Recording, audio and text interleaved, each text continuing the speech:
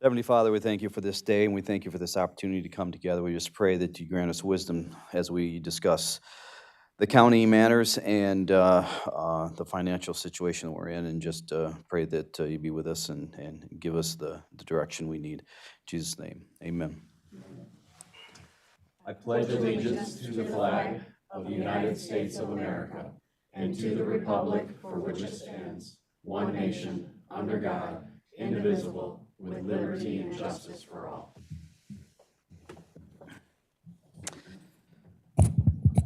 Madam Clerk, will you do the roll call, please? Commissioner Arndt. Commissioner Peak. Here. Commissioner Haskell. Here. Commissioner Pearl Wright. Here. Commissioner Whitaker. Here. Commissioner Mudry. Here. Commissioner Jones. Here. Commissioner Drosha. Here. Commissioner Toomey. Commissioner Hanson. Here. Commissioner Christensen. Here.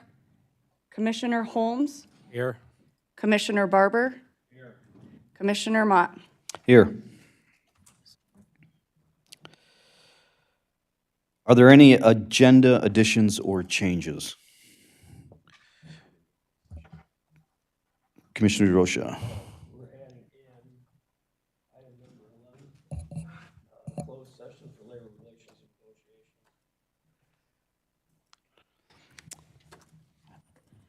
negotiation. Are you moving?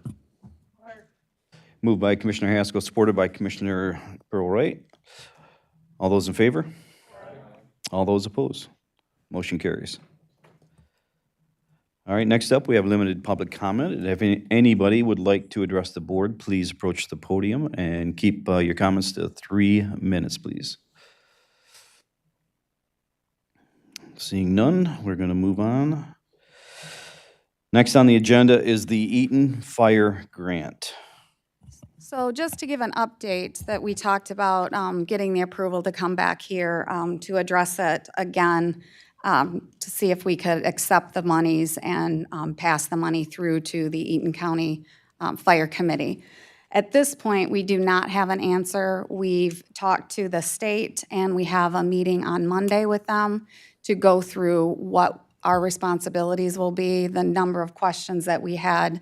They were not able to answer those without having further discussion. So we need to have an in-person or Zoom meeting to go through that.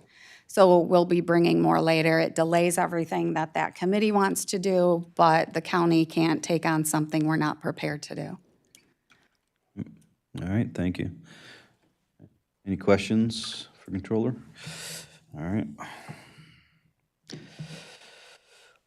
Next up, we have the 25-26 budget discussion, and we're going to do department presentations. First up, we have facilities management with Chad. Good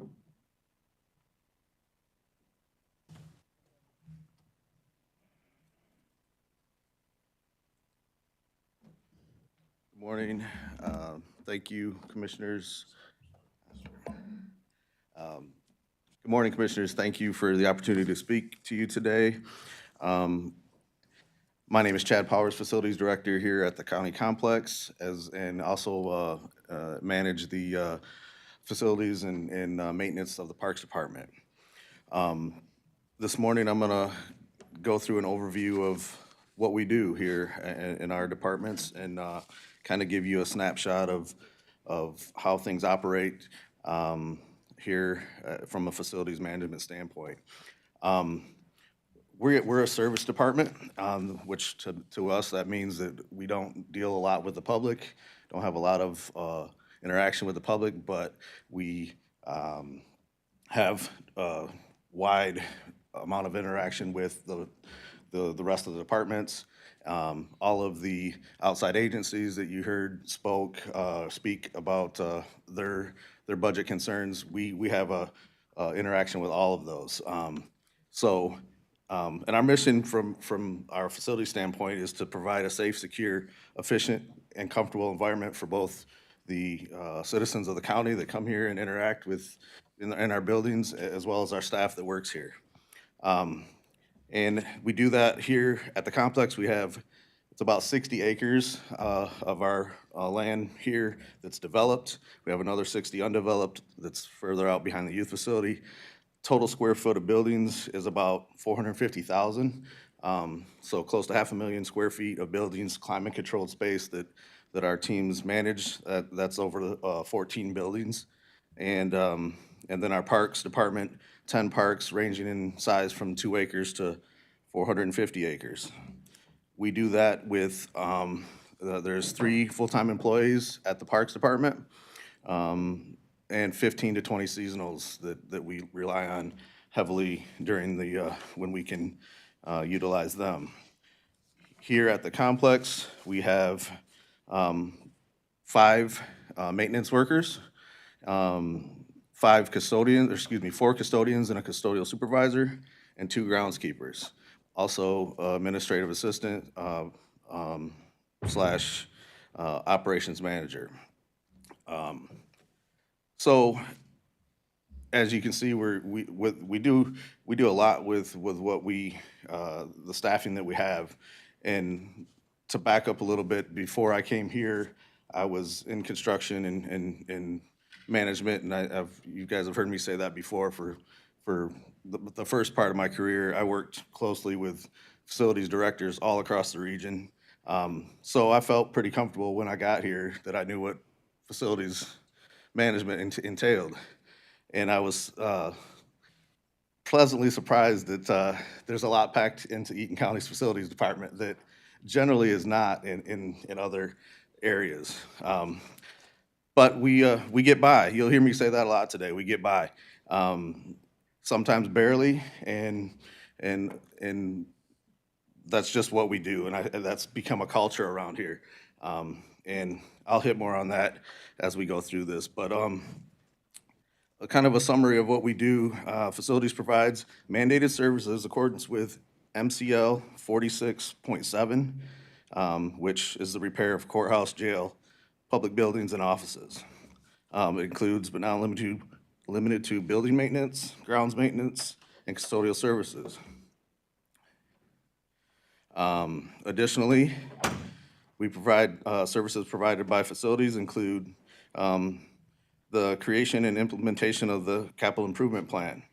That's something I want to talk about. I'll stop at some of these and hit some points that I want to make. The capital improvement plan is huge undertaking, but it should have been done long ago. I mean, if anybody that builds anything or you start a project, the first thing you have to have is a plan.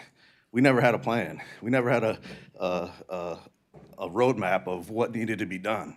So through the Controller's Office and her administration, we've come up with a plan for both infrastructure and technology. You've heard us talk about the capital improvement plan quite a lot, but I just wanted to hit on that we never had a plan. We just kind of winged it, and now we have a roadmap, and we're attacking things that needed to be done long ago. Along with the capital improvement plan, budgeting, facilities planning and development, equipment purchases, building repairs, renovations, facilities planning and developing. We just completed the clerk and treasurer's relocation. Makes it more efficient. You know, we look at things like that and try to maximize our effectiveness, and that was a pretty low-cost project. Again, it probably should have been done long ago. It streamlines things for both offices, and it was a pretty wise decision to do that by the clerk and controller's office, and treasurer, excuse me. Building repairs, renovation, new construction projects. Obviously, we just completed the youth facility. $10 million project. In just over a year, we doubled the footprint of our capacity there as far as serving the youth in not only our county, but other counties. And Jeremy can speak better at that than I. But it was a major major project for the county. It was state funded. We received a grant from the state, as many of you know, so that helped tremendously. But that's an example of a project that came along that we had no idea that it was going to come. There wasn't a lot of preparation, but we got by. We got through it. We didn't have any extra, and to that point, we've doubled the size of the footprint, but we haven't increased custodial staff. We haven't increased maintenance staff. So we've taken that on. We get by, right? We figure out a way. So as I keep going here, building performance improvement and vendor service contracting, that's a big one. I have a list here that you may, just to kind of bring to light some of the things we deal with, waste removal and trash. That's about a $1,700 a month or $20,000 a year expenditure. If you think of your own trash and recycling that you do at home, I mean, that's what that's part of our umbrella here in facilities. And then there's several state-required testing and inspections that we need. The backflow preventers, generators, fire extinguishers, elevators, and maintenance and testing. The youth facility and jail hood cleaning. So in the kitchen, they have hoods. We have to have those cleaned and tested every year to make sure it's not a fire hazard, right? So the little things that kind of nobody thinks about, it falls in our department, and we get by. We get through it. Sprinkler testing. That's another one. It's a big one. Our fire alarm, boilers and elevators, I've mentioned. Pest control. We have a service contract with a pest control. Obviously, bugs, mice, stuff like that, we want to keep to a minimum here. So that's another thing that we do as far as service contracting goes. And then we get into the kind of the day-to-day process of work orders and department requests. Every department, they'll send us a work order. One of the biggest things that we do that you might not realize is paper. We get a lot of requests for paper. We handle all the paper boxes. We'll get, department will say, I need 3 cases of paper. That falls on my team to deliver it. Controller's office orders it, but we house the paper in a storage area and we deliver it as requests come. That's just one example, but one of the most common.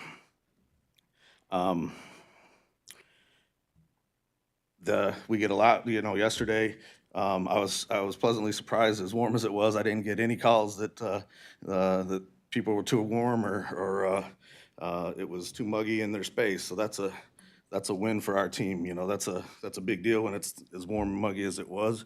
We generally are fighting those issues.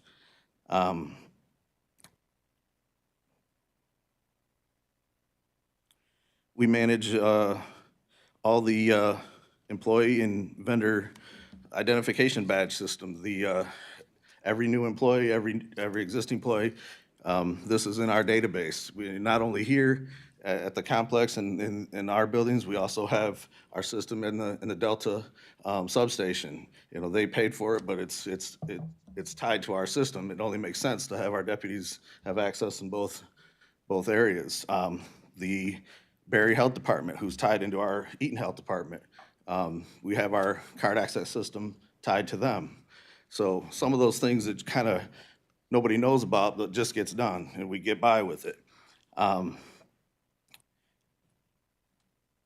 Also building safety, emergency management planning, or response planning.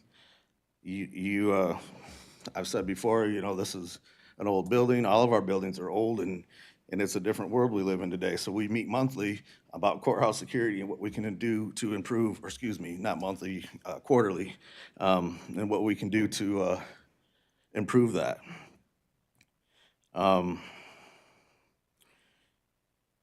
I mentioned the building management system. That's our climate control software that all of our equipment is tied to.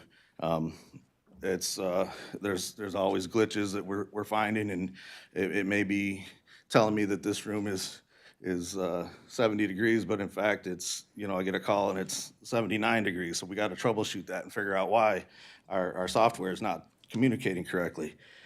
That's something that we handle. And then a big one that I think largely goes unnoticed is the administration of the shipping, receiving, and mail room management. Years ago, I'm told that there was a full-time or maybe a part-time staff that handled that. That got eliminated with cuts, and we took that on. So every piece of mail, every parcel, package, delivery comes through our doors in a central location, and then my team distributes it, sorts it, and it goes out to the appropriate departments. And that's something that that's every day. Obviously, the mail comes every day. When staff is on vacation, or we still have to make that work. So there are times when just recently we had one of our staff went down or was off with on medical leave, and during that time, we have to cover the office, cover the mail room. So I had many help from maintenance, and our custodial supervisor who worked second shift. She would come in early, help me with the mail. Those are just some of the little things that my crew does to help us get by. Moving along here, the capital improvement plan, as I mentioned, development. We're in the second year of development. Excuse me, get it out here, and updating the facilities improvement over a 6-year period. As I mentioned, that's something we never had before. So we implemented it. It was adopted here last year, and now we're in our second year of it. We funding wise, we couldn't get a lot done, so we defer again and get by. Thankfully, we've looked at bonding options, and it looks like we're gonna be able to tackle some of these projects that have been deferred for a long time. So I'm appreciative of that. And the youth facility expansion, I hit on that a little bit. Completed a $10 million project funded by a state grant. It increased the capacity of our facility for the county youth that are in that system. 5 minutes left, Chad. Oh, sorry. I didn't know how much time It's I okay. had.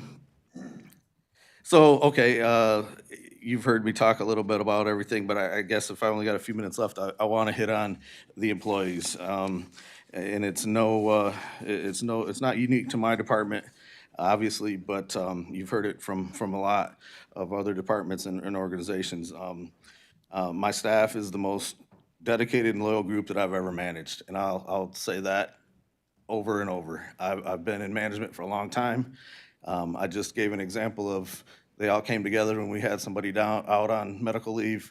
Not one of them, when I asked something, they could throw their hands up and say, "That's not my job." They don't do that. They step up and answer the call when we need it. A few weeks ago or last month, we had a power outage over at Parks, and it was on a Friday afternoon. The Parks maintenance supervisor was scheduled to be on a camping trip, and he actually had his wife go ahead and leave. We were there till about 7 o'clock that night, and then he got caught up with his family later that night. So the dedication is phenomenal from our team. And I just hope that there's room in this budget. You find room to compensate them accordingly and move the needle a little bit for them. It's any of them, and they all know they could leave and make more money elsewhere. They're loyal, they stay here, and those, I know there's some listening, or they will listen and watch. I appreciate all of you, and thank you for everything you do. And I'll end with that. Chad, I know we've added, and you mentioned it, added stuff on your plate since you've been here. Is there anything that you can think of or that you've had to cut just because of shorting staffage, or anything that you can't do anymore that you did do when you got here? We get by. I don't think there's anything that we've had to eliminate or cut. We've had to certainly prioritize or triage how we handle things. You know, work orders, things that are lower priority. This morning, I got one of our elevators down over at Health Department. I got that call this morning. Our custodial staff found it last night, and or I got the email this morning. So those are the things that, you know, that come up on a daily basis. I don't know that we figure out a way. Longer hours, overtime for staff. You know, I mentioned earlier, we're cleaning over at the sheriff's office and jail. Traditionally, that was an inmate worker that did that. Our custodial staff has stepped up to do that because they don't have those inmates that qualify for that anymore. So when I was asked to do that, we jumped in and were able to do that. So we keep getting along and barely getting by, but at some point, you know, employee burnout is real. You know, failures that we have are real, and we can't sustain if we keep going the same way we've been going in the past. One thing I didn't realize is that you deliver paper. Every piece. And with all the paper that I see just that we use, I gotta think that that's a full-time job. I think we go through about 10 pallets of paper a year. Just Okay. here, and I mean, Parks uses a little bit. You know, we deliver it to all the buildings, all the 911 and youth facility. They put in an order, and my team gets it to them. So, yeah, that's a big one that I guess somebody's gotta do it. somebody's got to do it, right, right. And that's what I mean when I say I've a lot of the things that this department does that traditionally, you know, we handle all the keys. Other places, they have a locksmith and somebody that does that. Just yesterday, I met with, I might be running over on my time, but yesterday I met with Technology Services and Resource Recovery. We're looking at an option to better handle some of their e-waste, and Eric can probably talk more about that. But we met with a vendor, and he was surprised. I think his words were, "I don't usually get this engagement from directors," because it was Eric and Jared and I, and he said, "Usually it's the loading dock manager, and that's who I deal with." We looked at each other and we're like, well, we don't have one of those. So, just another example of kind of the things that kind of get packed into our department that normally normal other places have dedicated staff for. Commissioner Christensen. I just wanted to say thank you for going above and beyond, for doing your designated position, but then working with Claudine also and taking over or helping out handle parks at this time. So we greatly appreciate the extra effort. Thank you, I appreciate that. And it's a culture that is just, it's here. If there's a need, we jump in and do it. And there's obviously a need for that right now, and we're able to do that. So that's you know, if I'm doing it at the director level, then my team sees that, and it trickles down, and we have that culture, that buy-in, that everybody kind of takes ownership of our department and role.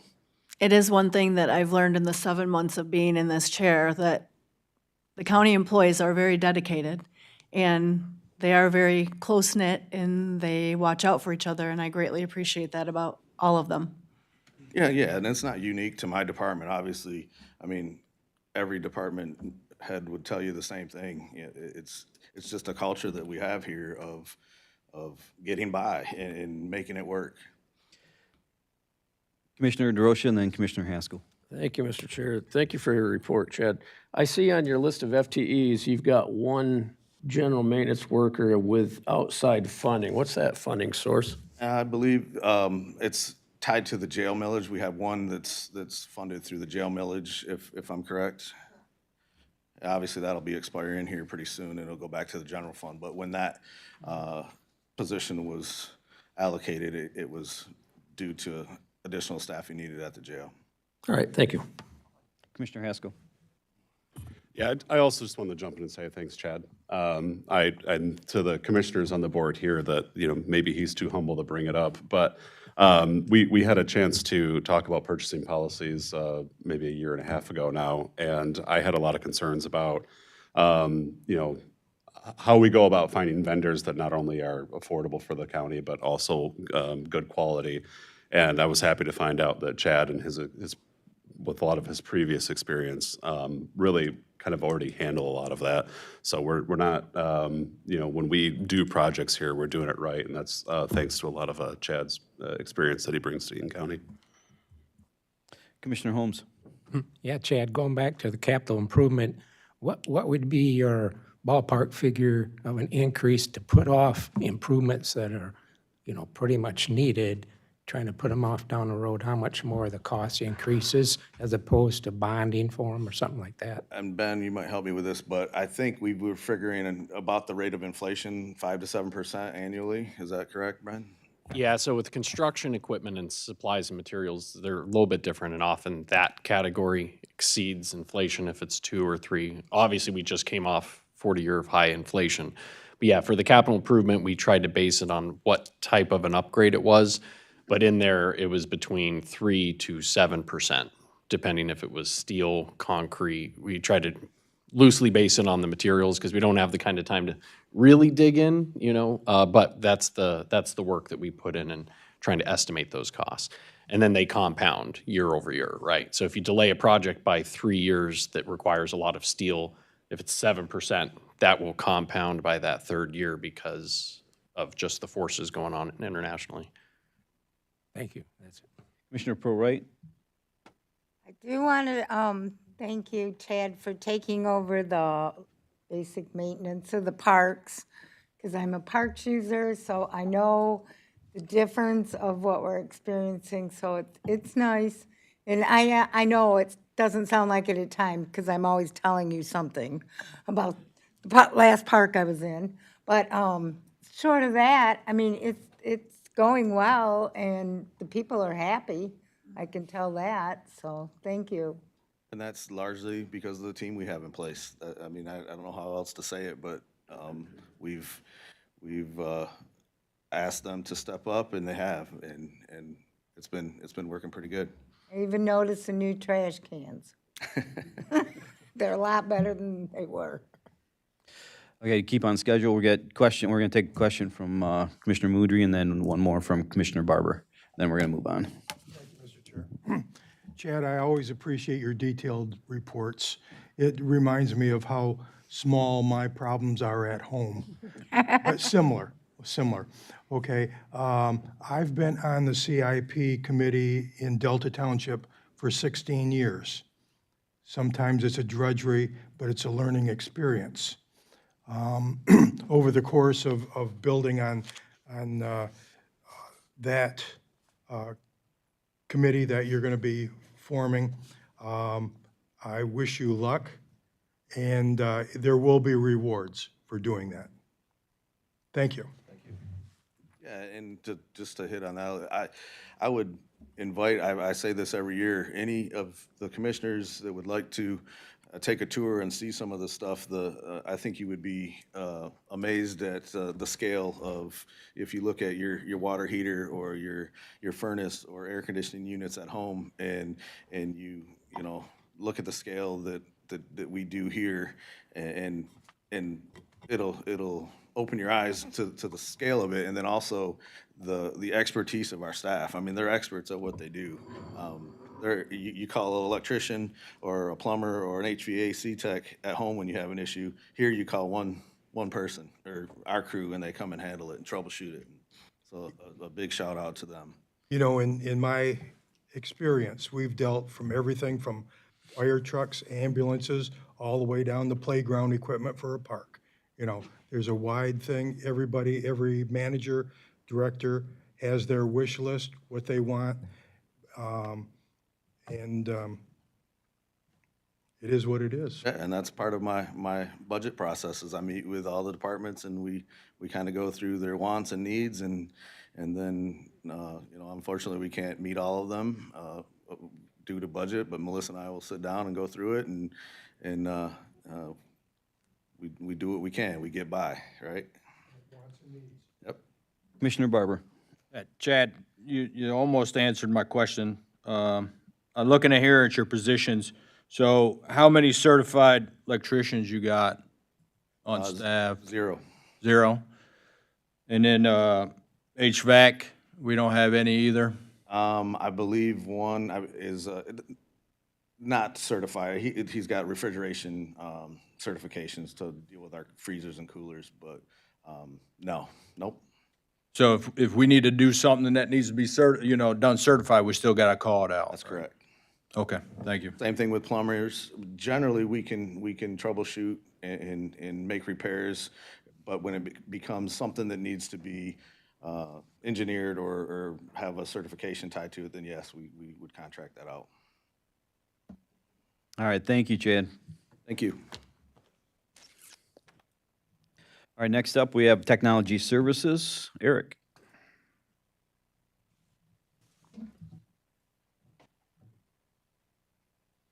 Good morning, everyone. My name is Eric Daly, Director of Technology Services here for Eaton County. Appreciate the opportunity today, again, to talk about your Technology Services Department, the staff that you employ, and the services that we provide. When I was asked to put this document together that's before you today, I somewhat struggled. What's listed here is really kind of an injustice of what the department does on a daily and annual basis. This is such a small snapshot of the roles, responsibilities, and duties that your Technology Service Department provides. This is just a fraction of what we do. So I'm not going to go through this list in detail. I've been at this podium a lot over the course of the last 2 years, and I greatly appreciate that. But the time that I have here today, I really want to focus on the things that I need from this body. So you've blessed the department with passing a continuation budget to ensure that we have the security in place to increase our budget for increased cost of licensing that we all experience in our personal and business endeavors. But the one thing that I truly do need help with is recruitment and retention of staff for the Technology Service Department. And that goes for all departments here. But my time here today is to focus on my team and making sure that I'm putting them in the best position possible. We are a department of 12. I've mentioned this stat before, a department that was created in the mid-'80s. The department has employed 52 different people. To date, half of the 12 today have only been employed here less than 3 years. That's an alarming stat to me, and I've mentioned this in past meetings. Myself, I've been here for 20 years. I have 2 that's been here for 13 years, 9, 8, 7 years, and everybody else is sub 3 years. That's an alarming statistic to me. Now, we talk about we can add more positions. That's great, but statistics show that even if we have a position there, we can't keep that position filled. So the thought process of if we add more positions, we can add more IT service contracts for our neighboring communities that are desperately reaching out to us because they're having the same problems. If we enter into those contracts, I still have the same problem we've had for 30 years. We can't retain the staff that we have here today. That's a problem. So, in order to even go down that road of adding staff or adding those IT contracts, we really need to focus on our core and what we're going to support here internally. There's been a lot of discussion over the course of the last 12 months of what Eaton County is going to look like as far as services, things that we're going to provide internally, externally to our constituents. Some of the things that we've mentioned of cutting service or cutting staff in other departments, that doesn't positively impact the Technology Service Department. If we have 500 employees or 400 employees, we still have to support critical infrastructure. We still have audit compliances that we're forced to do, that we need to do. I'm glad that they're there. It keeps us all in check and compliance. But the reality it is, there isn't a direct reflection of number of staff employed here of a positive impact of workload for your Technology Service Department. That work is still there. That work is continuing to grow.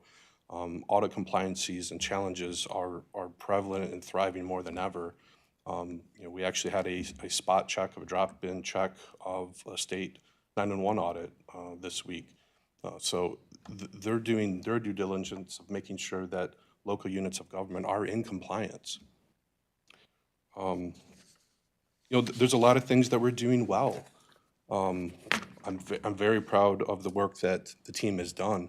They're continuing to keep your core infrastructure patched and managed and secure. We're able to provide the services to our internal departments. But again, the weaknesses that we have are kind of in the growth sector. So we look at the world of AI that's coming, that's here. We're behind in that, to be completely honest with you. We don't have the resources to have that development team because we're thrashing to keep current of what we have, and even maintaining old system and legacy systems that are still in place that we haven't historically had the means to have the financial uplift to replace.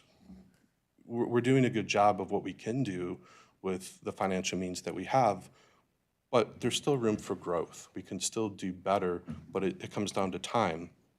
I think it was Chairman Mott that had asked Chad, like, what things are being left behind? What things aren't you able to do? Well, some things we don't have a choice of not doing them. It's not a matter of if we can't do them, it's we don't have time to do that in a traditional 8 to 5 setting. We have to operate in a 24/7 operation, nights, weekends, holidays, and that gets put back on the backs of the staff that work in the department. Anything short of perfection is really not accepted in some arenas that we have to service. If something doesn't get, if we have I'll say a network switch that fails in the courtroom, well, I can't with good conscience say, oh, we're going to leave that at 5 o'clock, we'll come back tomorrow and fix that. The dedication of the team that work here will stay all night until that work is done. That's the dedication that they have. So the things that I need from you still are a way, give me the tools to be able to recruit and retain the dedicated staff that you have. The other thing that I wanted to touch on is, I briefly mentioned a little bit, are the IT contracts that we currently hold. We have an IT contract with the Barry Eaton District Health Department. We're coming up on the 10-year anniversary of that contract. The contract was, engaged in terrible circumstances. We're glad to jump in and fulfill the need of that. But that contract, we could posture ourselves on both sides of that contract much better and much more efficient. That contract, how do I want to say this? The contract is put in place to mutually benefit both parties, but it is leaning towards a side of, if we get into IT security issues, that we really do need to separate the infrastructure in place. We get into now, we have funding issues. The Barry Eaton District Health Department is facing financial challenges. We need to separate those things so we're not leaning on each other so much for the IT infrastructure and security. And honestly, there's some different business functions and use cases that they have that we don't have here. The IT infrastructure it puts potentially a little bit more vulnerable from especially if we get into AI, of being able to separate what AI can dig into as far as data sets. So just having those two networks, those two entities completely separated is going to put us both in the best posture going forward.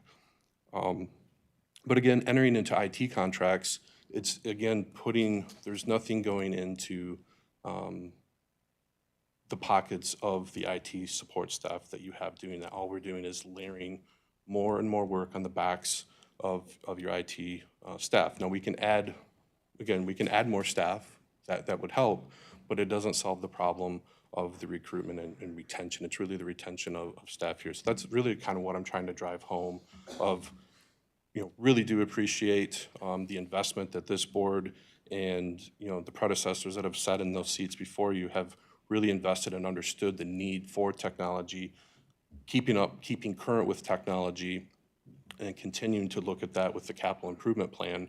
We're able to, within reason, forecast what those expenditures are going to be. But it is It's not going to work if we don't have the staff to do it.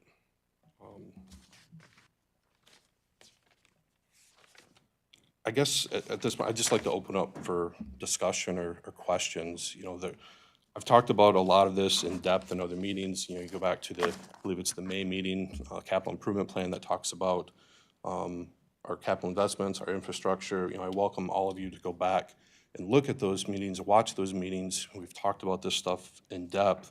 And again, as always, I welcome all of you. Schedule a meeting, come sit with us, come walk the facilities, you know, kind of much what Chad has offered. Walk through with us, give us ideas, you know, it's an open door policy in my office. Come talk to me. What can we do that's different? Give me different ideas. You know, what is important to you on an individual basis? Well, thanks, Eric. I want to reiterate what you said, and it prompted my thoughts too, is that each department, I think, does a load of work that we probably aren't all aware of and probably could write a book. And so, although I really appreciate the way the staff has put this together for us, I mean, I like this format. It's pretty concise for us to digest and look at, but it definitely doesn't do justice to what each department actually does. So thanks for bringing that up. I want to open up to questions for Eric. Anybody got any questions? Controller? One comment. So I want to address the health department contract that we have, which is a great example of partnering with an organization. But just to let you know how that came about, the health department had an employee who passed away suddenly. It was right away, just unexpected. And our technology services department stepped right in. They stepped in without additional staff. They stepped in without having the knowledge of that network. They went in and they worked with that network. They then brought, and Eric explained the complexities, they brought in technology to work with ours so that it was more efficient. It was more cost-effective. It's a good thing that we did. But the difficulty in that is when it happened, nothing changed other than extra work, heavy responsibility, the complexities of it being a health environment and the requirements of protected health information, HIPAA and the like, and that requires, again, that type of an audit Eric's talking about. So now that became a responsibility of his office. So he touched on it, but I don't think he gave it as much, tragedy as it was, and it still is. And I'll say that because he took it on, he took on the administration, and it goes back to a prior director. But they took that on without any type of an increase in pay, no evaluation for the fact that they took on an entire company, realistically. And that's what happens here. People's jobs morph into something that you never expected, and this happens in every office. But that's a really good example of the Board of Commissioners and Technology Services taking on that responsibility, benefiting the public with reduced costs. But again, it ends up being on the backs of the people who work here because they just take it on and they do it. So I'll say, because Eric and I have had the discussion since he's been director, that it is frustrating. He's dealing with it, Nathan's dealing with it, and the oversight, and then they have staff in the field, and they got nothing for it. So I'll advocate for the fact that Eric's office has taken that on, and then the fact that every other department in this county has done the same. So I'll again echo what I think Chad said and Eric said too, is that people just do what they have to do. They just do it. So it's a big responsibility that he has. And I think he saw it where it was really stressful during COVID, because that organization drastically changed, more so than the rest of the county here and what we had to do. So I just want to give him a lot of credit for the work that they've taken on and the fact that they got nothing for doing that. But again, like other departments. Thanks. Commissioner Haskell and then Commissioner Prorate. Compliment and question along the same lines here. had an opportunity to spend some time with your staff at a cybersecurity conference.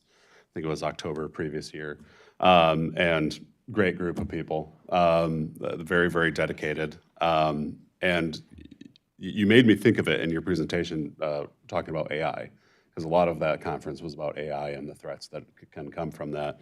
But I'm also thinking along lines with your staff with the burnout and the excess that's fallen in their laps and how we aren't utilizing AI. Is there any, do you have any vision towards a future where AI could actually assist with like minimizing the burnout that they see, where it's, helps them along? Sure. Absolutely. It's just going to be, what is going to be acceptable use within, the use of AI in government for one, and two, how we can administer and monitor and police the use of AI. That's the part that really kind of, I don't know what that looks like yet. But that's going to be our biggest challenge of, yes, I mean, AI is here. I can't even say AI is coming. It is here. We're using it in some form or fashion, but it's really of, what that policy looks like, once that policy is in place. And I agree, a policy does need to be in place. But my bigger concern is how we effectively police and enforce a policy that we do put in there. But I mean, to answer your question, yeah, I definitely see the use of AI, streamlining some processes and making efficiencies. But for every one, thing that AI is using, just the pace of the technology world, there's 6 other things lined up in the queue to do, just because of evolution of another departmental practice that happens. So yeah, AI is definitely something that will be used in the future. And then as far as like the IT infrastructure for the county, it seems to me that this has been one more expense that seems to outpace inflation frequently. Would you agree to that? Absolutely. And that's why I've talked about extensively in past meetings that, we really do work hard with our vendors to not accept that first bid, to work with them and explain our financial situation and just leverage, essentially arm wrestle, if you will, to get the best price possible and really look at technologies, even if it's something that we've historically used and have had, great success and track record with. We have to be conscious of that financial commitment and what the, duration of that commitment is going to be. So I mean, I've kind of hedged back of not doing, 3 to 5 year contracts anymore, kind of hedging back and doing year-to-year contracts because I don't know what the financial stability of the organization or the overall operating footprint is going to look like. Right, and I have to imagine that's a lot of it due to the fact that we're kind of like a subscription-based, IT economy now, right? Yeah, absolutely. Pretty much everything we have now is subscription-based. Whether that's just, using Microsoft licensing or even the subscription license for, backup and recovery, leads into technical support, subscription contracts for critical infrastructure as well. So it's not you buy a unit and it lasts as long as it lasts. You buy the unit, but you also have to have that software subscription to go along with it that comes at a premium price that unfortunately, in most cases, I would say in the last 5 years, has greatly outpaced, even historic inflation. So I bring that up because I think it's important for the board to know that this is going to be one area that's going to be really hard to keep a lid on costs. Commissioner Purwright. Okay, I guess when you mentioned the health department, okay, are we looking at not renewing a contract with them or hiring someone here who is more in tune with what their network needs and support? Sure. I mean, I'm not sure which way that you're looking at. Yeah, I mean, I'm looking at both scenarios, to be honest with you, but to be 100% transparent, they need us to extend that contract for at least another year to get the metrics in place for that, I would call surgical separation of the infrastructure that they're relying on the county for today. Now, Okay. I want to make sure that everybody's clear. They are paying, prorated portions of subscriptions, for the infrastructure that we're on. But as we move into and aren't sure, what our long-term, optics or what our structural ability is going to be here, I think it's just better to have that separated out. So the model that we're going through right now in the next 14 months is working on surgically separating their networks, but we still manage their own logins, their own applications, their own hardware. And we've done, a lot of that work already, but there is still a connection between the two organizations. So I'm not opposed to manage them, long-term once that surgical separation is completed. But we do need to look at, Delta Township could be a good model of how to set up those future contracts to make it, palatable for both parties, to engage in those contracts. And really, selfishly focusing on the technology services team to make sure that they're being kind of safeguarded a little bit, so we just don't enter in a model where we just add more IT service contracts and just keep piling the workload on, even though the work is the same. As we look at, JAQ and qualifications, a lot of times those don't justify the amount of work that's getting put on. It's a new skill set. So it's a slippery slope. If we start adding more contracts, the burnout is going to get substantially worse than it already is. Okay, because from a budget standpoint, everything is important, every little increment of change and add-ons and things like that. So I'm trying to figure out today's budget day. Okay, the other one was, I know Connie, a few years ago, I went to her on a different situation for a different board I'm on, but I know the difference is we haven't been able to properly send out even for evaluations and comparisons of these positions as we've changed them over time. So I think a lot of what we're hearing is because we haven't been able to financially keep up, even if we sent out for comparisons. So we're here, we'll see what we can do, I guess, to keep up. So the last time that a salary study was done was in 2014. You're looking at now 11 years ago. The challenge with our salary structure, which all of the offices fall under, and then the others are through union contracts, it's an antiquated scale. I mean, it's still used today to evaluate counties. That's the same scale is used. But what we found is that that scale has been constricted because every time you add a staff member or you modify a job description, it's looking at the scale from the top to the bottom and putting people or positions in at a level to not compete with positions in a similar level. So if somebody's at a grade 4 and they're taking on additional responsibilities, that results in them moving up to a grade 5. There's a lot of frustration that occurs in departments because, hey, I'm in a grade 5 and my responsibilities are a heck of a lot more than what this person's going to be doing. So there's a lot of animosity that occurs there. That's when you hear the frustration that departments have. They're dealing within challenges of their own department and trying to fit within that. And then with the whole scale for the whole county, it's really not a good way for us to compensate our employees in a fair manner, but it's actually worse than fair because it's just a challenge. And I can't express that enough. I think I've said it a lot. I could say it at every meeting that we're challenged with this. Eric has seen it a lot, but I'm not saying it's just Eric. Chad has seen it. Every office has seen it, and you'll hear that from them. You've heard it from them. They're frustrated. People look at our scale, and somehow they think it's high. I just looked at the state of Michigan, and it was for two things.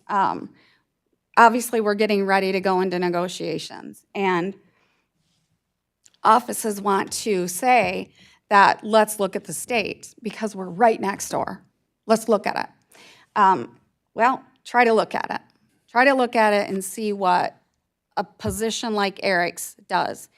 Eric is managing the entire county structure. In the state of Michigan, they have someone in a position that is not as skilled as we require this position to be, that just deals with one division. So if it's just one division in the state of Michigan, they have their own IT person, unless they have to escalate up. Our salaries don't even come close to that. But again, it's true in every office here.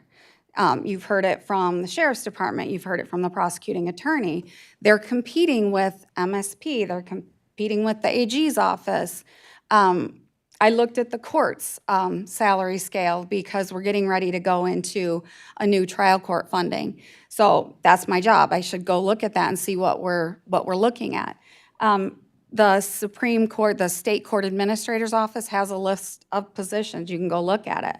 Unbelievable, the difference in pay for a clerk that we have with the same responsibilities or more because they have less staff here, between 15 to 20,000 more than what the clerks here have. It's not sustainable for our people. Why would you stay? But I say thank you to everyone for staying. Thank you.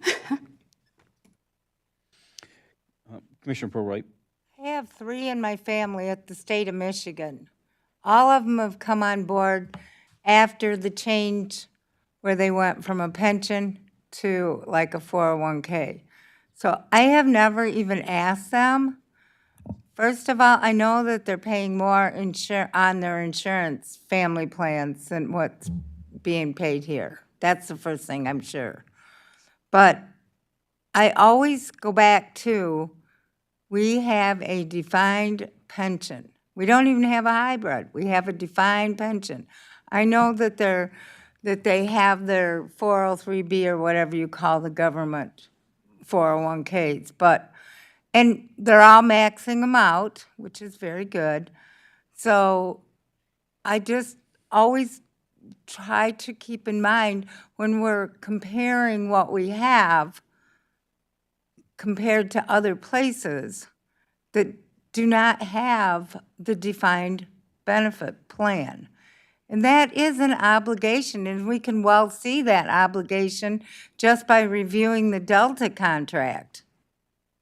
So you can't compare us for apples and apples when sometimes we have to actually sit down and talk about, because we tried to do this through Michigan Association of Counties. We're in Region 3, and there's 13 counties, and we tried to get everybody at one point, when I was in the first time, to list all your benefits, to list all your stipends, to list all your mileage, to all these things so that we could try to start comparing.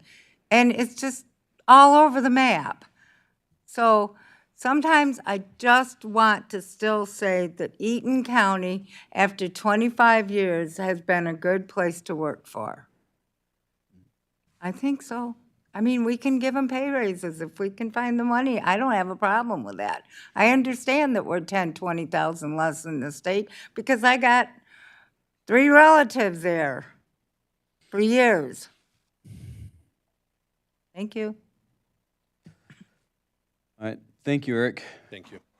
I also want to, I know I've said this several times, probably from the beginning, is that by the end of this process, we need to be at a place where we have the ability to give the employees, and this is my opinion, a raise, okay?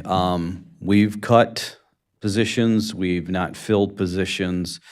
You've heard from Eric and Chad that several times, and the rest of the departments, that they're low staffed. We all know that. And if we don't do something for the people that remain, I think we're doing a disservice and being irresponsible, because these people are ready to leave. And so I think a lot of them would like to stay, enjoy working here, but there comes a point where they need to be compensated. So that's my opinion. I would hope the rest of the board is of that same opinion.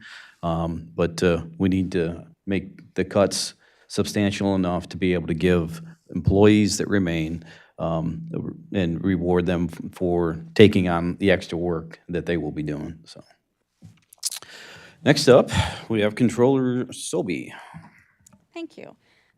So I have obviously people within my office that are going to speak today, so I want to give them, because they're the ones in my office doing specific jobs that I'm responsible for managing. So they're the ones that are going to tell you why we need certain things in our office and why we're falling short. I can do that day in and day out, but I can tell you, first and foremost, that we are not staffed enough to provide the financial, HR support to the county overall, and there are risks to that. And we're looking at a purchasing policy. Melissa could go into that more. I won't expect her to, but we're looking at a policy that will demand that we have a separation of responsibilities in the office to make sure that we don't have someone purchasing and then turning around and doing accounts payable for those purchases. That's risky, and we don't have that right now, even if we had the accountant that was in our office, because that accountant was dedicated to doing grant accounting, and then the preparation that goes into creating budgets for the grants that are involved. So we're struggling. We are. I will say that, just like every department has said. This is nothing new that you haven't heard. Okay, so if you don't understand what my department does or what my responsibilities as your controller administrator, you can see the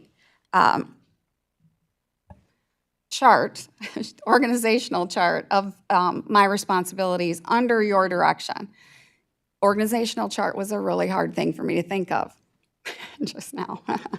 Anyway, so you'll see that there are 11 divisions that are under my management.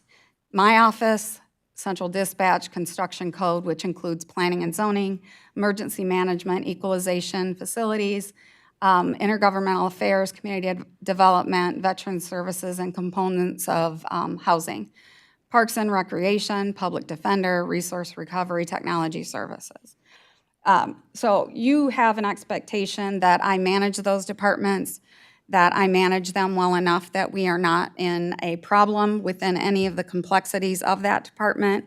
Looking at Chad, looking at Eric, who presented today, if I'm not doing my job, then, and they're not doing theirs, we're going to be in a problem. So I have to make sure that my oversight is as perfect as it can be.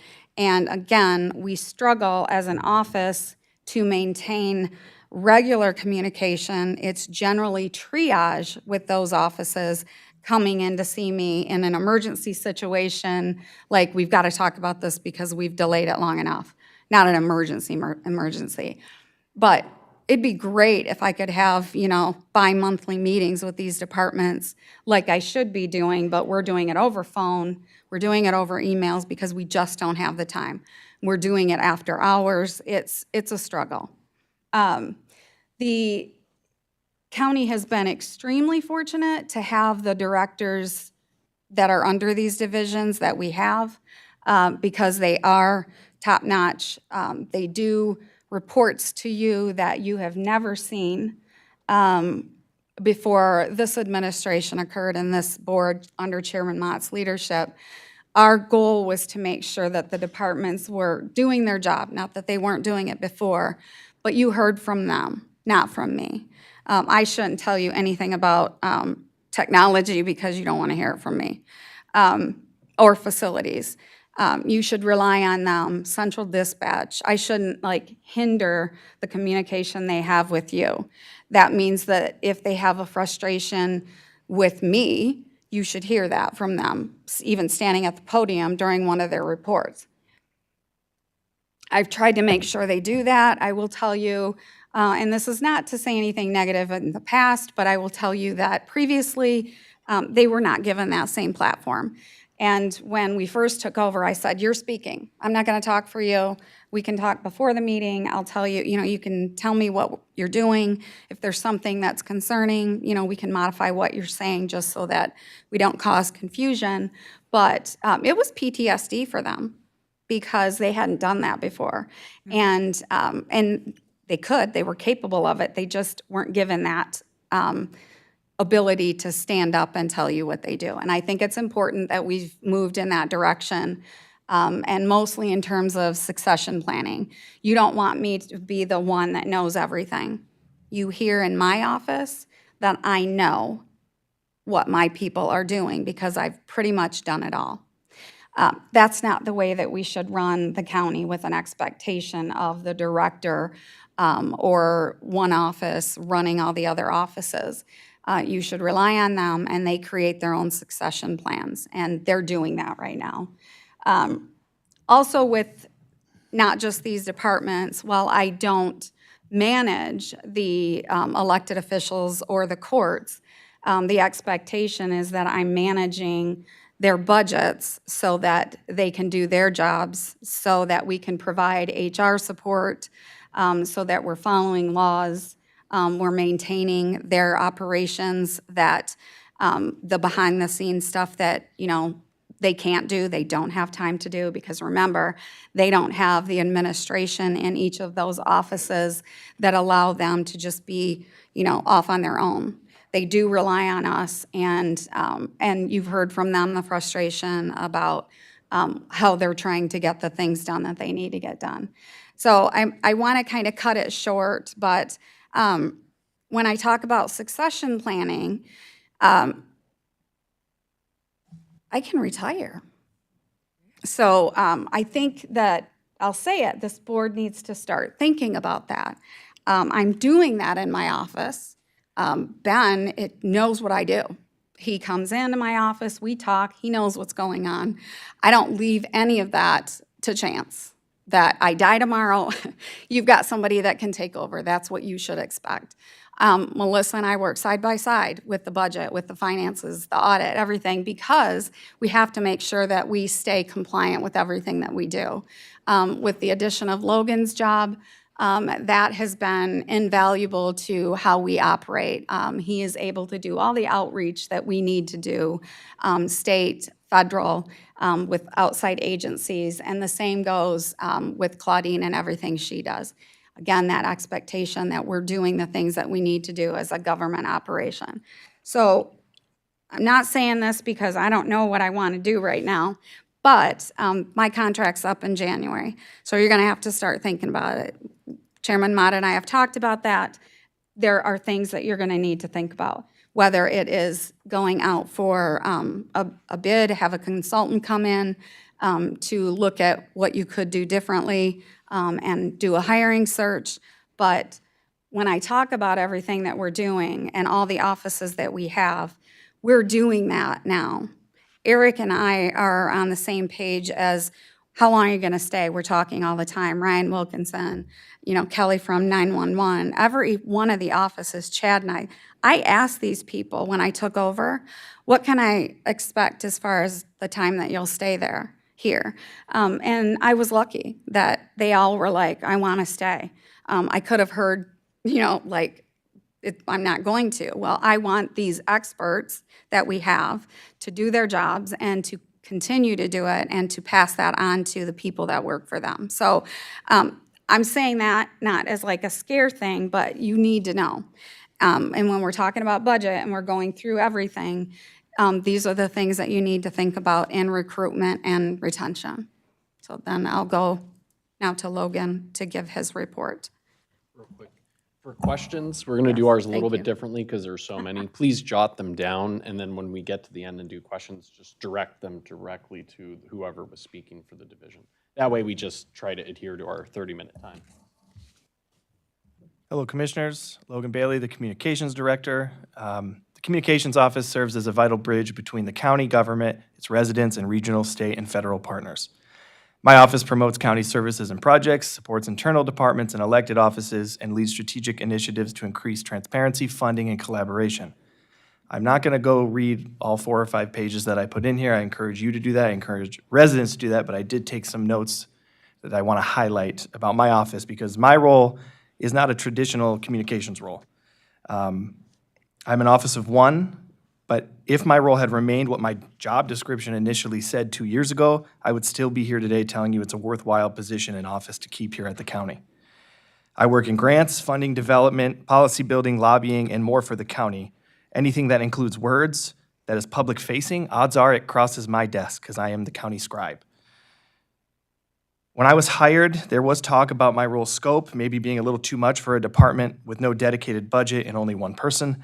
And sometimes it is, but that's why I took the job. This position is not just about writing press releases or babysitting a website.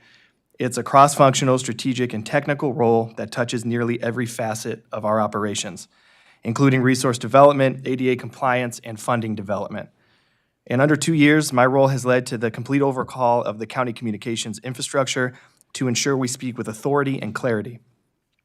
From the county seal to the platforms we use to talk to those we serve, and some may have felt that some of that was a pointless exercise, but I assure you it was a vital first step in combating the distrust and archaic models the county utilized to communicate. And by archaic, I do mean they used to be very disjointed or non-existent in terms of talking to residents. My position overhauled the website for accessibility, data monitoring, and transparency. We modernized how the public experiences and accesses our local government, but we still have a long way to go. My position works within the Controller's Office on procedures, strategy, and policy development. It serves as a liaison to this board, helping to coordinate packets, agendas, and presentations, as well as running the technology during these public meetings to ensure access and transparency.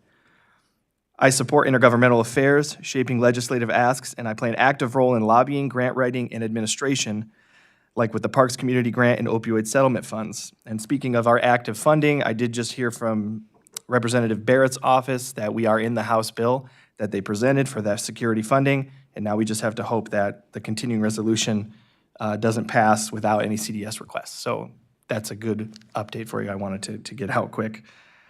But my role helps bring money into the county and for residents through grants, funding, proposals, and allocation requests. When departments have critical services but no way to promote them to reach residents, whether that's Veteran Services, the county clerk, treasurer's office, that is the role my office should play, is promoting those services and getting them into the hands of the residents. Consistently and without fanfare, I have tried to connect people to what they need or are searching for, and that should be the primary focus of a role like mine, but I do spend a lot of my time seeking funding, triaging crises, and assisting departments in those efforts.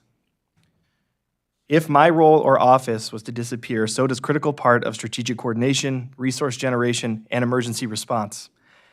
We will revert to the county of just a couple years ago, when that's one that struggled to share total information and one that does not always have a seat at the table in terms of our state and federal partners.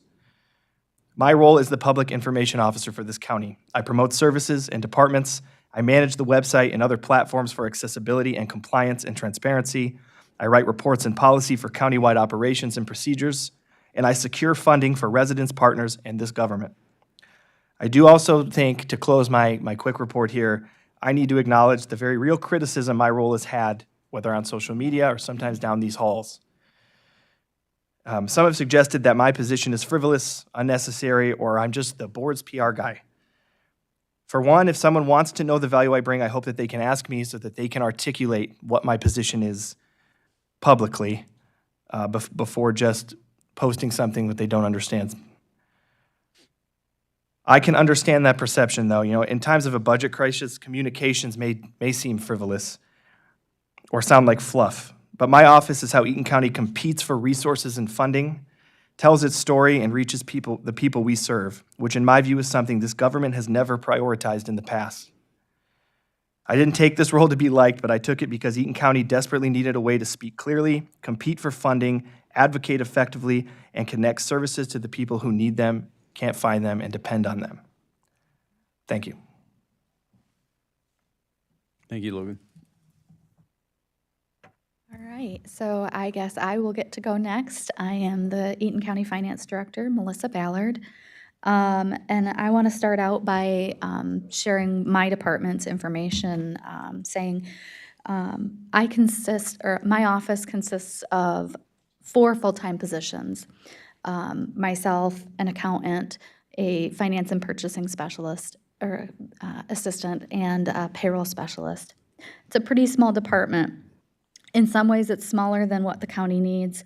The positions are all highly specialized, and they require extensive knowledge and understanding of not only accounting principles, but also government entities, extensive understanding of Microsoft Excel. We have to understand federal, state, local regulations, and we also have to include regulations from accounting authorities and audit practices and procedures. Right now, we only have 3 people in the entire county who have a practical understanding and experience to directly manage the funding that moves through the county. Today, that is $182 million that runs through our county general ledgers. The weight of that responsibility is not reasonable to require of such a small number of people. The risk the county runs using this model from the loss of institutional knowledge is too high. With so few staff in the financial division, we lack adequate capacity to implement transition planning and cross-training opportunities. Sorry, lost my place. We have attracted, one way that we have seen this is that we've been attempting to attract, retain, and train a staff accountant since 2020 when the position was created or expanded. We haven't been able to do that. We've had 3 individuals, and the workload is simply too much. So we are one day away from critical failure. We rush from issue to issue, and we don't have any opportunity to evaluate or improve our operations. Our county purchasing policy is from 1997. It's a single page. This is an example of how long-standing these issues are. What's worse is there's not sufficient staff time to address and implement the changes that we need. I've said it before, what does critical failure look like for us? Critical failure means 416 employees don't get paid. It means 1,000 payments don't get made to vendors, and vendors need payments. The other thing it looks like, the federal government uses an audit finding as a basis to recapture funding that was previously awarded. I spoke last year and indicated we were 1 vacancy due to either disability or termination away from a critical failure. In the last year, our office has sustained both.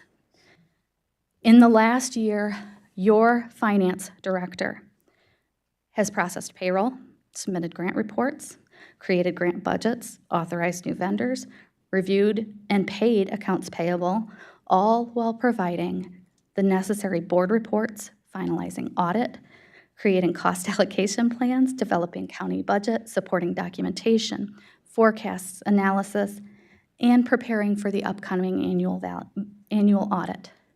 This is not sustainable. So we are currently down an accountant, which is what accounts for the amount of the reduction in our request. The position cannot remain unfilled. We are in jeopardy of losing grant funding from federal and state resources if we do not fill this position. So, thank you. Thank you, Melissa.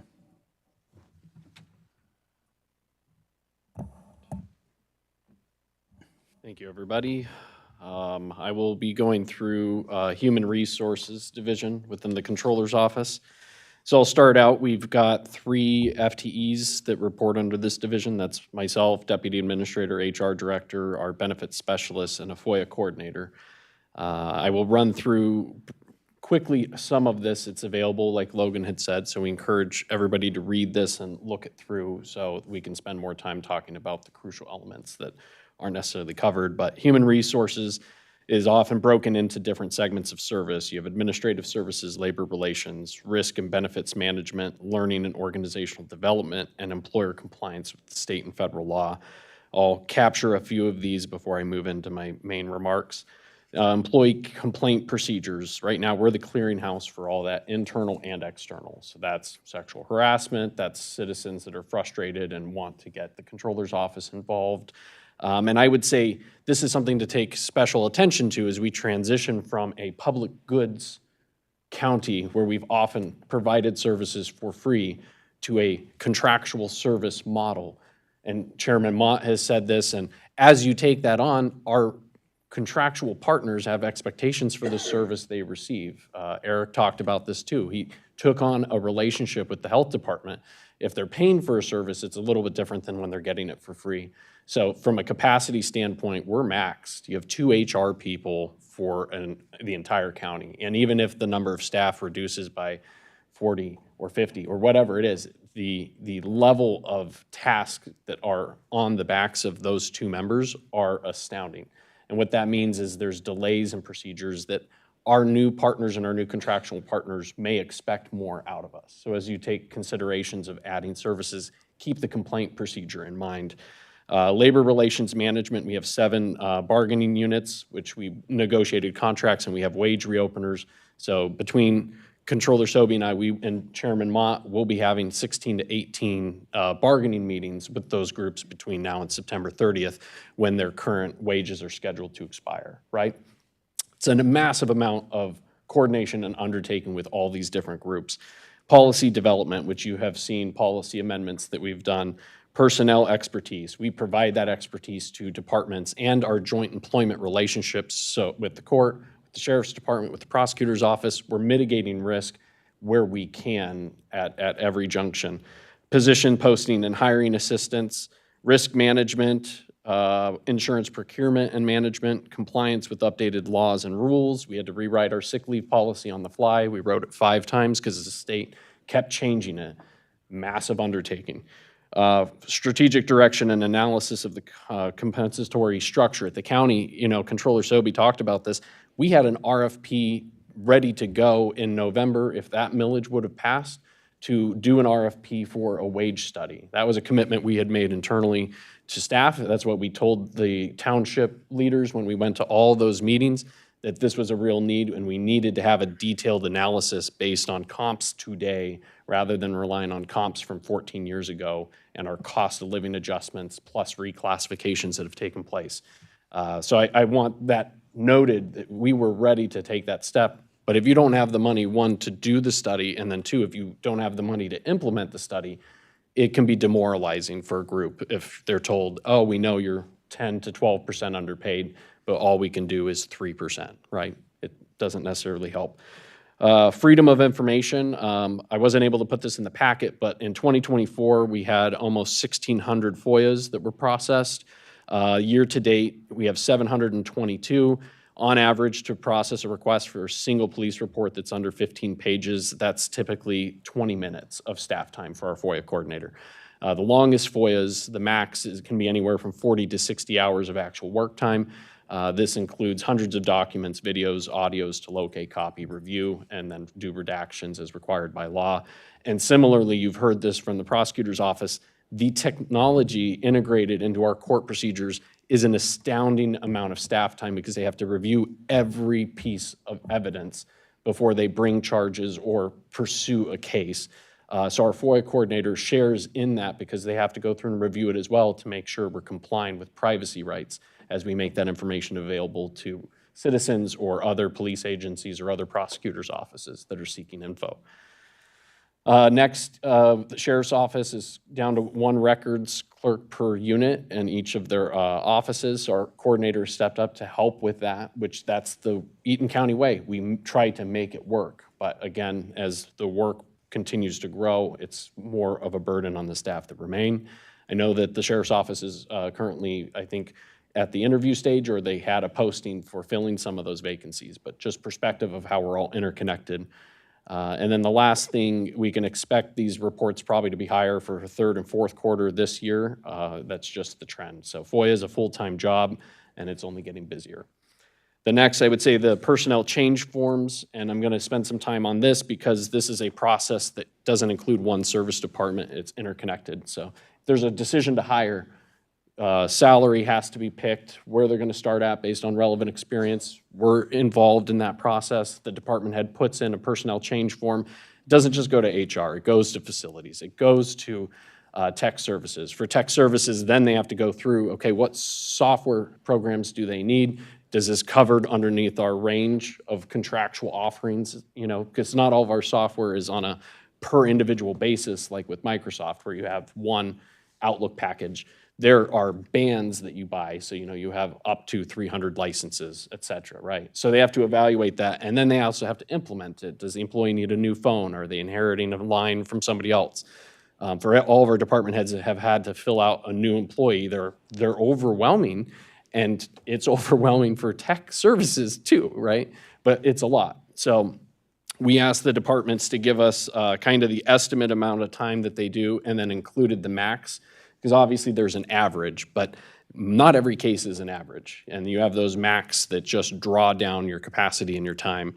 So we tried to quantify that a bit, and then took the pay changes or personnel changes going back to 2017, so you can see graphically the arc of the impact of having a poor compensation structure.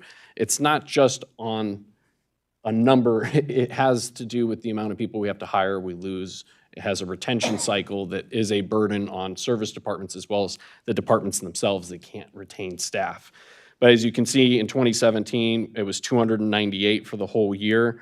And then last year was 537 changes that we had to process going through that procedure. This year, I'm estimating with our current year to date that we might end up around 443, but it could be more because we're only halfway through the year.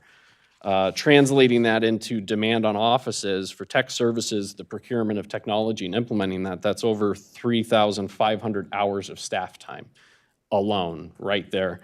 For our office, it's closer to 621.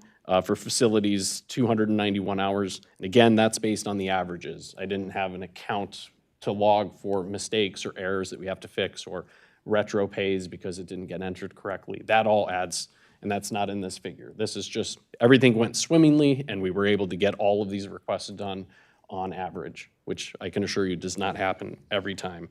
The decrease in those for this year has a lot to do with the fact that we, over the last 12 months, have a 13% vacancy rating, vacancy ratio for positions that are budgeted but not filled. And last month, it got over 16%, right? So that just has to do with the amount of positions that have been put on hold as departments have come into the budget process.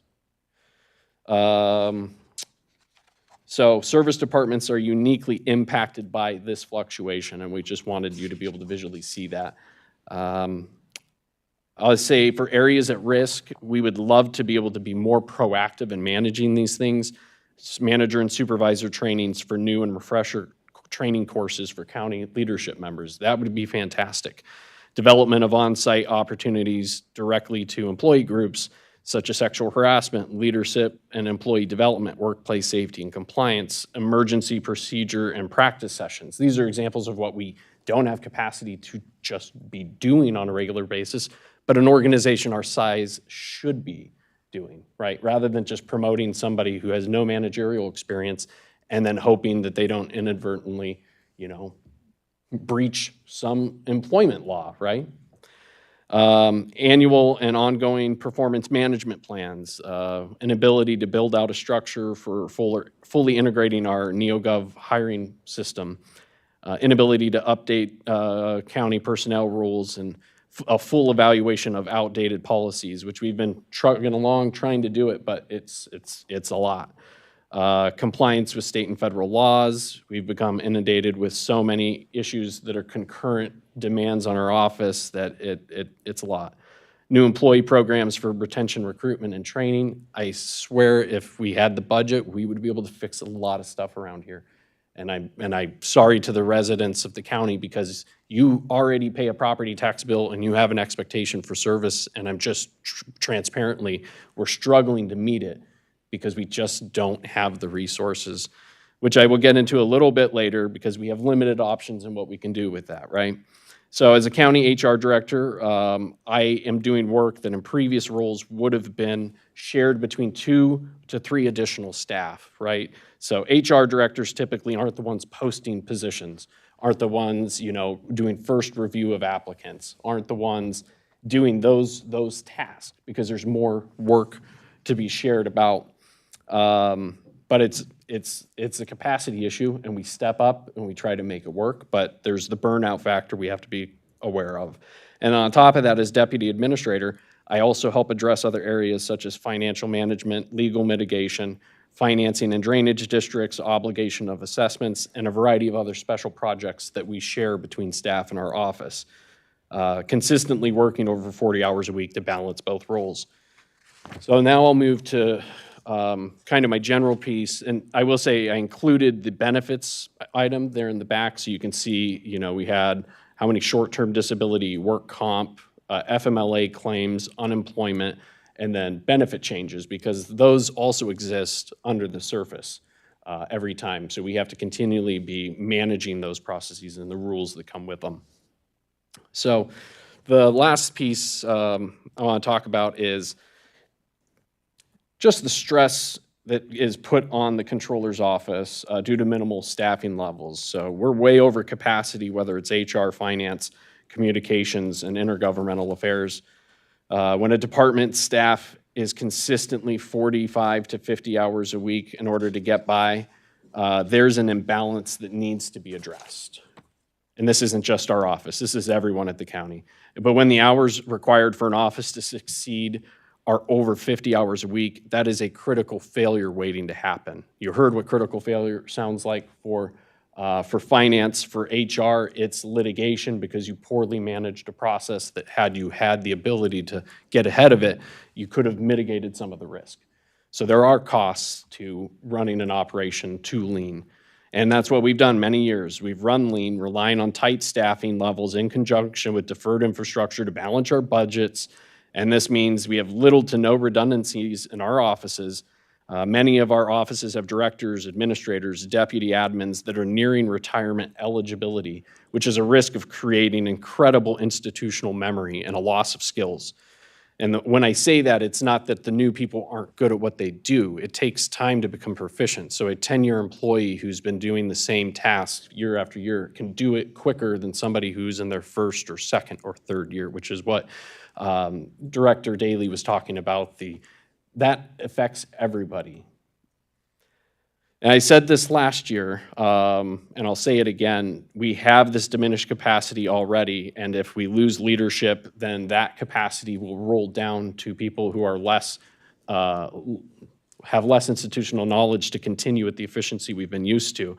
So being forced to navigate the problems of the county government without 10 to 25 years of experience, that's the path that we're looking at as you guys make budget decisions and what that looks like for trying to retain staff.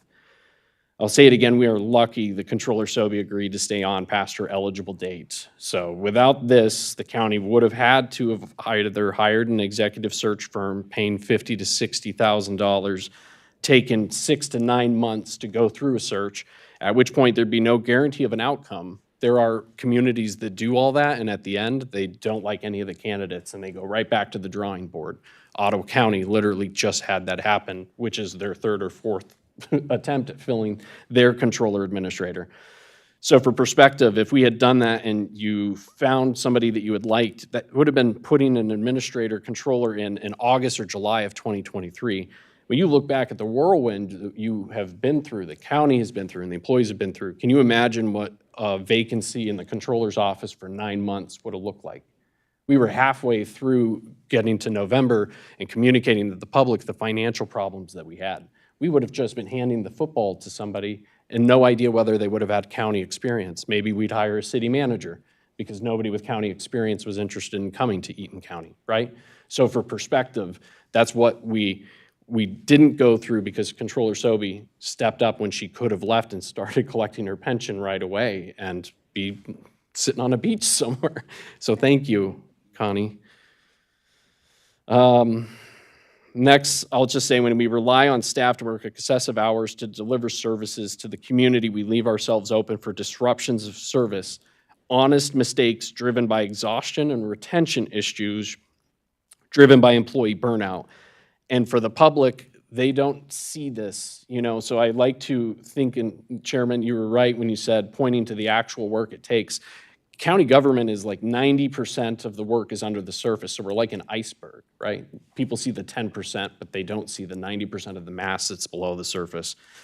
And so when those disruptions happen, sometimes it's incredibly frustrating for our citizens, and they think it's either incompetence or they think that it was malicious. And sometimes it's just somebody called in sick and someone that doesn't normally do that task had to step up and they didn't do it as well because they're not cross-trained. So we either, as our paths move forward, we tried 2 separate millages, both were not passed. So that leaves you all to decide what to do with the resources you have, which is what the public has asked. And when it comes to services, you can either reduce the expectations on what those services are, or you can evaluate where to put the resources. And that means reallocating away from one priority to something else. And that's a tough place to be. And so thank you all for taking it on, but that's where we're at. I will go into a couple things here.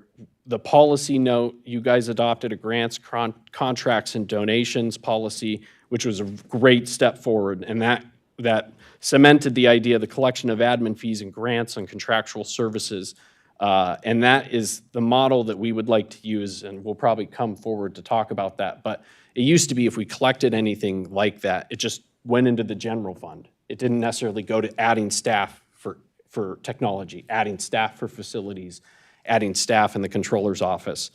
But in the future, that's what we need to do, because if we're having the ability to expand operations and it's a win for the county, it should be a win for the departments doing the work. That includes the Department of Origin, but the service departments as well. So questions that I would ask myself as we're looking through that, we talk a lot about unfunded liabilities from the state. Taking on projects and taking on work and not allocating to your service departments, that's an unfunded liability to your service teams. And that is one we have 100% control over. So as you're looking at those, the questions I think of, and I would encourage you all to think of, does this increase reporting requirements, right? There's no such thing as free money. We're getting a grant, that's fantastic. Is it monthly, is it quarterly? What are the annual reporting requirements? How much is in our office, the controller's office, and how much do we have to coordinate with the Department of Origin, right? Does this increase hours of new work? Are we literally talking about adding new staff to the Origin agency? Because that means the personnel change form, the procurement of technology, right? You think of how these things stack for your service departments. What groups are affected? Is it just going to be a burden on technology? Is it going to be technology and facilities, right? Because if we're collecting an admin fee, it should go to support the additional burden so that we can add staff, so that we can not make mistakes, that we can be moving forward in a productive way for the future. The last piece is there are complex payroll implications sometimes. So again, there's no such thing as free money. Some grants won't pay for certain types of benefits that the county has, and so literally sometimes we're having to navigate employees' vacations and how we reconcile back to a grant, right? And that takes detailed time of sitting down, people not interrupting you to go through somebody's payroll records for the last 3 months and making sure that we're in compliance with the grant. So taking all of this into account, you have taken a lot of steps to get us here. You've bonded for infrastructure, which is a positive step forward. That one allocation is not going to solve our problems. I think in 3 years, we have the option to go out for more. We're going to continue that discussion. In the next 3 to 5 years, we're going to have to address technology backlog as well. So we're going to probably have to look at lease programs like lease to own or other things that might be out there, market solutions to help us pay for that, because we won't have the money to do it all up front. But those continue to work in the background. And as you get these reports from us, I ask, please add back the accountant if you have the ability to do it, because our office suffers, our office is not successful. It ripples through every division and group at the county. If we lose our ability to access state or federal funds, that impacts everybody. And we want to be successful. You have driven people that are smart and tenacious and are trying, but we need help. Everybody needs help, but if we are able to help other departments, we can get a lot further. And that'd be my close. Thank you, Ben. I want to ask, so I've heard comments made from various people that your department has not suffered any loss. And I know Melissa mentioned that briefly, but can you expand on that? I don't know how you cut further in our department. I really don't. Melissa talked, what was it, $180 million of finances that move through our office. Every one of your purchase orders move through our office. There's this like cultural thing that Connie inherited and has done a great job trying to break down, but I'm not gonna lie, there are still pockets of people that are entrenched in this idea of, I want you to suffer as much as I'm suffering. And it's really hard to say, but it's true. When our office suffers, it's not the same as a vacancy in equalization. I'm not to pick on an individual department, but they can fill that vacancy with overtime. We heard from the department director. We don't, one, qualify for overtime, and two, we don't have the capacity to just absorb that unless we say drop grants, we drop significant demands on our time. So as departments look at us, one, I would say, you probably don't have a full understanding of the scope of what our office does. Two, it's not a dollar for dollar thing. When we fail, everyone fails. When your department fails, so I can't help but say we have more cultural work we need to do with it, but we've been living in pain since I've gotten here. So to say that our office hasn't gone through pain, I'd love for somebody to talk to me in the hallway about it, because I will be very honest with you.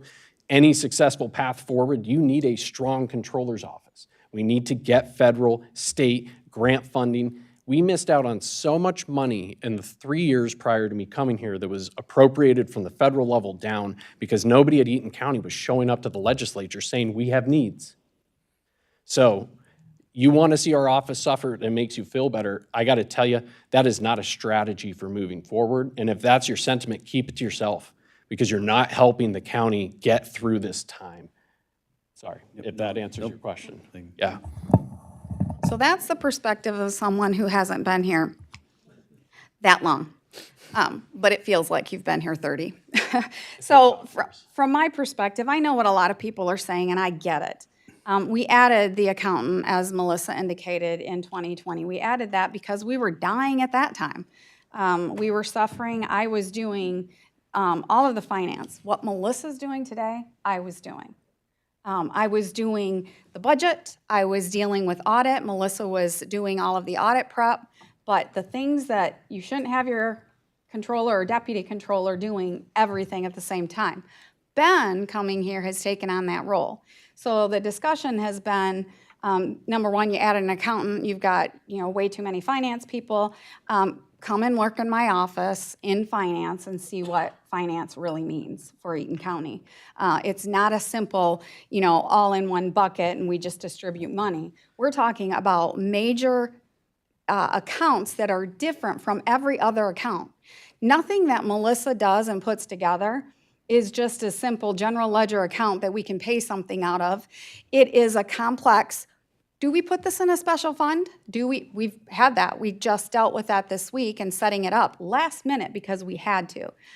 Does that account qualify for a special revenue?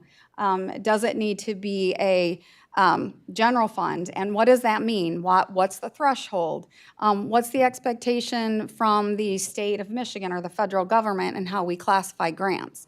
So adding that accountant, while it sounds like some big thing that we got, and we didn't. I mean, I can say what Ben said, it just still was not enough. As the deputy controller, I handled the finances, the budget, Melissa backing me up.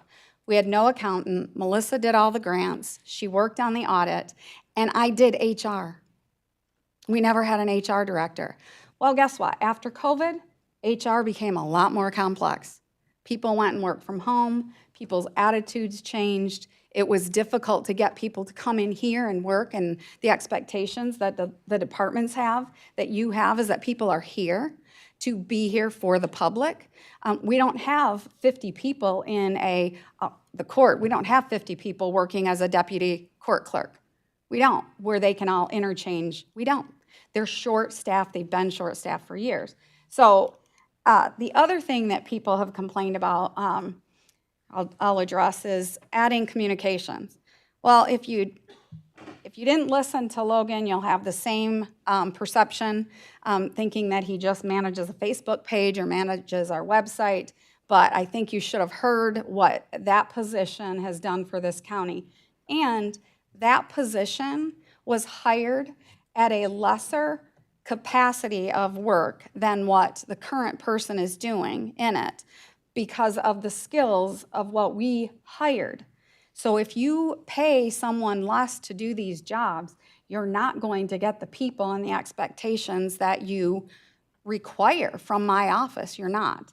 And then the last one, and I don't know why this came out, it was as though we added a whole new position when the intergovernmental affairs position was changed from being just community development. So the position didn't change. It added more responsibility. And as I took over as the controller, guess what? I didn't know what Claudine did. I didn't have an idea of all of the information and knowledge that department was hoarding. Again, not what you want for one department. You want a structure that's there for succession planning.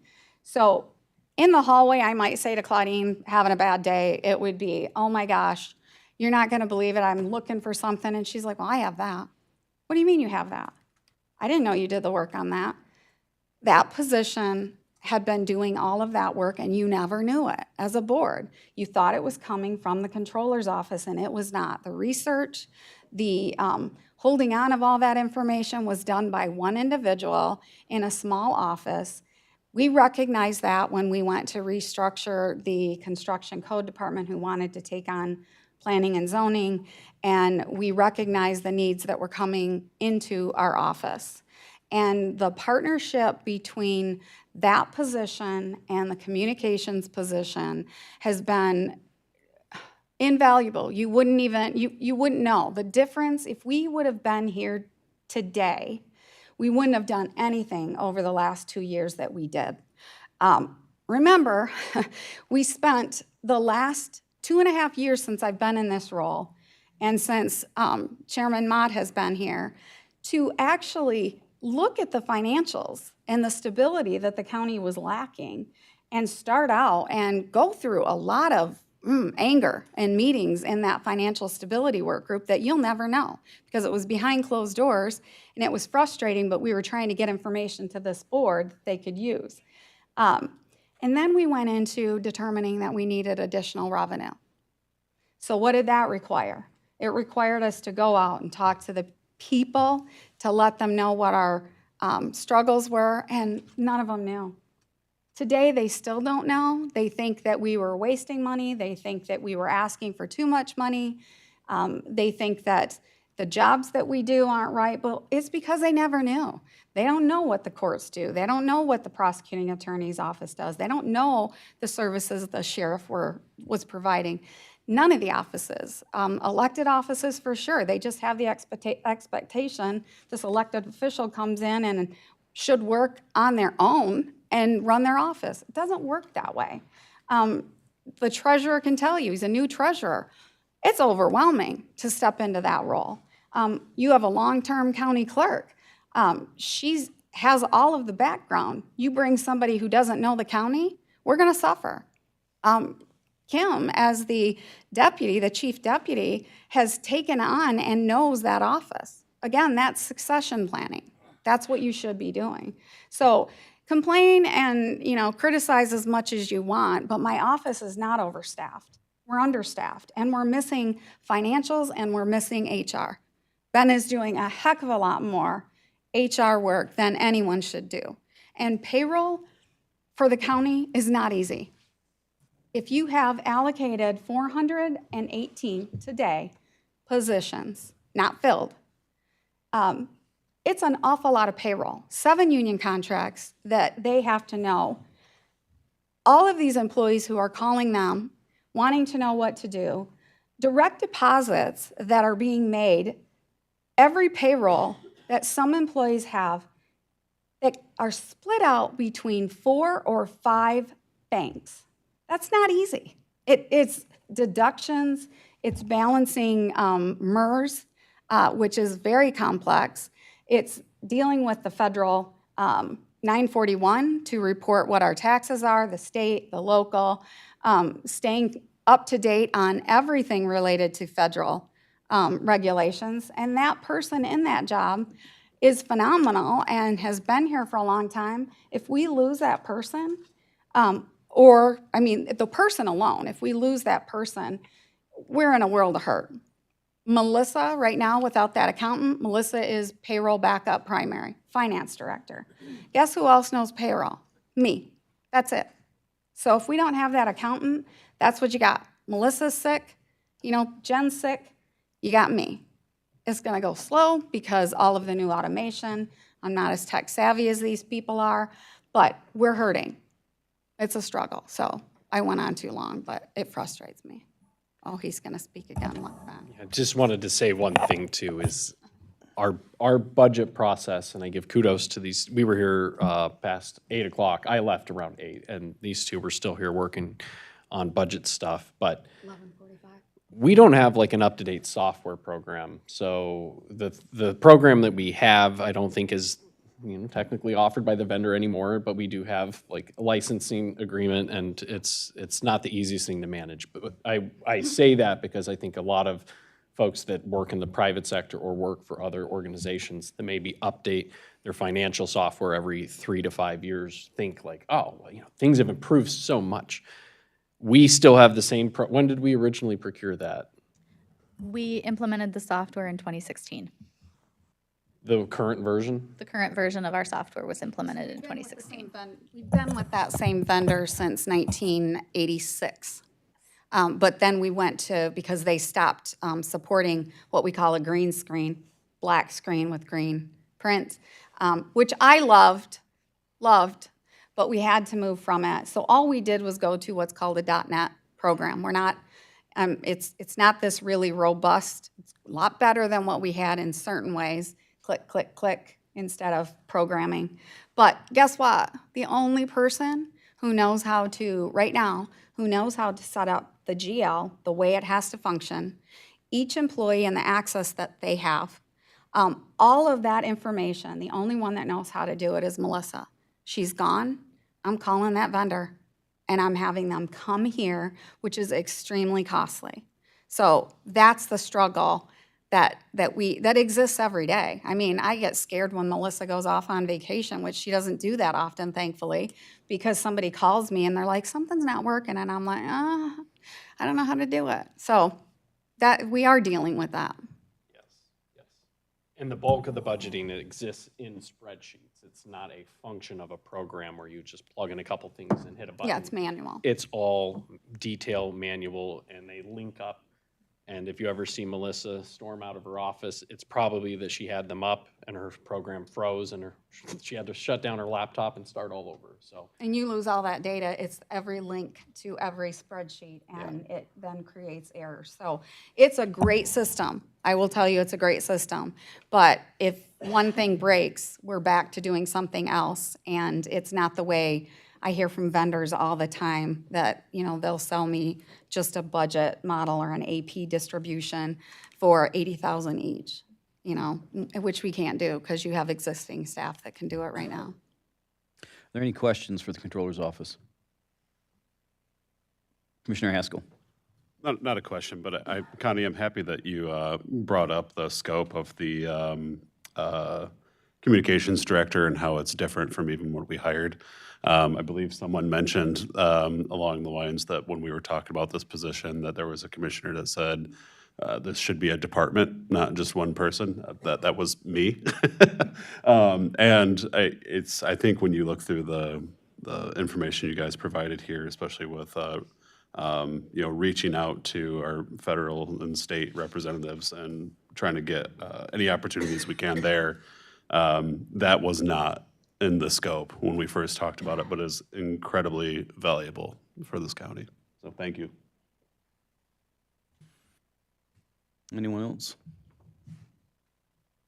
I just want to say that as a chair, I interact with the Controller's Office on a daily basis, several times a day. And you can hear the stress in their voices. You know, walk in the office and you can feel the stress. There's a lot on their plate, and it comes in daily. I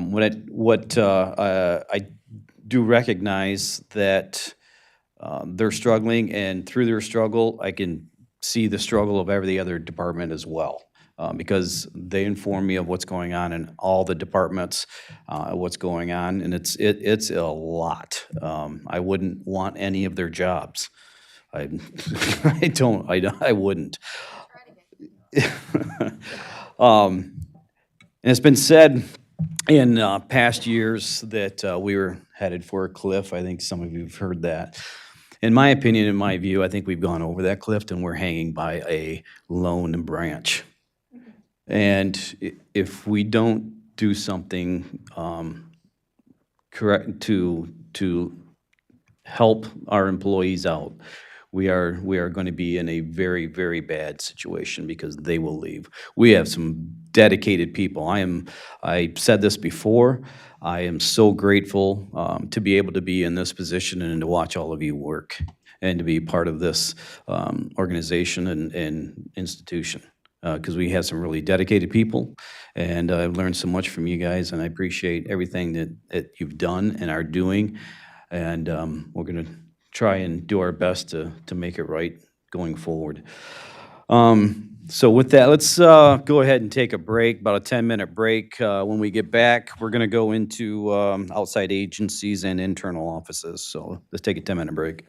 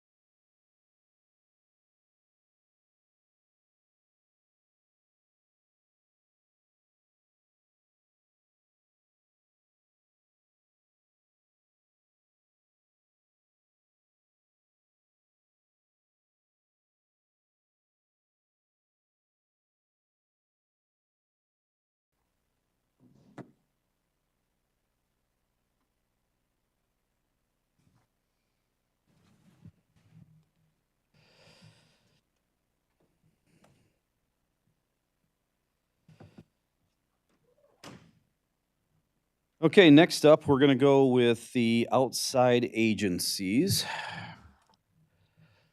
Start? You ready for me? Yep. Okay. Yep. So we had a really huge struggle in how to present to you today. So it may not be what you thought we were going to do, but we believe it's the only way that we could do it, given the fact that departments had presentations, and we had to acknowledge some of the things that we weren't going to be able to do after their presentations and the materials, factual information that they provided. But we wanted to start with the outside agencies and looking at the cuts that was discussed at the last meeting, that we should revisit it. So revisit it whether to increase or decrease, whatever it would be. And we'd like to start there. Keep in mind, any of you that looked forward at the projections, don't look too don't get too excited about where it shows from 2930 where we rest, because that does not include everything. So first off, I'd like to go down the line like we did before and have everybody agree, disagree, request a change, make a motion, and if chairman's okay with it, a roll call vote again for each of them, Okay. if that's okay? Yep. that is All right, okay. that's the way we did it before, so consistent. He has a question, Jim? Commissioner Arndt. The first meeting when we were cutting the outside departments, we essentially agreed to cut 75% in our expenditure to the outside agencies. And, all right, well, just sent them. And, but at the end of the day, of that day, we didn't make it quite to 75%, and, well, it was far short of that, as I asked at the end of the meeting. And that's the big reason to revisit it, because most of the outside agencies, we need the resources from here for the services that we're committed to providing, the mandated services that we're committed to providing the constituents here. Okay. Anyone else? Okay, so if I can go through, and I can go through each of them, and then we can go and look at them, because I know that many of you want to actually discuss them and potentially increasing the reduction. So first of all, one of the things that we had to change based on the last meeting was to look at CMH, Community Mental Health, and made the determination that the cut that was made factored in the overall cost, which was jail-based services. So it showed a cut in general service and a cut in jail-based. So we maintained the same cut that was done, but we put it all into general services. That fits within what the organization can accept, and it restores the fact that we have liabilities within the jail that we can't risk creating more. Mental health is a serious thing, especially within our jail structure here at Eaton County. And then, you're looking at external individuals and cuts everywhere else. So that's why you see the change. It's different if you go back and look. Barry Eaton District Health Department, the cut that we made there was 25%. With that cut, we, again, have notified the health department. The health department did not attend the session. They provided, I think, a detail for you, but they weren't able to attend the session that we had for presentations. So it's a 25% cut. It is a district that we're in with Barry. And again, we're providing a contract for technology services. I think Eric mentioned that we're looking to go back and revisit the contract. It will not be as low as it is today, so you will see an increase. It will include an increase in what the work has done, and then also an increase to comply with the grant and contract policy of the 15%. Eric has not met with them yet, but he will. So we also met with Barry County yesterday to talk with their administrator on where they will go. And I know that it's been discussed at the health board. So if we're looking at 25%, they're looking at 25%.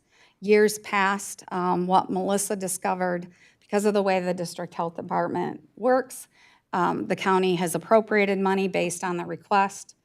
We would receive the request for the appropriation that came in total, and then it would be evaluated through a formula that was done, was it like 20 years ago, I think? And that formula was based on the population, what we serve versus what they serve. And then we found out, Melissa found out, that if we got a 5% increase and we sent that formula and that calculation through, we paid the 5%, and this is nothing to Berry County, so this is a board to board. Berry County would not include the 5%. But there was never a reconciliation done between what Berry paid and what Eaton paid. So at the end of the year, there should have been a reduction. It was done by the administrator to administrator, totally different people now. And we are looking at that. So we went back 15 years, I believe, and discovered that there were years in which Berry didn't pay the ratio that should have been paid based on how we factored it. Again, nothing against Berry County and the methodology they used. This board had just always, funded the request, unless we had some shortages. But anyway, so we're acknowledging the fact that we needed to make sure that we are on the same page in the formula. So we had a meeting with Berry County. We've had 2 now to make sure that we know what we're doing, our board and their board. The health and rehab services across the way, if you remember, we had cut, thinking that they may be able to roll that within their budget. But by law, we're required to provide that MOE, maintenance of effort. That is averaging about $150,000 a year. So we had to put the $112,000 back into the budget. Capital Area United Way, we had made that reduction of 75% to the VITA program, which is the tax preparation service. 211 did not receive a cut.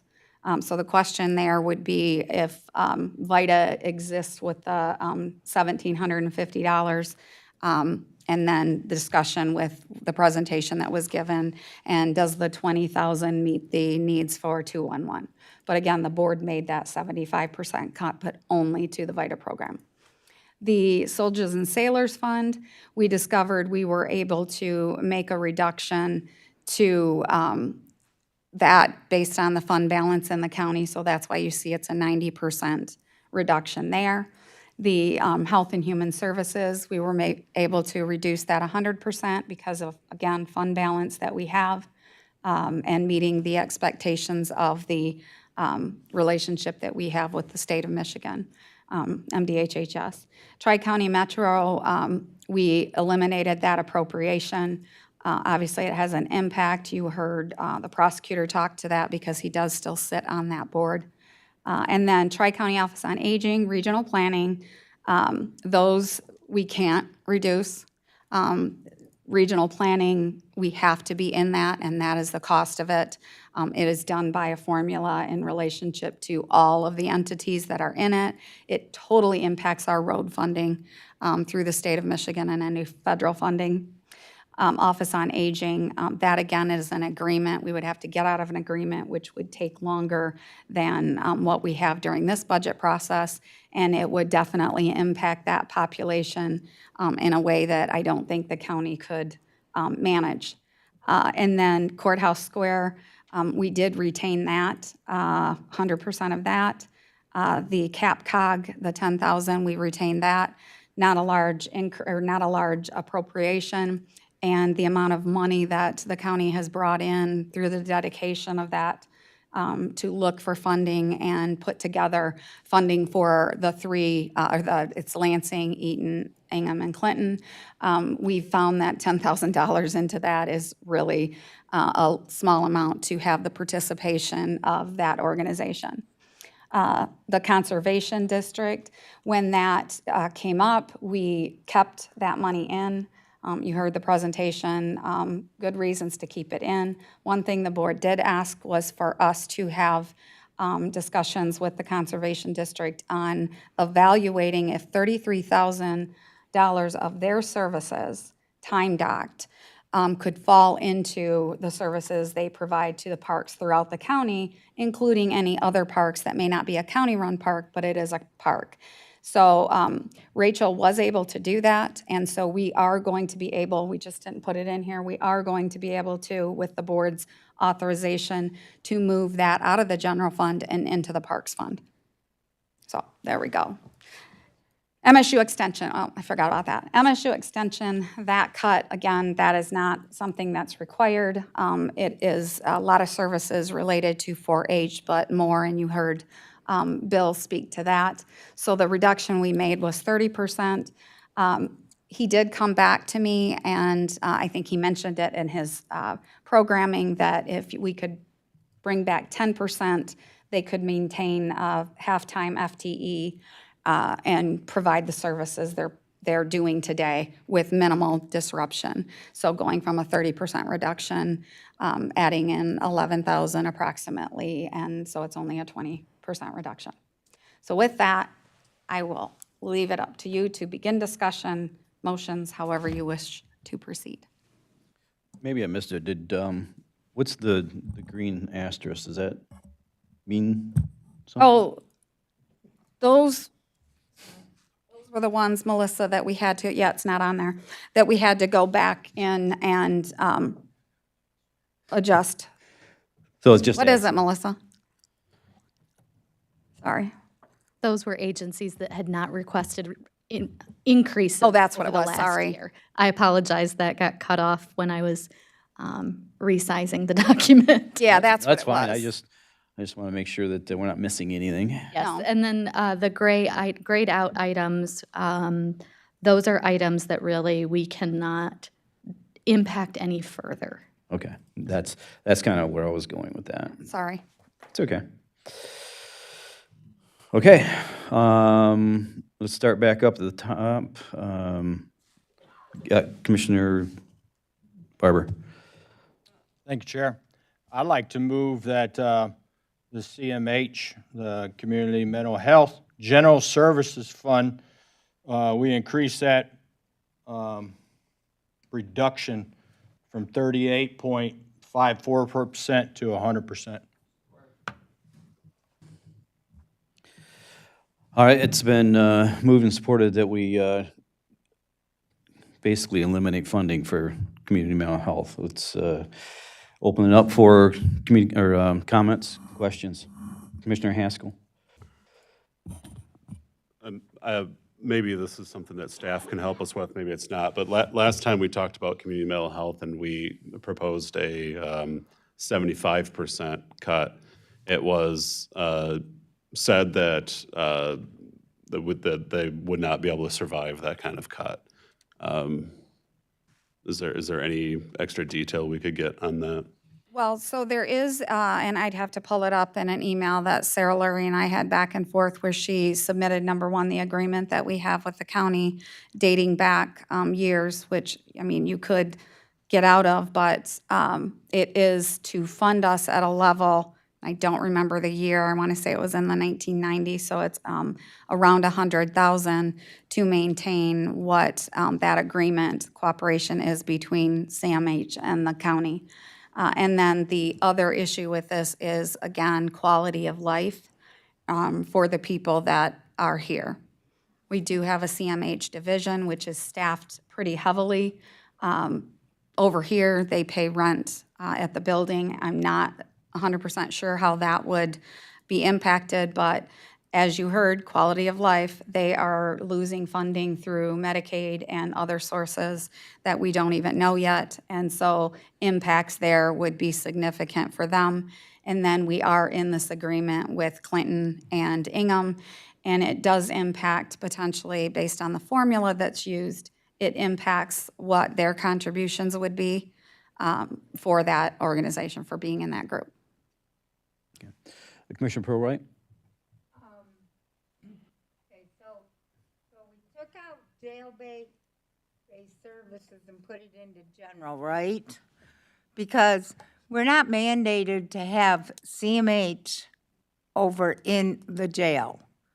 That happened because of someone not getting proper attention, and it turned into a lawsuit years ago, 20 years ago. It goes a little bit deeper than that. There was an issue. We needed to have mental health services to ensure that we were providing the residents there with the services they need. And you got to remember, these are people who are staying there, getting ready to go to court. There's a lot of stressors. You're dealing with drug addiction, and the jail has created programs that assist with that. But there's only so far you can go without those mental health services. If we remove that, we would have an issue with our liability insurer. I know that. They are going to push back on the fact that we made that cut and increase our liability, which would increase costs for lawsuits. There's just no doubt in that. There's also an agreement from way back when where it's the sheriff, the court, the prosecuting attorney, CMH, there's I think one other, that created what's called a jail diversion program. The interesting piece to that is it's an ongoing agreement that just renews and renews and renews.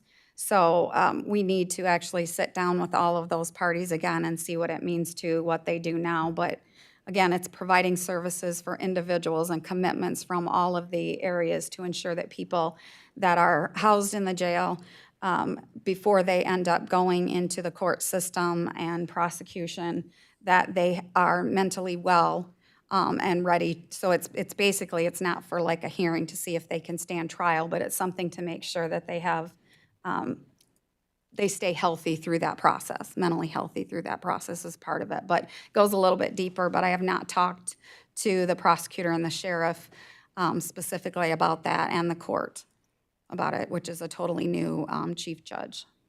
So if you're saying the insurance company would increase our liability? They're going to have to look at that because, again, mental health is an issue. And the minute that you have one thing that comes up, and if you haven't watched the news, and as Commissioner Pearl-Wright said, we did have a lawsuit, and you also have people who leave our jail and go to another jail, and that can be an issue too. So the mental health given here, if it is not sufficient, going to another jail, then it creates liability for us. And I know that the sheriff or undersheriff could speak more to that.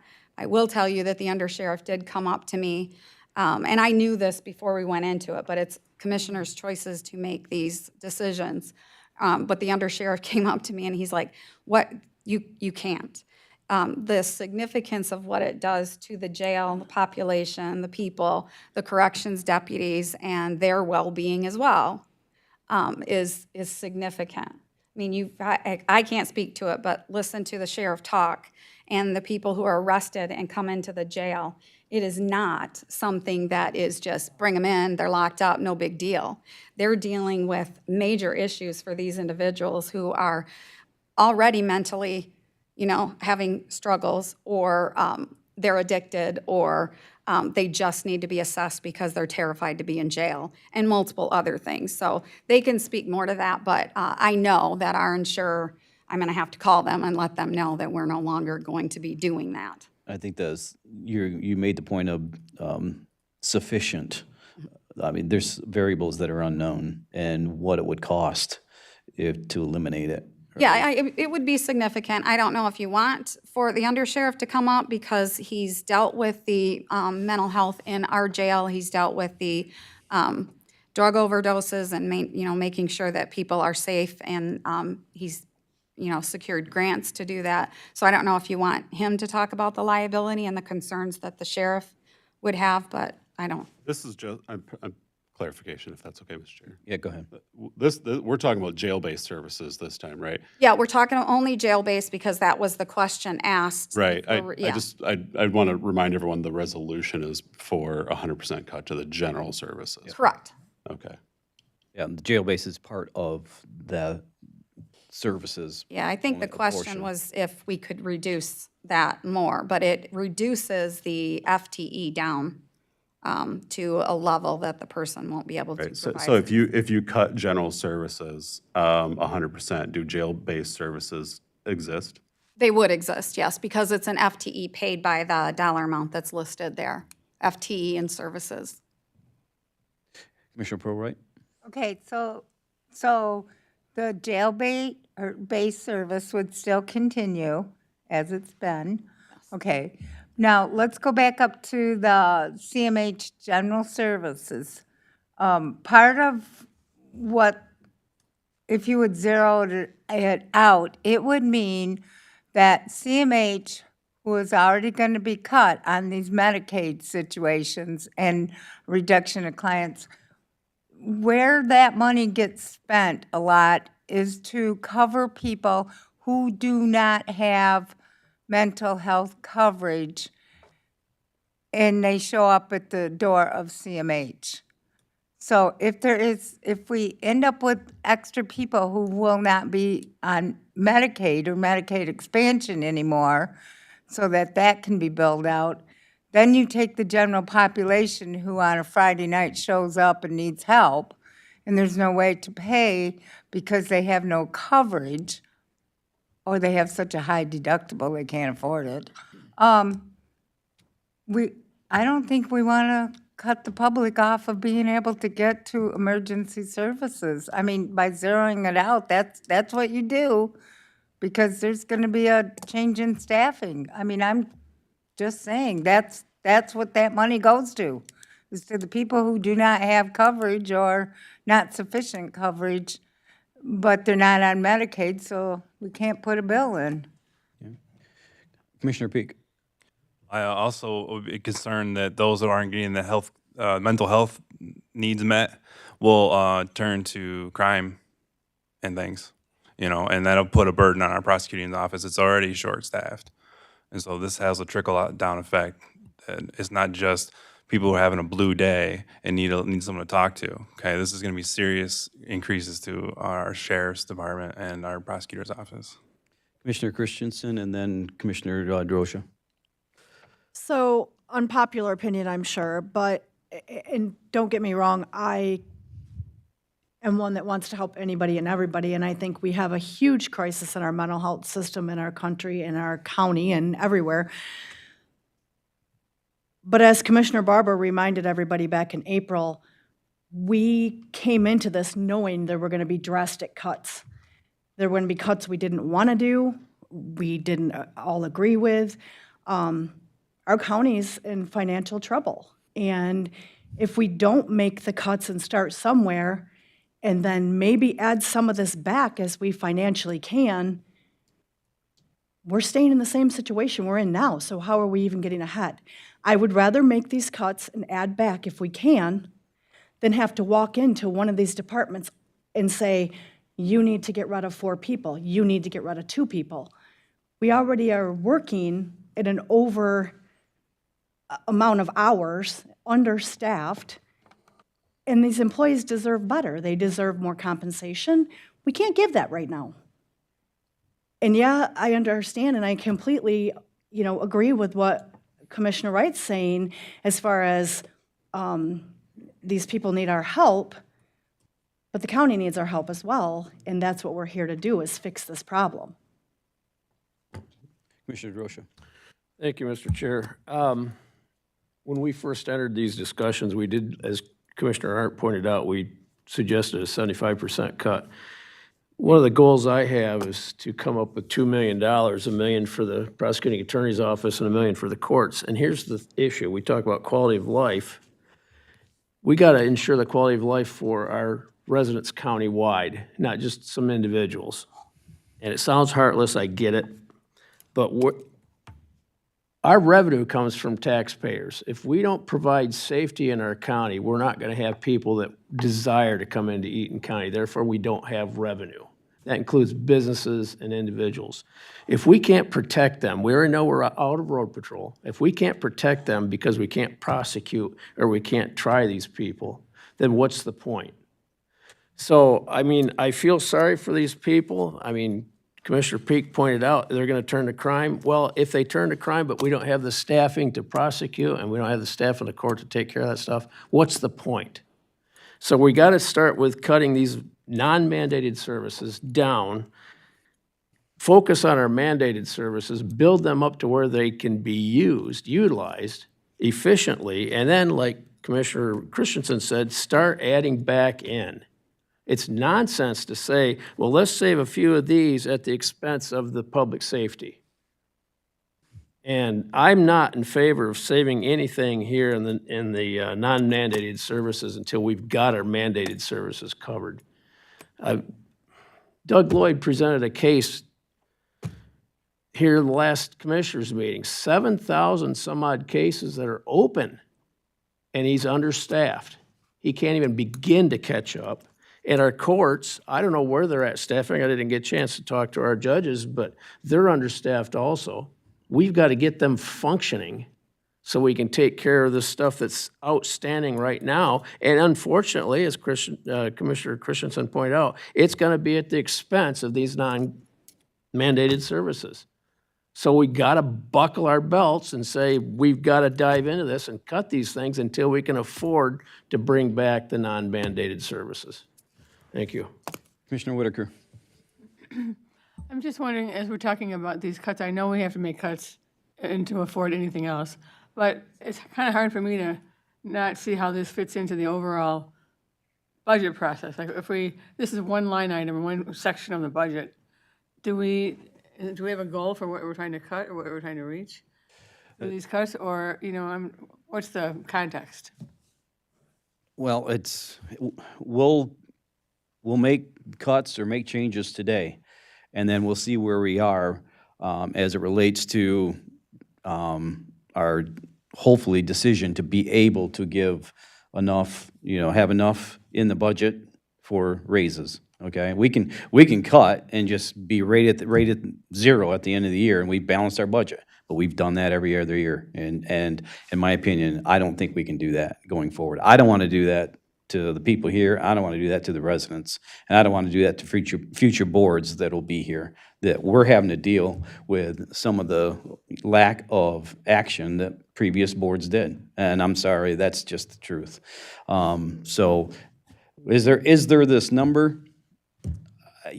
After we make some more cuts, we're not there yet to be able to give residents the employees the pay increases. We're not there yet. So we'll just have to go through these, see where we are. If we can add some things back in, we'll do it. But maybe we'll do it. But I don't know. We're just not there yet. If there isn't really a number. Go ahead, Commissioner Askell. Sorry, I wasn't trying to cut you off there. No, that's okay. For the community mental health, I don't want anyone in the room thinking that I'm opposed to increasing the cuts. For one, I want to see if there's some sort of middle ground there. One, if we're expected to maintain some sort of level of funding to CMH, we need to know that. So I am opposed to 100% cuts. I was playing around with my calculator over here and trying to figure out, what an additional 15% would be. But I guess that's kind of where I'm sitting. Okay. Anybody else? I'll just say that I've heard it said, and I don't know if it was Controller Sobey or not, but it's kind of a triage situation. So you go into a mass casualty situation, and you've got some that needs attention right away, and some that can maybe wait and get to. In my opinion, this is where we are, and in my opinion, we here at the county, we need to treat our employees as the priority, and so unfortunately, unless there is some reason we cannot cut 100%, then I'm going to be probably in favor of it. So I'm reading the original resolution, and so I would get legal counsel's determination on it, get the legal opinion before if the cut's 100%, then we can come back and address it later. Okay. But I would have legal counsel review this, and there's a 1 year out, but I'm not exactly sure what that means as far as the amount of money you have to fund for that 1 year period. But I believe it's not 351,000, it may be less than that. But again, without having legal counsel review that, and this is the time where we're ready to do that, to have legal look at everything that you do to ensure that we are compliant, then this is where we are. Commissioner Barber, are you agreeable with that, or to go ahead with council before we, Well, I mean, go ahead? I think you can make the cut because we're not through the budget process. And then I go to legal counsel and get a legal opinion that tells the board what they're obligated to do for next year's budget. Okay. Just like, I will not change my motion. Okay. But what I'm saying is, it's just like you came back from the rehab center, right? Yep. At a later meeting. I'm fine with that. However, we're voting on 100%. And I'll just state that we may have one more meeting as a full board. I think the tentative date, since we're kind of on that topic, is August 8th. Yes. Okay. Any other questions? Yes, Commissioner Haskell. I guess in combination with reaching out to legal, if we can get an idea of what the consequences will be for if we cut 100% for the building that they're actually tenants in, right? That you mentioned that, I think. If they were not going to keep a presence here, I mean, I would think they wouldn't, but I don't know how CMH would operate. Obviously, they're looking out for individuals that need their assistance. So I'm not sure if they would still have a presence here just because of what they do. But yeah, we would be looking at getting out of the agreement that they have for that building. And then I guess the financial implications of that, because we lease space to them. Yeah, so that's, revenue lost. Okay. Any other questions? I have go ahead about the legal opinion, but I have an idea that you will not have an office over there. I agree, but I'm not going to say that. I'm not. And you probably aren't going to provide to the public in an emergency if they don't come through the door with an insurance card or a Medicaid card. Yeah. So rather than getting legal opinions on things that we didn't know what the commissioners would vote on, this allows us to get the legal opinion as to what you voted to do, and legal counsel to give us a full weigh-in on what that means for Eaton County and our agreement with CMH. And I would say that's with the understanding with this vote that we will probably revisit it one way or another. Yeah, and it goes back to what Commissioner Barber, what the commissioners have said, is that we should, consider looking at things to remove and then add back in, whether it's add back in things that were cut originally or add back in things that legally we're obligated to do. And I'll just state, these decisions are tough, and I don't think anybody here is wrong. Yeah, it's just a difference of opinion. So with that, I think we'll go ahead with a roll call vote. Commissioner Arndt, Yes. Commissioner Peak, No. Commissioner Haskell, No. Commissioner Prowright, No. Commissioner Whitaker, No. Commissioner Mudry, No. Commissioner Jones, Commissioner Drosha, Yes. Commissioner Hanson, Yes. Commissioner Christensen, Yes. Commissioner Holmes, Yes.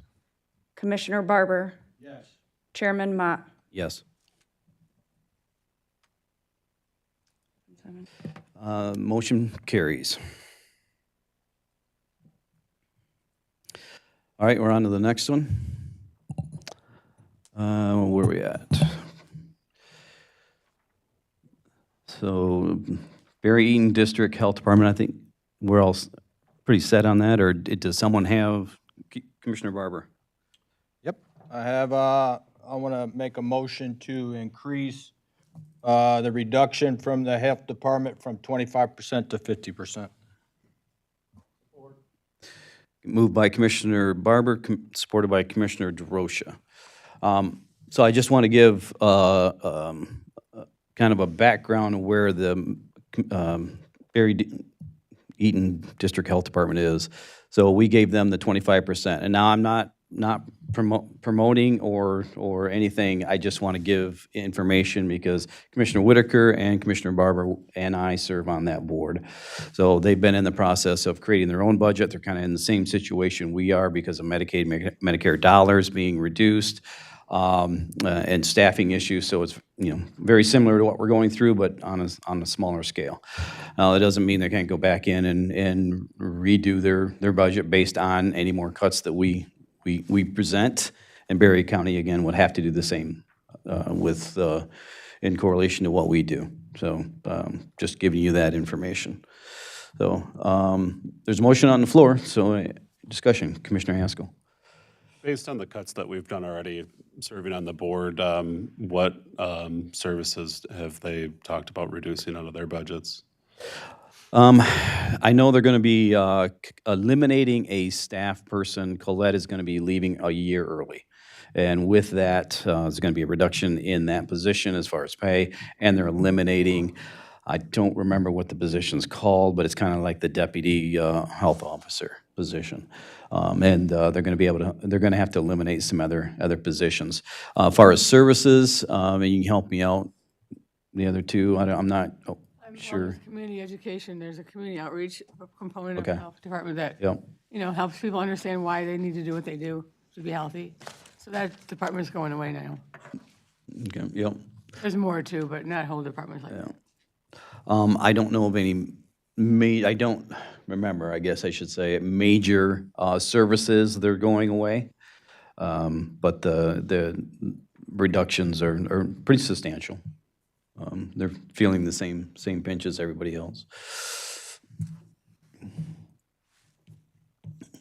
Commissioner Drosha. I can't remember how many years ago it was. It was when we were discussing the time of sale or transfer that Berry County indicated that they wanted to separate from Eaton County and the Health Department. I don't know if that's still a discussion or not, and I don't know if that would save us any money. It wouldn't save us any money. So it's the numbers have been studied a couple of different times. And yeah, there's the population that does want to still pull away from Berry Eaton and create their own. Am I doing that? But the numbers, it would cost Berry County more to do that, to create their own. And so that's kind of, from what I can tell, has quieted down a little bit, but it's still out there. All right, thank you. Any other discussion? See none? All right. Do you have any comments on that? Implications or other than the obvious? Yeah, the obvious, and that would be that, that Berry will take the same step. If it's 25%, it's 25. If it's 50, it's 50. Commissioner Christensen. With that being said, Connie, how do we make sure that, and like you said, no offense to Berry, but how do we make sure that they're doing their part and they're paying what they're supposed to? We let the administrator know that we would be checking up on that, obviously now, and getting the budget. They would get the budget from from the health department for what we paid and what they paid. So basically, I'm going to see where's the check that went from Berry County to the health department. So Melissa's on that. Thank you. Oh, we did discuss that, rather than the formula that's currently used, creating a process, and we could do that by resolution from both boards to say that's how we would maintain a funding structure. And I would suspect if we cut further, that there probably most likely will be some services that we have to cut, more services. Commissioner Prorite? Jim, if you have to cut services over there, you have like 14 or 16 mandated state services. So aren't you getting to the point where that's going to be an issue? You can't get accredited if you Right. don't complete a minimum. Yeah, I don't know. I don't was on know Board of off the Health top of my head where their levels are to affect those I don't think they're there. I don't know. I don't think they're Yeah, that and this low. may be an issue where, like all of these, if, just like before, we may have to revisit it if this goes through. And if the services won't fund the services that are mandated, then we'll have to revisit those. I can't imagine we would be ever in a position to be not certified, but, okay. Commissioner Drosha? Did anybody from the health department come and address their needs before the board here? No. But all in fairness, I did have a conversation with Colette the previous time, and she asked me, should I be there? And I had a conversation. It sounds like we're at 25%, probably won't change. So she, by my prompting, okay, she probably would have been here had I told her to be here. So just to be fair to her. Anybody else? Roll call, please. Commissioner Arndt, Yes. Commissioner Peak, No. Commissioner Haskell, No. Commissioner Prowright, No. Commissioner Whitaker, No. Commissioner Mudry, No. Commissioner Jones, No. Commissioner Drosha, Yes. Commissioner Hanson, Yes. Commissioner Christensen, Yes. Commissioner Holmes, Yes. Commissioner Barber, Yes. Chairman Mott. Yes. Motion carries. Okay. We can't touch Eaton County Health and Rehabilitation Services. Next up is Capital Area United Way. And that is cut, we already cut 75% of that. So I'm looking at that and I'm just wondering if they can even operate at that. Yeah, the VITA program, Go ahead, Commissioner Haskell. So remembering from the presentation that Capital Area United Way gave, which was, I think, very thorough and thoughtful, if I remember right, they recommended restoring the VITA and actually cutting from 211. We did the exact opposite. So I would like to make a motion to do that, restore the VITA funding and cut 50% from 211, which actually would be an increase in cutting from United Way. Okay. Is there a support? Okay, moved by Commissioner Haskell, supported by Commissioner Prowright. All right, discussion. Have you done the calculation, how much more it would cut, or do we know? So, yeah, if we cut 5,250 from VITA, that would restore that. But then if we cut 50% from 211, which is 20,000, it'd be 10,000 cut. Okay. So it would be an increase from 5,250 to 10,000.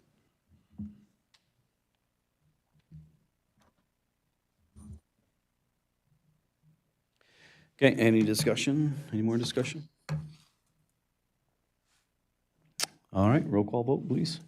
Commissioner Arndt, Yes. Commissioner Peak, No. Commissioner Haskell, Yes. Commissioner Prowright, Yes. Commissioner Whitaker, Yes. Commissioner Mudry, Yes. Commissioner Jones, Yes. Commissioner Drosha, No. Commissioner Hanson, No. Commissioner Christensen, No. Commissioner Holmes, No. Commissioner Barber, No. Chairman Mott. No. Is that a tie? No? What is it? Failed. Okay, motion fails. Commissioner Barber. Yeah, I'd like to make a motion to the Capital United Way 211 to increase its reduction to 100%. Motion moved by Commissioner Barber, supported by Commissioner Arndt. Any questions, comments? Seeing none, roll call, please. Restoring the top one and then cutting 100 or just? My motion was to cut 211 to 100%. Roll call, please. Commissioner Arndt. Commissioner Peak. No. Commissioner Haskell. No. Commissioner Prowright. No. Commissioner Whitaker. No. Commissioner Mudry. No. Commissioner Jones. No. Commissioner Drosha. Yes. Commissioner Hanson. Yes. Commissioner Christensen. Yes. Commissioner Holmes. Yes. Commissioner Barber. Yes. Chairman Mott. Yes. Motion carries. Okay, next we're up to capital area. No, we got that. Soldiers and sailors, that's been cut to 90%. Any motions on that one? See none? Okay. Next is Department of Health and Human, that's been cut 100%. So, drain at large. Tri-County Metro Narcotics, 100%, been cut. So next one is Eaton Conservation District. I think we're all set on that one. Okay, and then we have MSU Extension. I'm just tripping. On ahead. the Conservation District, if you could move to accept moving it to Parks and Recreation. Okay, moved by Commissioner Arndt, supported by Commissioner Peak. Any questions or comments? Commissioner Whitaker? How do we justify paying it out of the Parks Fund? So Rachel went back, the director went back and evaluated the amount of work by time docking, the work that they do in every park throughout the county, including the non-county parks, because we have the parks millage. The funds can be used for those parks as well. And there is at least $33,000 that they can come up with via that time docking to justify it being a park service.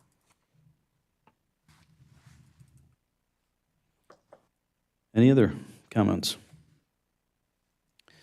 All right, seeing none. We don't need a roll call for that, do we? You don't need one. No. And all those in favor? Aye. All those opposed? Motion carries. Next is MSU Extension. Commissioner Barber. Yep, once again, I make a motion to increase the reduction in MSU extension from the 30% to 100%. Support. Moved by Commissioner Barber, supported by Commissioner Christensen. Comments, questions? All right, seeing none, roll call vote, please.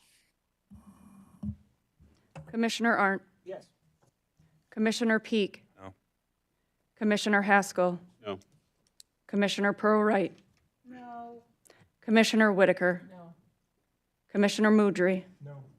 Commissioner Jones. No. Commissioner Drosha. Yes. Commissioner Hanson. Yes. Commissioner Christensen. Yes. Commissioner Holmes. Yes. Commissioner Barber. Yes. Chairman Mott. Yes. Motion carries. Okay, is that did I skip any outside agencies? No, you've covered them. Okay.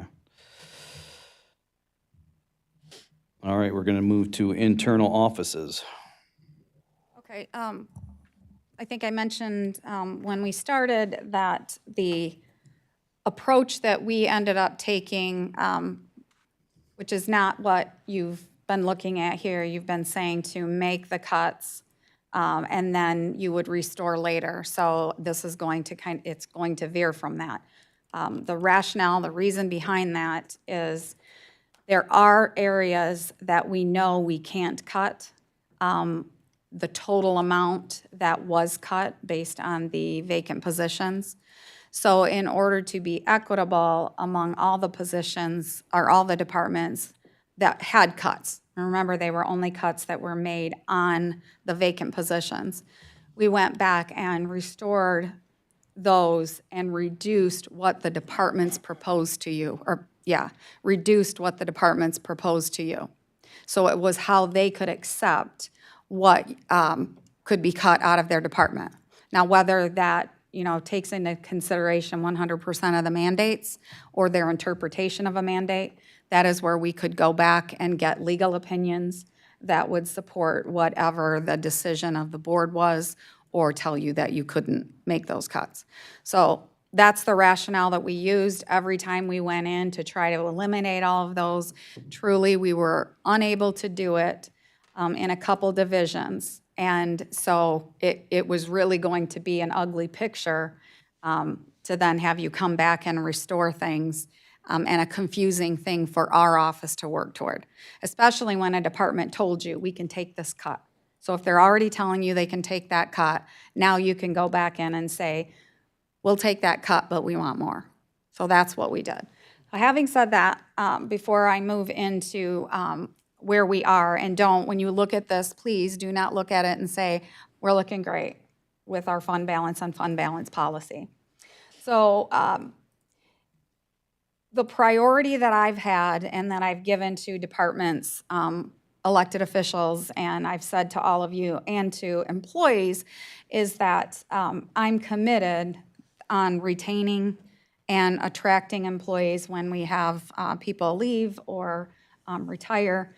So we want to keep them knowing that all of the departments are understaffed, knowing that you're making additional cuts, and that these employees will pick up additional responsibilities, some of which may be additional workload, but not an increase in responsibilities, that based on our salary study classification system, that does not recognize the fact that you went from 100 case files, just use that as an example, to now 200 because your person in the office next to you is gone. So the employees are going to be doing more work, more stress, so compensating them is really, in my opinion, and I take the position, that it is the only way to move forward in this process. This budget that you are going to review considers 0 pay increases for every division employee and the bargaining that we're going to do, 0. We know, just based on history and based on the fact that we have 2 groups that are eligible for 312 arbitration, that we will not rest at 0. So you will be putting something back in, and it depends on what you want to do by treating the whole or just certain divisions. So the salaries that you will see show that we reduced the budget from 19 million that we started at down to 15 million in salaries, which then adjusts the benefits. In the next year, we had a factor of 5% going forward based on that 19 million, given the fact that you have step increases that are higher each year that you account for based, again, on our salary and classification structure. So we reduced that from the 5% and put it at 1 or 2.5% increases. It shows 3, but it's really 2.5. So that is why you see at the end of this a $13 million fund balance in 29-30. Again, not realistic, and that is one of the recommendations that I will make is on the salaries being a struggle in Eaton County. So I want to touch on something that was said earlier related to our compensation overall when you consider the compensation in salary and then the benefits. So if we can touch on, and not to point out something that Commissioner Wright said, but we do have MERS defined benefit program. We reduced that defined benefit program to one of the highest benefits, which was providing 80% of their final average compensation, including their overtime.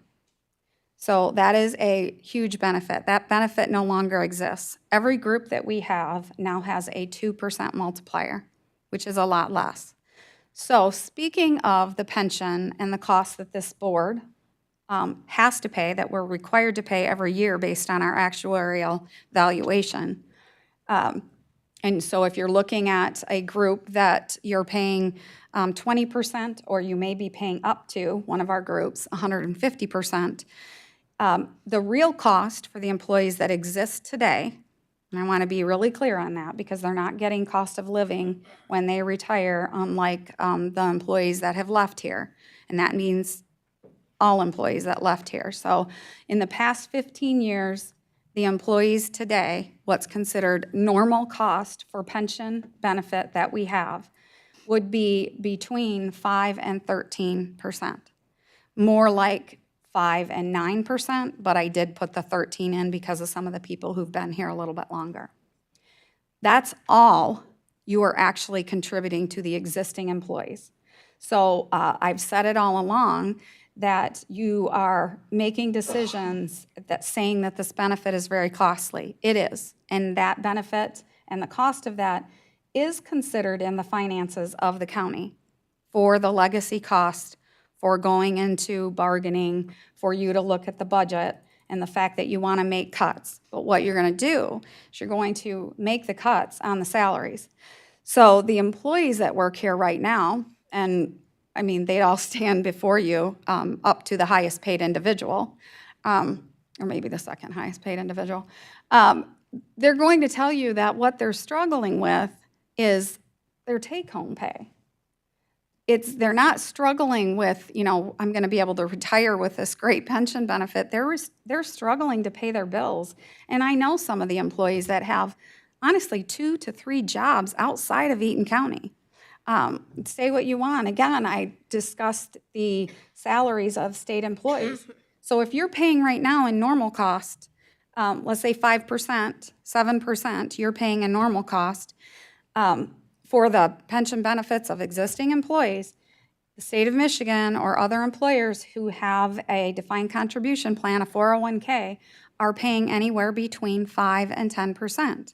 And the employees here at Eaton County are contributing between 4 to 7% out of their salary for their existing pension benefit. So if you go to work at one of the employers who has a 401k, most of you know there's either no contribution, and the employer will put in 4 to 5%. It could be higher if you're dealing with a private employer. And if you decide to put in 5%, they will match that 5% additional. So if they're putting in 5, you put in 5, they'll put in 10.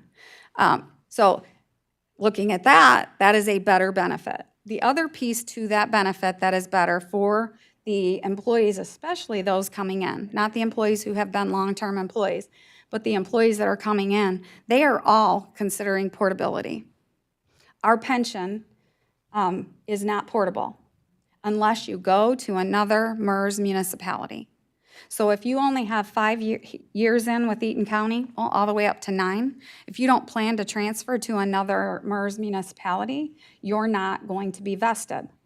So you're not going to get that benefit. The only thing that our employees receive when they leave is the contributions that they have put in and any interest that earned. That's it. So they had nothing that grew that pension benefit and the interest. And again, I've had all of our employees or their departments approach me on why is the interest so low? If I go out and I look at my benefits, the interest is really low. I can earn that, you know, at my bank. I can earn more than that at my bank. The reason is because it's a valuation. It's done as a group. So it's not, the pension and the earnings are based on the whole group.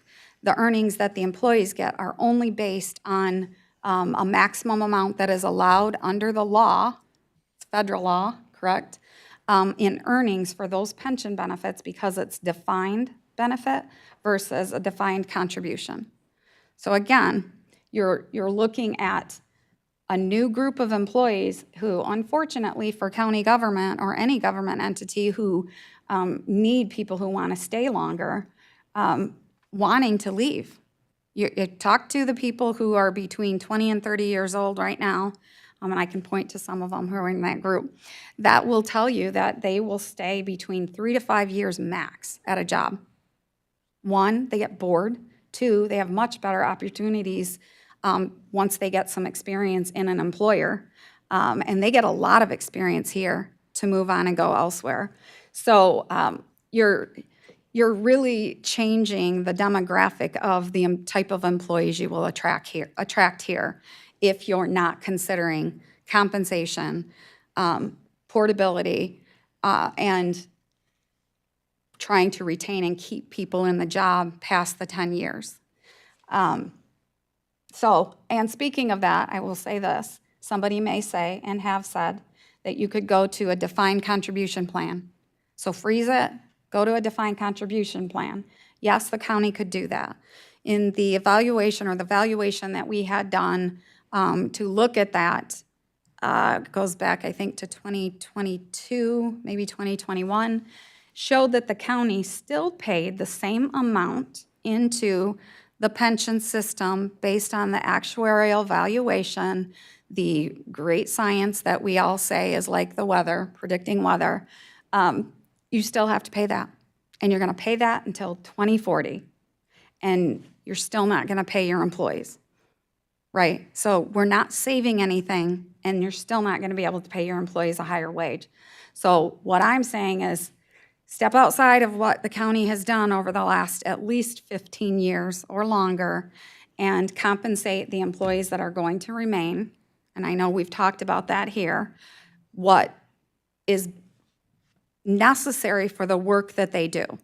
So that's two ways. You can do it as a flat pay increase, or you can go out and do a salary study.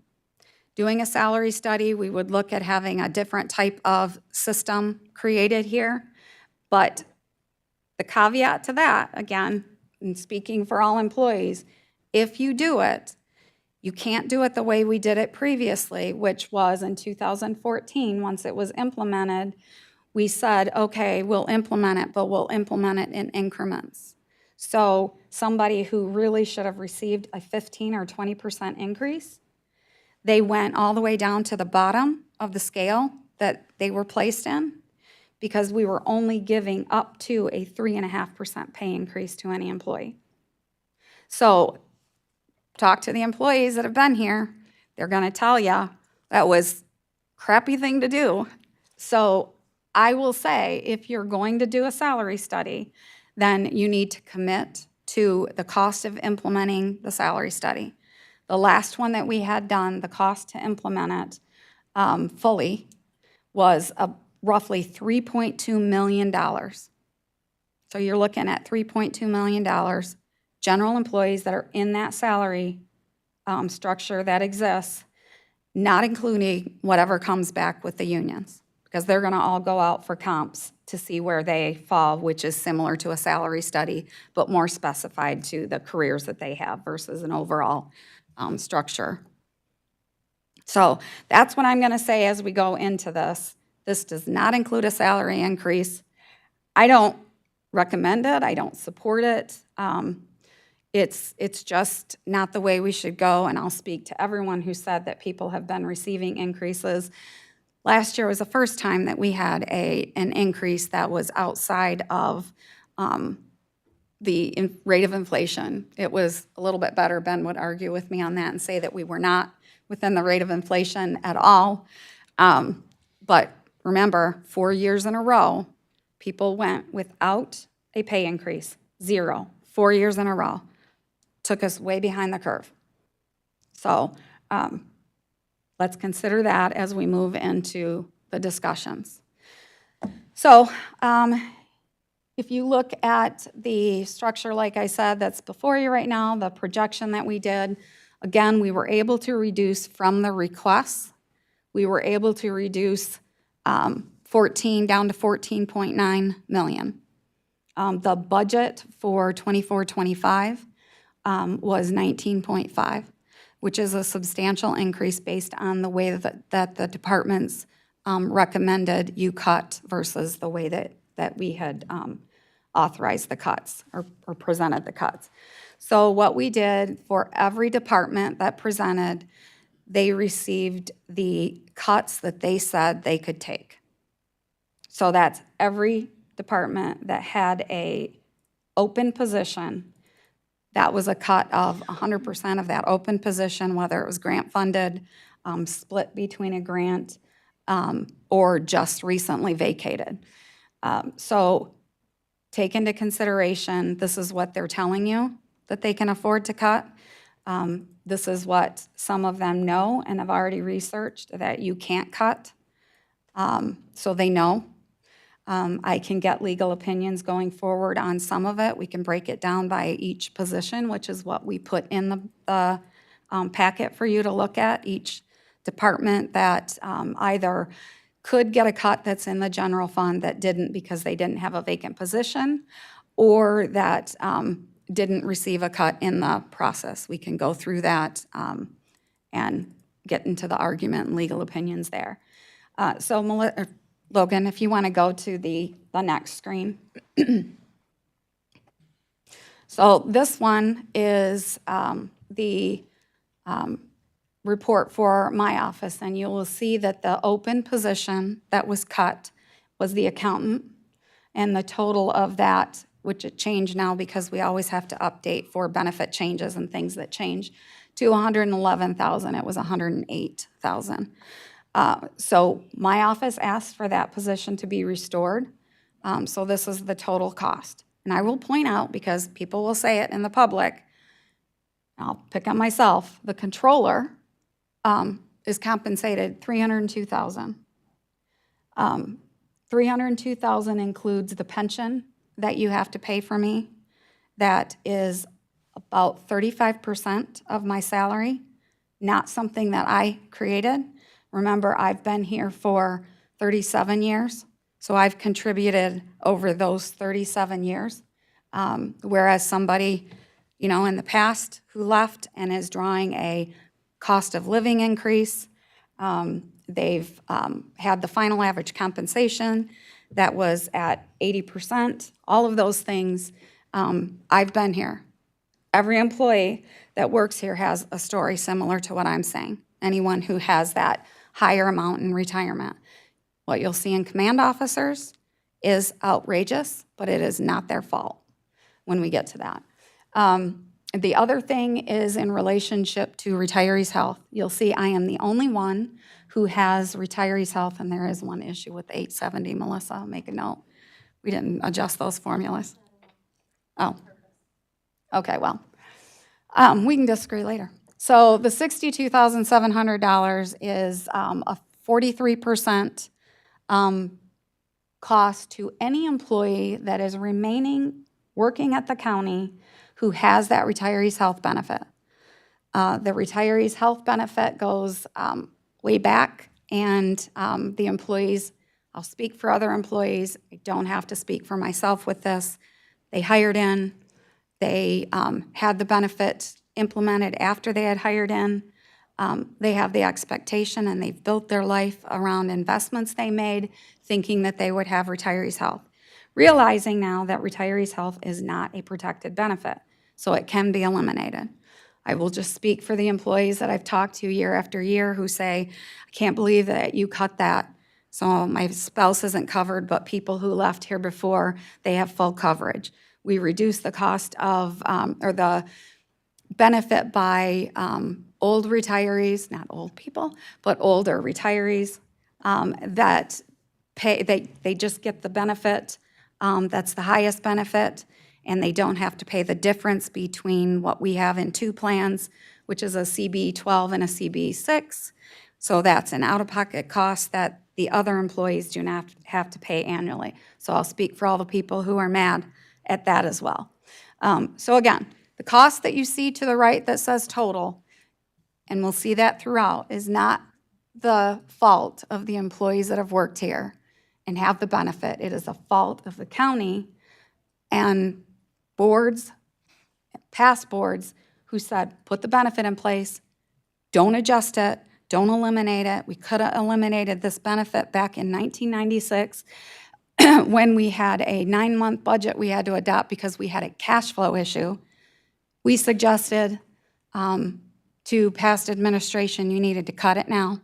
We wouldn't have an unfunded liability in that account. So again, not the employee's fault. Lucrative benefit, fine. I've worked 37 years for that benefit. So again, put back in the $111,000 on our department. Logan, if you can move to the next one, please. Okay, this is in the county clerk's office. In that office, and this,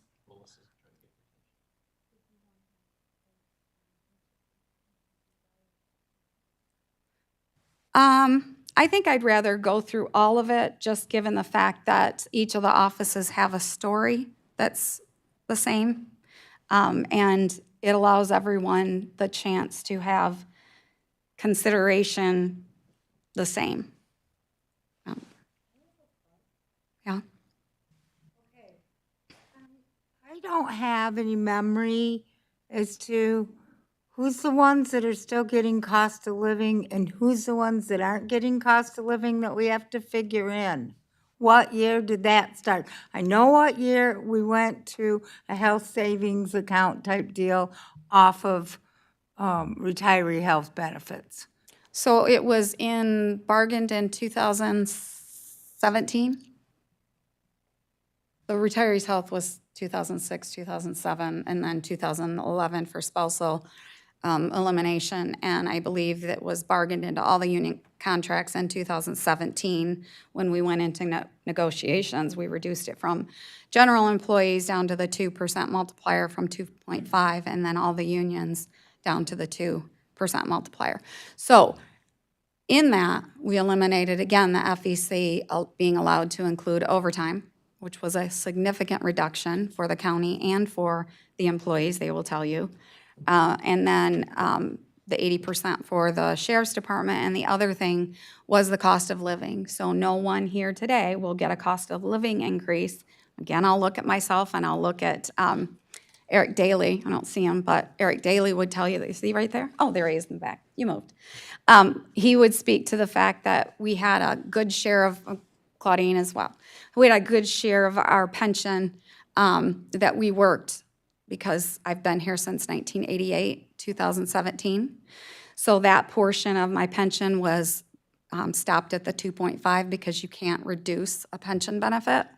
But the cost of living that could have been allowed was taken away. And it specifically was for the unions who had it bargained and it was allowed, and they could still bargain for it under certain circumstances. So that is a huge benefit, and I could give you numbers that irritate the heck out of me and others that see them for the people who are receiving a pension benefit over $100,000 a year because they get a cost of living increase. So, yeah, it's huge. That's where your costs come in. Is it everybody, remember, because you have the asterisk, I talked to you on the phone. And, Those are two different benefits. oh, thank you.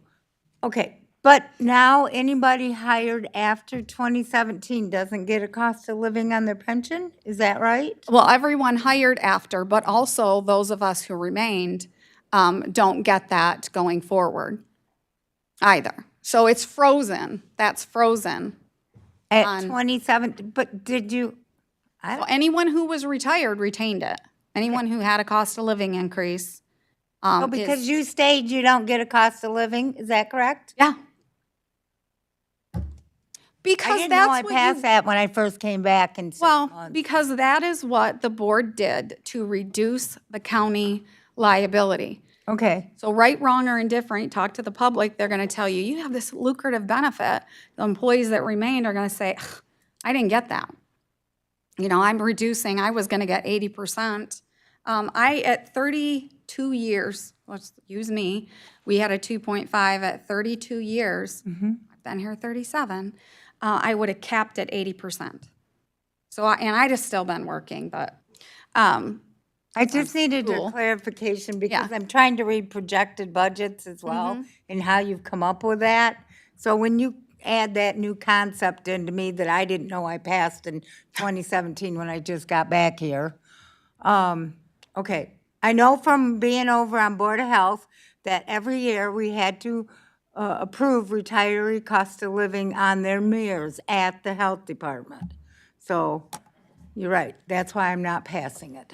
Thank you. Okay, now can I move on? Yep. Commissioner Barber? Yeah, I got a question here. Are we going to go across these 26 slides and then go back and make recommendations or motions on cuts or funding for each one of these 26 slides? Or are we going to tackle these one department at a time? Or what's the intent of this? Well, I mean, it can be either way. If you want to make motions to do it that way, that's fine. I mean, it doesn't matter to me. I'm thinking in terms of the employees that are watching and the departments that are watching, going line by line before you know the overall picture. That's the only thing I'm thinking about. But again, that's totally up to the board. So if somebody Okay. wants to make a motion, make a motion. So, That's good. I mean, I'm just trying to, Yeah. like, it's 12:30. Yeah. So are we going to look at these departments and then recommend cuts or not cuts? Or we're going to go across the 26 slides and then go back to the departments and then have questions about what's on these 26 slides while we're trying to look at the department? That was my first one. And then my second one, I've heard pay increases multiple times. What's the number for a standard pay increase across the board? Because I remember in a previous meeting, not to cut you off, but I just cut you off. In a previous meeting, that number was about $1.4 million, right? That's close. Well, yeah, and again, it depends on the amount. Yeah, So, yeah. ballpark, right? So just to let everybody know in the room, I know you're tired of hearing me, but I'm going to speak anyways. The proposed cuts to outside agencies that we've done already today only equals 1.2 million. So if you're thinking about giving pay raises, which I'm not saying I'm for or against, you don't even have the funding yet to fund the pay raises. So I just was asked for some clarification how we're going to tackle this budget instead of going, wasting, scratch that, not waste, using ours and the public's time to get to this. Well, my opinion, I think we need to have a summary, a kind of a big picture look, and then address each one. I know it takes time, but this is unprecedented time. So in my opinion, I think we need to have a big picture of each, go through each one to have the picture of the whole, all of them together, okay? And then we have some baseline information, then we can tackle each one. I mean, I would assume that you'll listen and you can ask questions between every slide. And then when we get to the end, you have time to think about it. And then there will be no questions when you go back through them. We don't have to ask the questions, each time. We ask questions after my slide related to the cost of benefits. So if that's okay, I don't want to take time either. I have work to do. I don't. But I've been committed so that departments came in and told their story. You asked questions and then followed up with questions if you had them. And so giving each one individual time, it doesn't matter as long as you're doing it individually. So I'm fine. If someone wants to make a motion as we go along, again, it doesn't matter to me. Yeah. No, that's fine. We can make motions as we go along, but I think we definitely need to have the big picture of this. I know we've received all kinds of information and stuff, but, we're making decisions now, so. Continue. Okay. So in the county clerk's office, the presentation that was provided, there's an open position in there, but it was not included on the register because it's just maintained being open and filled by a temporary person. So it wasn't really vacated. So that position remains in there. The request from the county clerk was to eliminate that position, to combine, and this has this doesn't have the deeds secondary one. So what her proposal was, it was to take the Register of Deeds chief deputy, because they're under the county clerk, but in a separate office. And if you know, the treasurer and the clerk switched, so now they can kind of consolidate and cross-train. So make that Chief Deputy Register of Deeds also the Chief Deputy over Vital Records. So they combine. That has been done. What hasn't been done was a reclassification for the person taking on the dual role. So that would have to be done. The other part to this is the challenge that the county clerk's office is facing is related to elections. Elections are more complex. Right now, we have one person running the elections. She is sitting over here, Kim Morris. And if Kim is not there, you're relying on the county clerk, which there are restrictions and laws that prevent her from performing some of the functions that Kim does. So, and this is something that I've talked to the clerk about since she's been in office, that it is very risky to have one person performing an essential function that is scrutinized throughout the nation. And lawsuits have been filed, and people are questioning the FOIAs that we get after every election. It's huge undertaking for one individual who also currently serves as the chief deputy to the county clerk. So we would eliminate that chief deputy responsibility, knowing that Kim can still step in because she would. But then take that position and make it a responsible position that is just over elections to supervise an individual that would be her backup. They would probably be primary in some cases, but backup in some of the more responsible functions of the job. Did I cover all of that? Okay. So she is asking to essentially add a halftime by eliminating the one and adding an election specialist, and then reclassifications of an elections coordinator, changing that job description, which they are working on, and then also the reclassification of the chief deputy vital records and register of deeds. So that is the request there. And again, you'll see the same thing that we see with retirement and benefits, inflating the cost of positions, not at the, not the result of employees receiving that, but the result of legacy cost. Okay, if anyone has questions on that? Don't see any. Okay. The next one is technology services. That department did not receive a cut.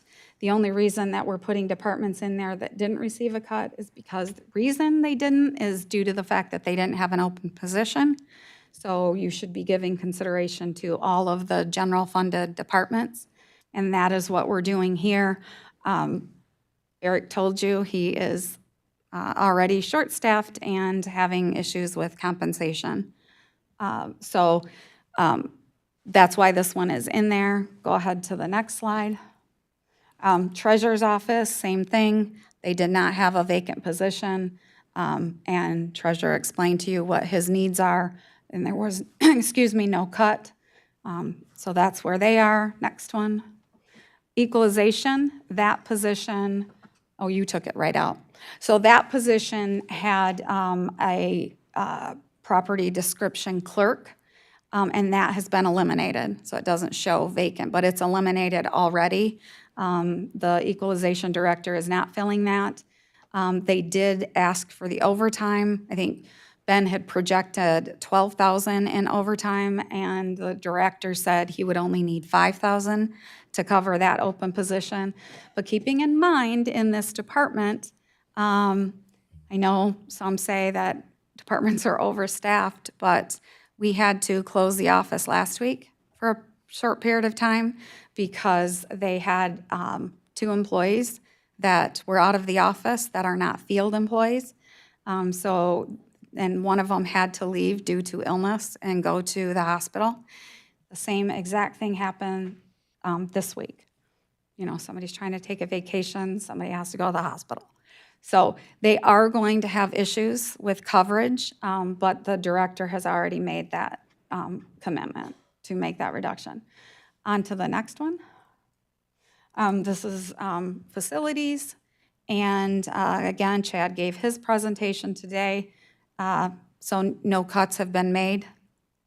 I think that speaks for itself again, like technology. Go to the next one. So this one is in, and these are the complex ones. So this is in the court. The court had open positions that, mind you, we have several divisions of the court. They had open positions that Chief Judge Cunningham told you that she could not accept, they could not accept and still function. So there's a law clerk position that's come open now, so that's the reason it shows up in there. But there was a court recorder that they cannot do without. We restored that dollar amount. Go to the next one. In the district court, there was a deputy clerk position that is vacant. They did not ask for that to be one of the considered reductions, so we put that back in as a dollar amount, because remember, it wasn't the position, it was the dollar amount. Go to the next one. Oh, sorry, back to district court. The other thing that the judge did was to remove a half-time magistrate position and change it into a contractual relationship. We did, because it's difficult to go into all these spreadsheets and recalc everything, we put that in the temporary line item and increased it to support the, no, it's in the budget reduction, that's $25,000, and we have to adjust that based, again, on, to ensure that we cover the contract, but that's how that is. So it's a reduction of a half-time FTE, and then an increase in a contract, which is a savings. All right, go back or go to the next one. So in the front of the court, the court made the recommendation to eliminate 2 enforcement caseworkers, positions that were open. And so we did that. We followed that instruction. Go to the next one. In probate court, they cannot make a cut, and you can see by the number of employees there, that one wouldn't have been consideration realistically, even if there would have been a vacant position, it would have just amounted to a dollar amount, because that division cannot cut anymore. Next one. In juvenile court, the reduction was based on vacant positions, and the court had already moved juvenile probation officers and a deputy juvenile register from the general fund, 100% covered, to the child care fund, now covering it at 75%. And that 25% comes out of the child care fund, which is always done through a general fund appropriation. We eliminated the appropriation at the beginning of the budget process because of the fund balance and the fact that the programs are covering more in a percentage. So that we're not going to have to increase the general fund appropriation from any of that, and it's a direct savings. So we added those back in. The court said that they could not fill the deputy juvenile register at this time, so we did leave that position vacant. Move to the next one. Specialty courts, those had factored in reductions. Those positions do not hit 100% in the general fund, so those dollar amounts were not reduced. Go to the next. In the prosecuting attorney's office, the prosecutor had 4 vacant positions, and his recommendation was to eliminate 1 position, which was a legal assistant. So we removed that and put the other positions back in based on that request. Go to the next one. Oh, and I'll note too, on the court and on the prosecuting attorney's office, that they are seeking to secure additional grant funding. And the grant funding that would go into those would be a direct increase to the budget if awarded. Go back, or go to the next one. Oh, revenue. Thank you. It's helping the budget. You can go to the next one because that's part of the prosecutor's office. Next one. Okay, Sheriff's Office. So the Sheriff's Office, lots of discussion related to eliminating road patrol. The sheriff made a presentation asking to maintain a presence in Out County. What I did, we utilized the same number of reductions of positions that the sheriff requested. So we didn't make the additional. He requested, he made 2.1 million in cuts. The board had reduced 1.9 million. So we took the 2.1 that the sheriff had reduced. But the other thing that I did, rather than showing, you can see down the vacant positions that he asked to keep open. So there's sergeants. There was a budget reduction that had been made for another sergeant. Do those have the vacancies, Melissa? Okay.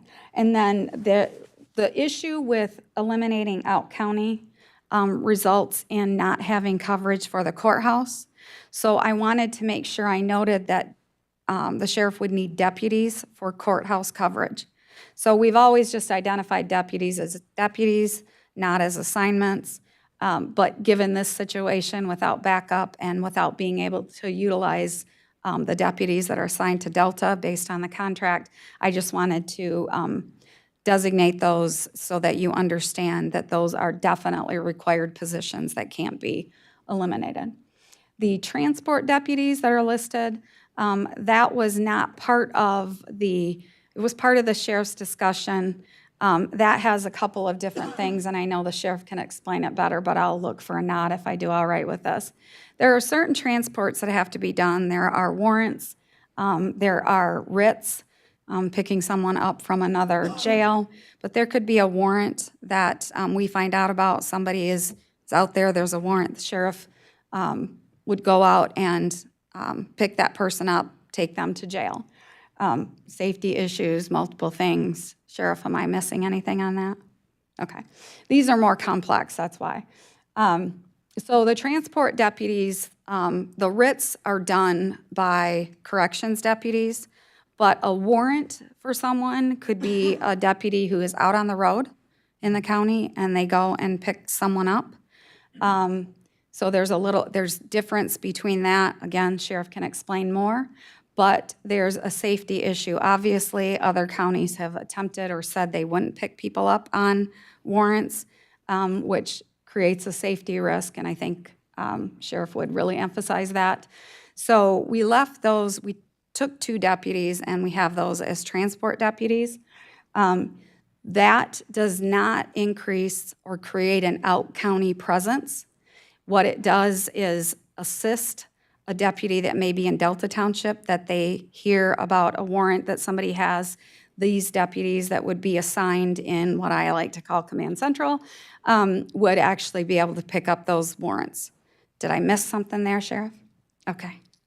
All right, so then move down. We discussed the fact that we have to have a deputy FTO, training officer, and we have to have a quartermaster property officer for evidence, and then all of the purchasing that is done.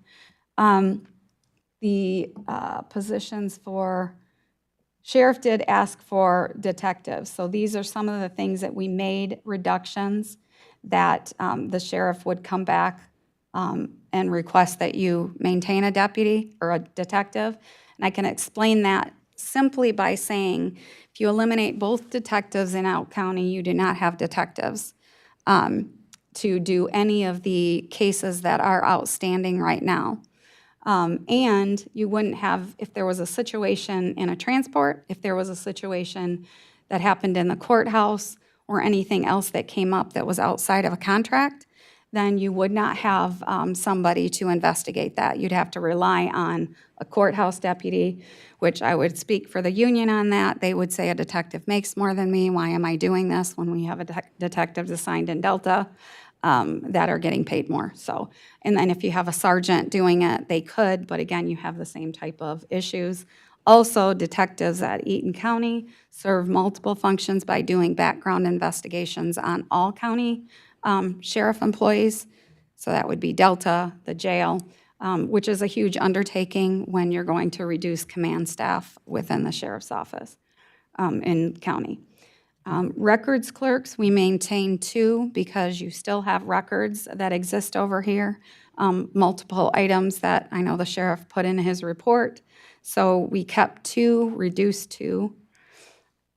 And then the other thing that we did was to reduce the overtime in the county based on the fact that we wouldn't have road coverage and we wouldn't have these officers providing other contracts in this proposal, other contracts, because we don't have those designated right now, that we are going to provide a contract. There are some that are served with overtime only, which was included in the budget. So we reduced that to account for a change in staffing.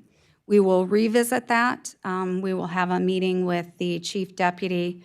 We also have to have a meeting with chief deputy and the captain for Delta that will be assigned there to go over what their overtime needs are to work with Delta Township. So we have to really look at overtime as a whole and make sure that we're not leaving ourselves in a situation where we don't have funding. Keeping in mind a lot of overtime occurs because you have vacancies. All right, move on to the next one, sorry. Animal control. So the sheriff did not ask for a recommendation to eliminate animal control. I do apologize, Sheriff, but given the fact that everything that we worked on and where we're at today, having those vacancies and the amount of time that it would take to fill those, I did remove those, which means that we would keep the lead animal control officer that would operate the shelter, assist in taking phone calls, dealing with dogs that need to be dropped off. And again, this is not an adoption center. They do adoptions, but we kept that, and then we kept temporary for assistance and work on the weekends to maintain the kennels and the animals there. So that is what we did. I know the sheriff does not like that, but it does not lay off an existing employee. So we did keep that model. I'm talking a lot. One of the other things that we did, if we were to eliminate it 100%, is that we do have a $2.4 million request into the state of Michigan. We also have a new capital improvement plan and bonded debt that we could do supplementing if the state were to give us $1 million versus giving us $2.4 million. So if we were able to do that into the future, we would be able to restore the ability to have a shelter that is sufficient to operate animal control the way that we did. Okay, next one. In corrections, we had open positions. Those were not positions that were to be eliminated, given the fact that corrections is definitely a mandated service. So we didn't make any reductions, but the total dollar amount of that had been included in the sheriff's request for reductions, and he did make those reductions elsewhere. Okay, move on. Okay, emergency services specialist is a general funded position. That is the person who works with Ryan Wilkinson. Ryan Wilkinson's salary is funded through 911, which is allowable under the 911, and Director of 911 works closely with Ryan. The emergency services specialist, when added, was put into the general fund. So you have under $100,000 that goes toward providing backup for emergency services. Previously, the backup was provided by the central dispatch director. So that has been alleviated. Discussions I had, and Ryan is probably here, and I have not talked to him. I'm not sure if Kelly has, but Kelly and I did have a discussion that in the event we had to make cuts, that Kelly will go through what's required and allowed under 911 and evaluate encompassing that position into their budget and reassessing the positions the way that they are to assist and overall provide emergency services under central dispatch meaning the director, deputy director, and these two positions would work together in the functioning. Obviously, primary would be with Ryan Wilkinson and Ella, but that's what we would look at if we have to make a cut. Next one. Drain Commissioner's Office. This one's a little bit difficult with the way that we put it in there because we included in the budget the positions that were cut, and which I thought we took those out. Okay, so because of the request from the Drain Commissioner, he said he could not lose positions. The accountant position was something that we discussed. I won't go into a lot of detail there, but because we were struggling with the accounting work within their office, the fact that the Drain Commissioner relies on the treasurer to perform functions in the portion of that's collected, right, and the balancing that's collected, based on the way they use the systems. So, and that's been historic. The other thing that the Drain Commissioner had said was to eliminate the special assessment administrator and have that outsourced instead of internal. We kept that in there, again, for discussion as to there were conversations or concerns about outsourcing that and charging it back to the drainage districts. So further evaluation we could make as to how that impacts. But I will say, putting all of that back in here, I know is not something that is favorable with the board, so I understand that. But we will go back and check with legal counsel to make sure that everything that we're looking at can be cut. But I think that we can definitely make cuts because of some of the contractual relationships that we would do with the accountant. The other thing with that is potentially having to do some restructuring in terms of job responsibilities. And this would include having an administrative assistant, and the person who's serving as the administrative assistant would be reclassified. This one's really complicated, Melissa, thank you. So again, looking at potential cuts there, and I understand it, but in a complex thing and kind of an emotional and frustrating thing related to all of the drain assessments that are being done throughout the county. So I know we're gonna go back to that, but just wanted to do what the offices wanted. Next one, or is that done? Oh, is it not in here? Oh, I'm waiting for Logan to move it. Okay, so Veterans Coordinator. They had asked, Claudine and Tom Lewis had asked for that position to be maintained. It is actually Tom Lewis's position. I say that because he's sitting there. Others have been sitting there too. This is, again, a quality of life. If we don't have that position, we don't get the grant funding that we currently get that provided a half-time position that gave direct benefits to veterans. This position has to be out of the general fund in order to get those grant funds. So again, this one we put back, or we kept in because there wasn't an open position, and they had also requested no cuts. Am I done now? Come on. What one's this one? Oh, we can move past that because I talked about the 50,000. Okay, this one I'm not going to spend a lot of time on. I'm just going to say, as you all know, we are working with townships that we do zoning for, planning and zoning.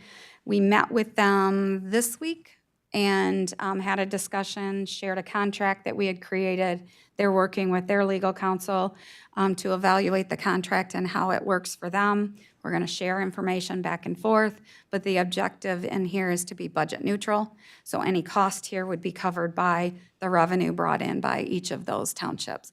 There's a lot of difficulty, as we found during the meeting, in dealing with that, just given the fact that it's a huge undertaking for townships.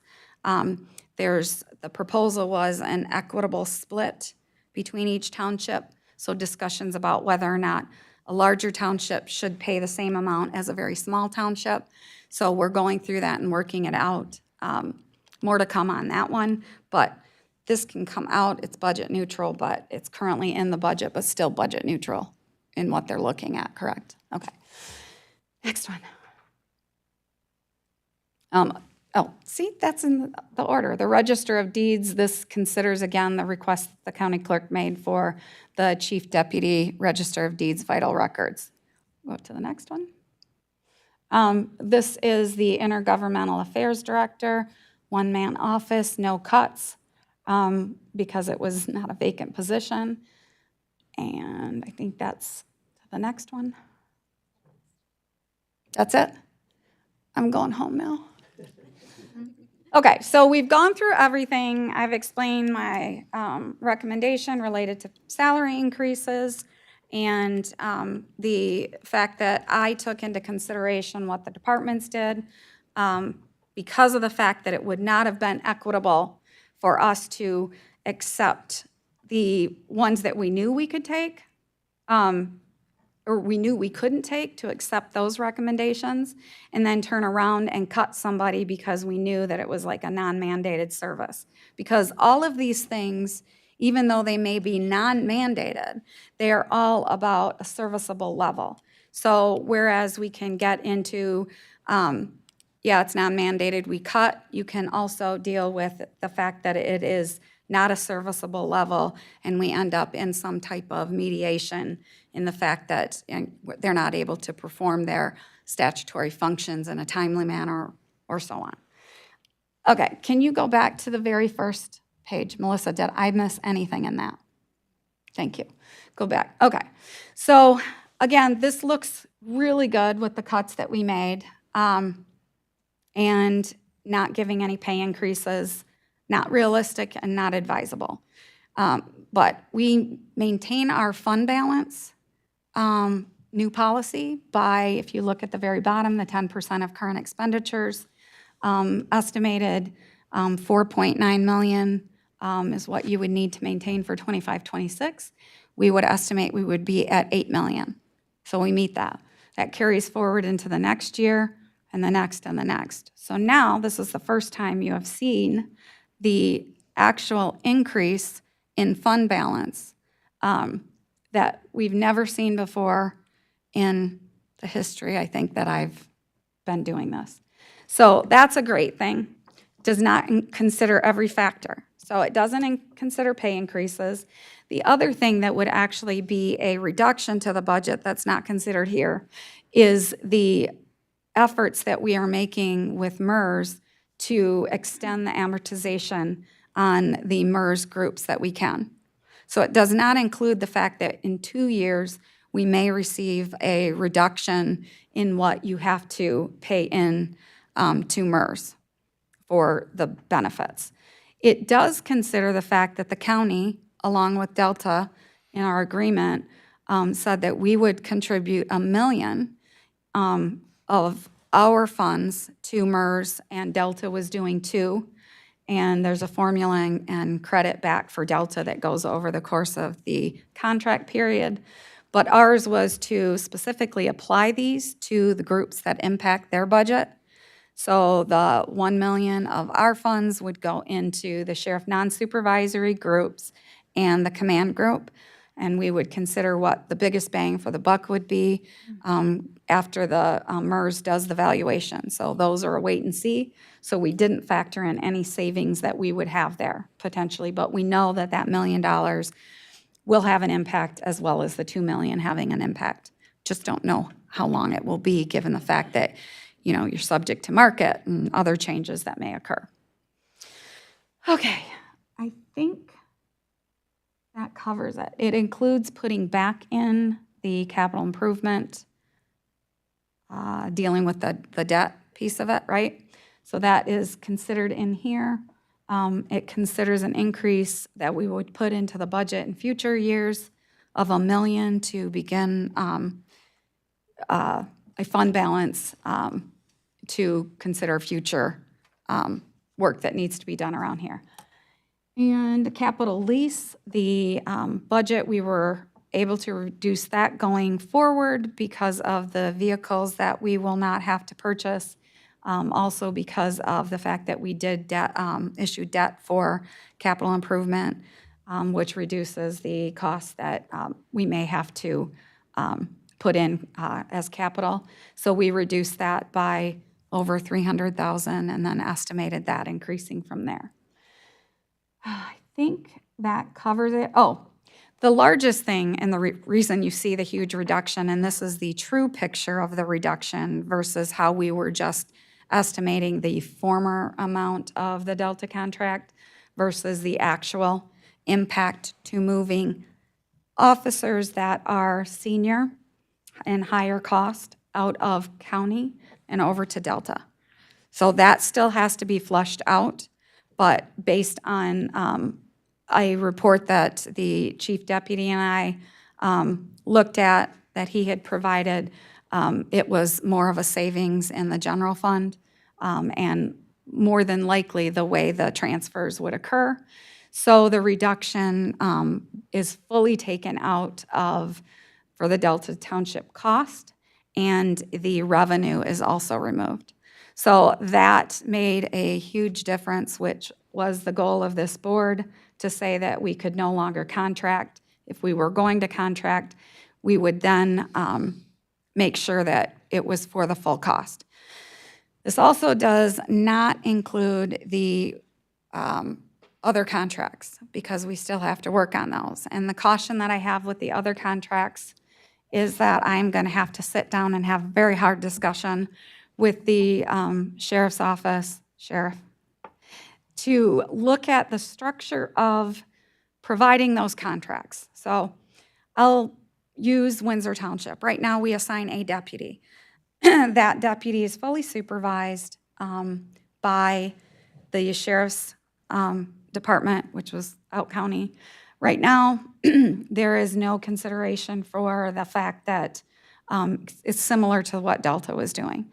Under the Delta contract, we indicated, both parties agreed that any improvement to any contract would open the contract for renegotiation with Delta, which increased the county cost, because if we have to assign more command staff and backup deputies that have existed in the past, for Delta, it's going to increase the county cost. So what the sheriff and I need to do is sit down and discuss what the makeup of having those contracts are. So we know that we can't do it with one officer for Windsor.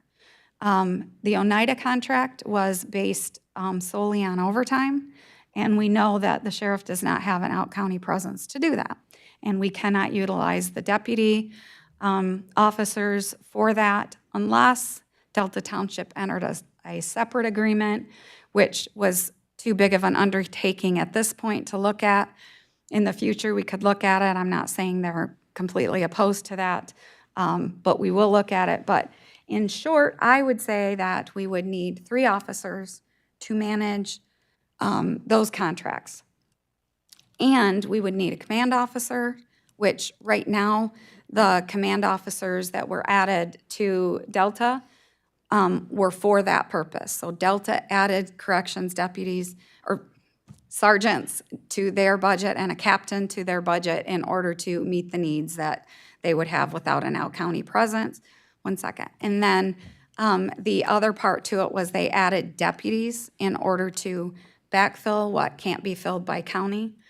And so right now, Windsor Township has 1 deputy. If that deputy's on vacation, they don't fill it with overtime. Oneida is different because, again, it's a contract, and whoever picks up overtime, picks up overtime. It's not an obligated one-person position. And then the other one that we have are Maple Valley. That's not included in here. That's a different type of contract as well. So we would have to discuss that. These are complex to talk to the sheriff about, and he knows that. It's a big picture now that we have the Delta contract in place. The other one is the Waverly SRO officer. That was done through grant funding. We don't know what happens with that grant funding. What we know is it expires. So the sheriff has provided, it's not 100% covered through that grant. So the sheriff has provided the coverage of expenses for that position as needed right now because he had an out-county presence again. So all of that's eliminated, has to be reworked. We'll meet with those townships and make proposals to them, see if it's something they can afford, and go from there. There's a question that Commissioner Arndt had. Commissioner Art?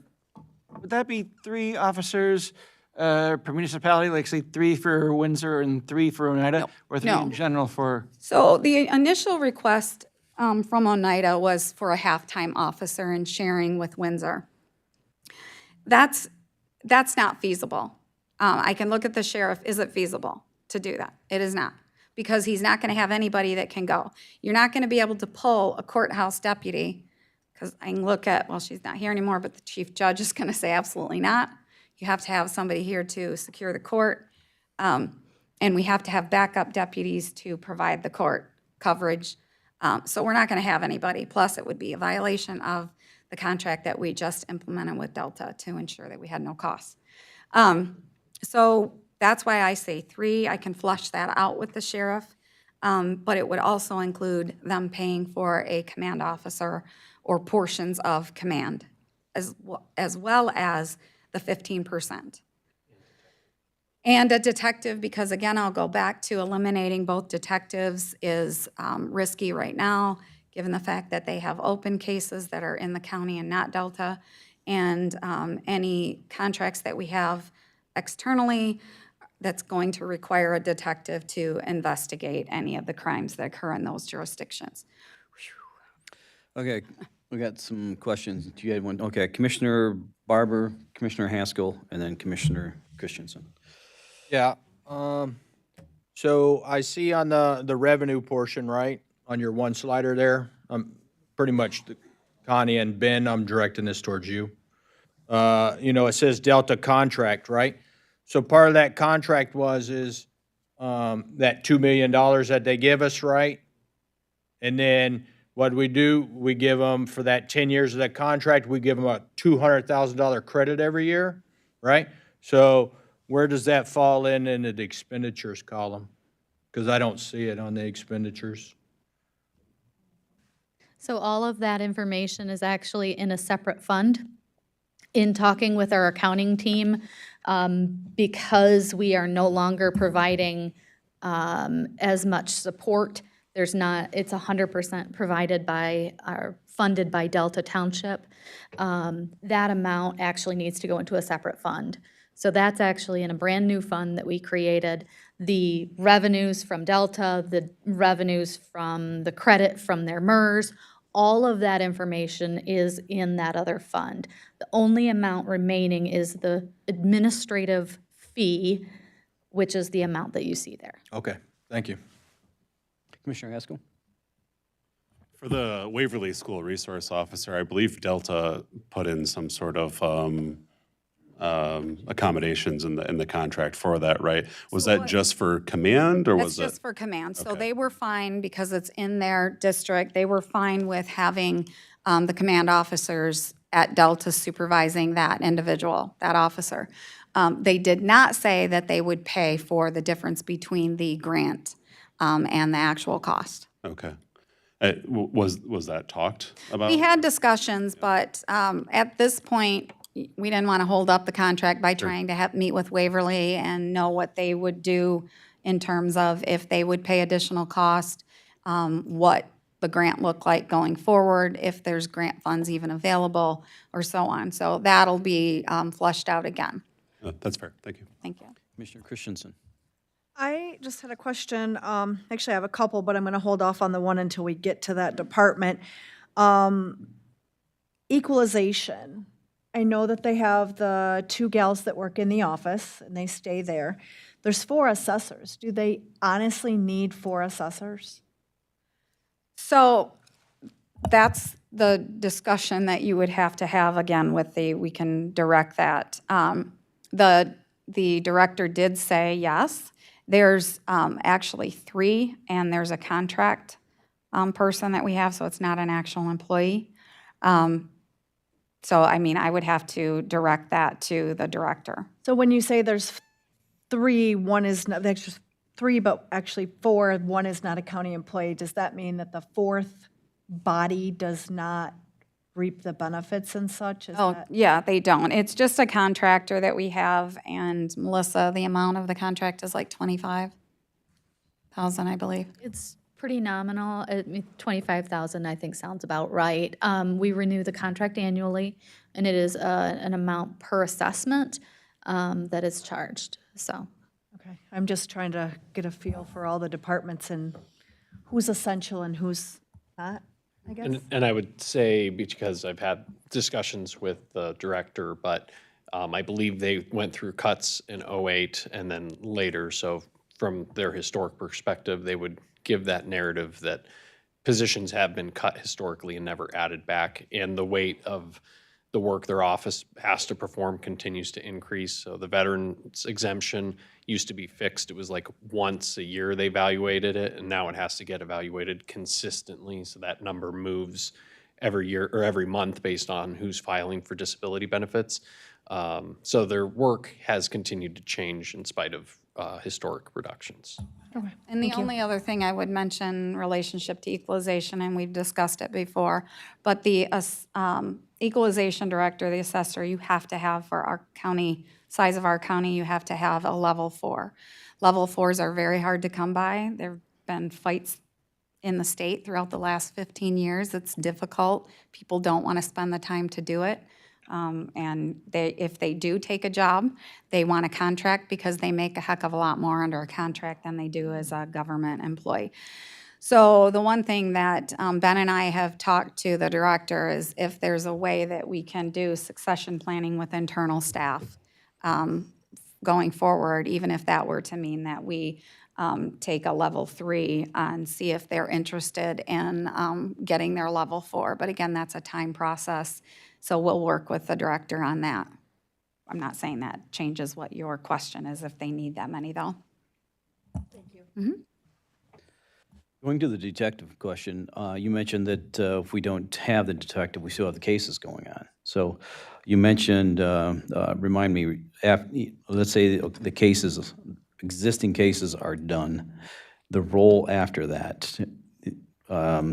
Say that again, because I know you mentioned it. So, and I'm not going to say it exactly how the sheriff wants, and he can answer it, but there is an issue with those, all those cases end, and I want you to know that, and prosecutors here and the sheriff's here to tell you that some of those cases go on for years. Prosecutor tried a cold case. That officer was long gone from the county, and the officer from the other county was long gone. You're bringing them back in to do the work. So there's an issue there with how long cases go on. But, and again, we still have issues that may occur here. We have issues if we have another contract that we enter into where you have to have a detective, and that wouldn't be covered under an admin fee because the admin fee is not covering that in Delta either. So, so yes, could you eliminate it at some point? Yeah, I mean, the original plan was that we would do away with all out county and all Delta, and the only thing that we potentially may have done would have been to keep people on board to finalize cases. But I see the sheriff looking at me, so he may want to say something to that if you welcome it. Sorry if I messed it up, Sheriff.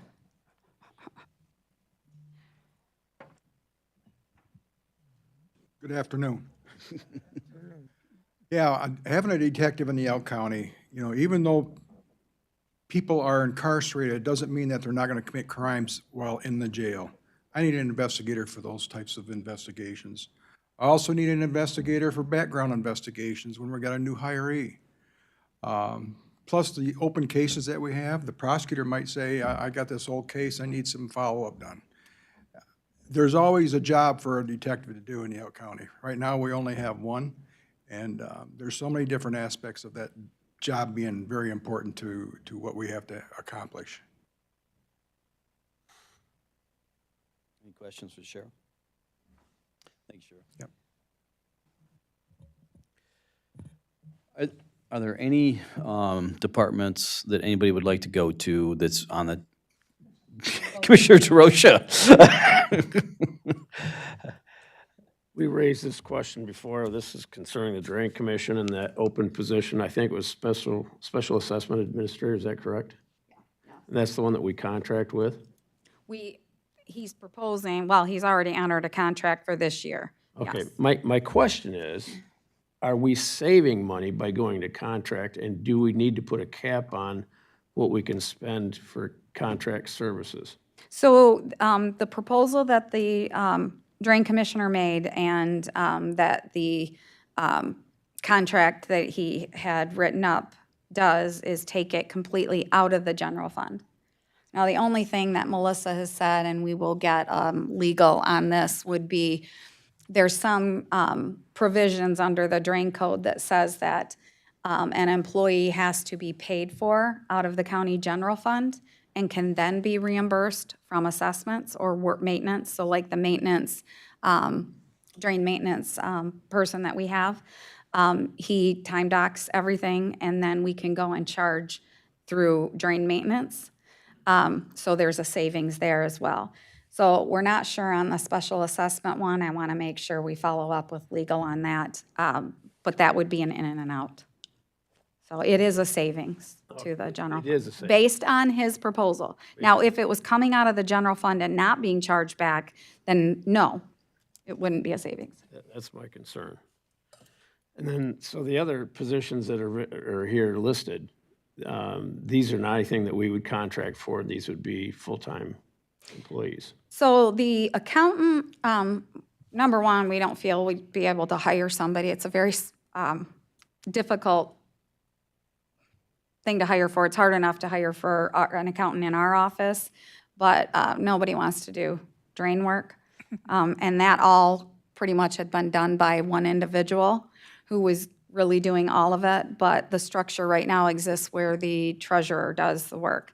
And our goal is to eliminate the treasurer's role, responsibility in that, because it doesn't fit under the statute. And really, there should again be that separation that we want. So the accountant, we left in knowing that there would be some contractual. So we have a firm coming in a couple of weeks, we're hoping, that will come in and go into the drain office and start going through some of their accounts to analyze what came up in last year's audit. It's been a long time coming to do this, but we need to do it before the end of the fiscal year. So we set aside, saved money within my budget for this year, up to $20,000, I believe. We won't use 20 based on the time now, but we did do that. That'll come out of my budget for this year. But going forward, any accounting work that we need to have done would be through a contractor, and it would be a general fund cost. Because you're not going to be able to charge that to drainage districts. So there's a potential expenditure there that isn't listed on this budget. It's on there in the form of the restoring of the positions. So it's shown up in here. The accountant has $121,000, and the special assessment administrator shows $111,000. So those are back in there. That accounts for a reclassification that would have to be done if the positions are changed to have the current administrative assistant actually get paid for the work that she is currently doing.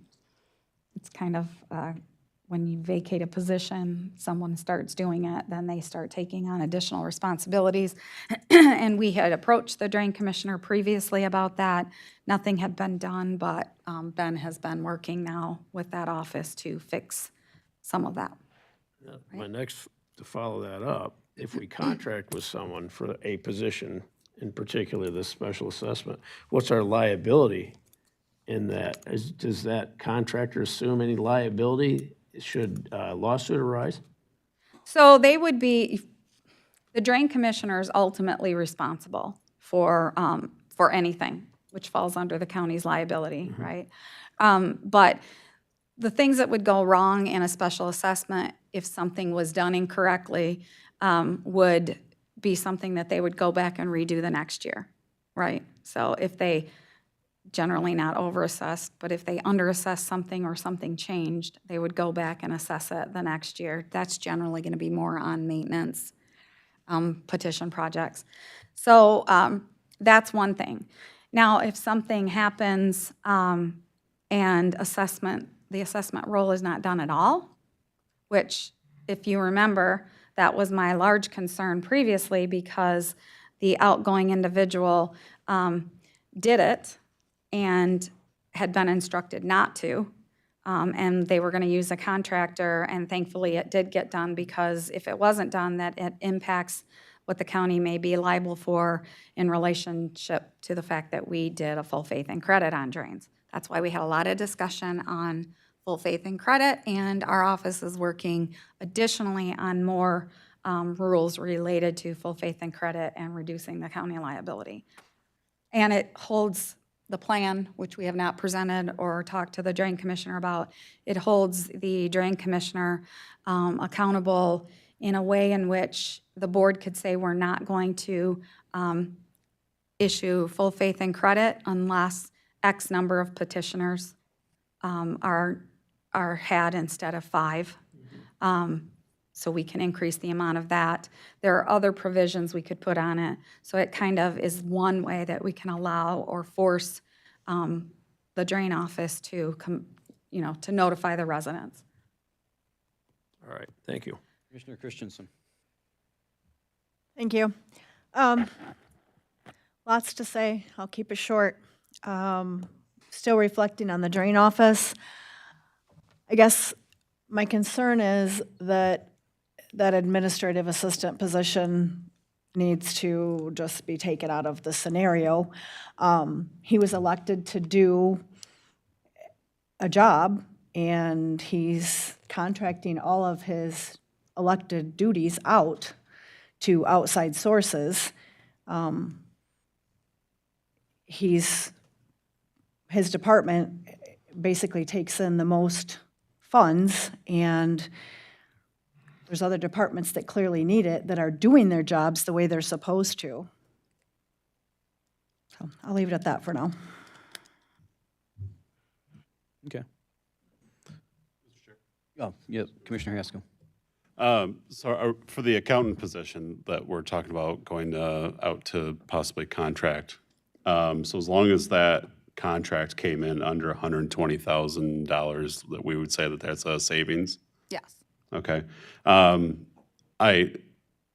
don't know how I feel about it totally. I agree with Commissioner Drosha that I kind of like the idea of looking at maybe setting some sort of cap on how much can be spent on contract services, especially from this office. And it seems that there's a lot of contracts coming out of here. I do worry about like a snowball effect where you start with one and it's the introductory price, and then you don't have that institutional knowledge anymore, and that all of a sudden they become way more valuable.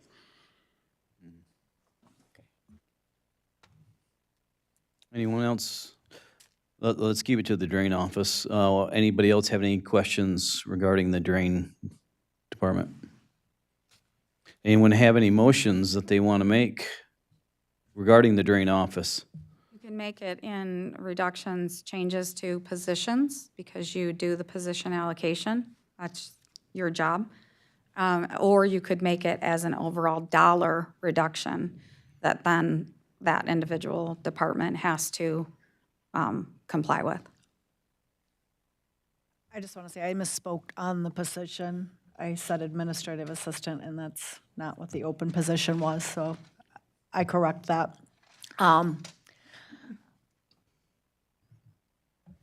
If I could make a suggestion, I would suggest that any open positions are cut 100%. And again, he's going to have to learn to live within his means and do what he's selected to do. Okay, to clarify, are you making a motion? I am making a motion that we cut the drain office 100%, and we take those 2 positions so that he cannot use those. So is the motion to cut are you saying cut the office 100% or just cut 100% of those two positions out? Cut 100% of those two Thank positions you. out. Thank you. Sorry. I'll support that for purposes of discussion. Okay. Are those two positions currently vacant? Yes. Are they contracted out at this point?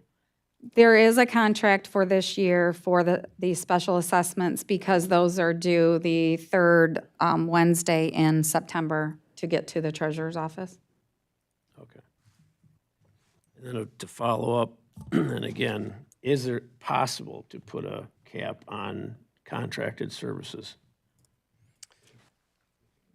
Yeah, we would have to get a legal opinion on some of it because remember, again, when you're dealing with an elected office, statutory or constitutional, there are certain things that you have to provide. So there could be arguments back and forth on, I wasn't given the amount of money to provide to this contractor to do their job. So they just stopped doing it or something like that. So we would want to make sure that we can do that, which is when we make these cuts, that's what I told you we would do, is look at that.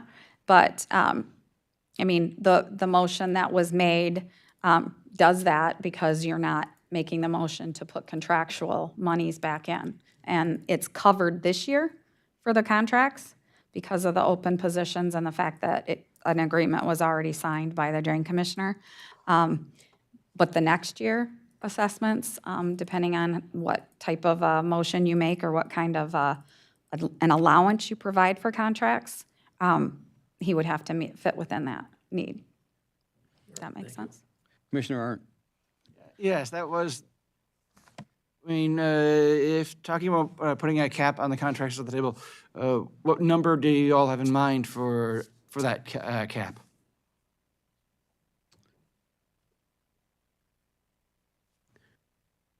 I would think not to exceed what we have allocated for that position should we have a full-time employee in it. However, given the fact that, I mean, taking the Banks drain as an example, because it's such a huge project, I would hesitate to leave it open-ended for a contractor. And I don't know how they determine the value of that contractor's opinion. So whether it's charged by the hour, by the job, or how they do it, or by the square foot, I don't know how they operate that. But the reality is if we could open the door to saying a particular contractor, yeah, you can charge up to $100,000 for the year, and he gets to that point in June, and he says, well, I guess I won't contract for anymore. You know, I don't know how they determine that. So I would say somewhere in determining that cap, it would have to be per drain basis at some point or somehow, not just a yearly amount. So legal opinion certainly would help in this, I would think. Yeah, there's the one difficulty, and boy, I hate talking about it because it's a sore subject, but the one difficulty, if the assessments are done by an outside entity, and they're charged to the drains, that's a drain expense.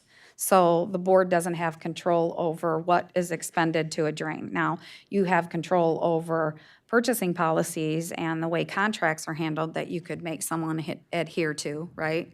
But those generally are not based on a limit, right? So doing this would spread the cost to each drain if he does it this way. But that is something that any drain commissioner is able to do. But I think based on this, you're probably not talking over 50,000, but we'll know for sure in September when we get the bill.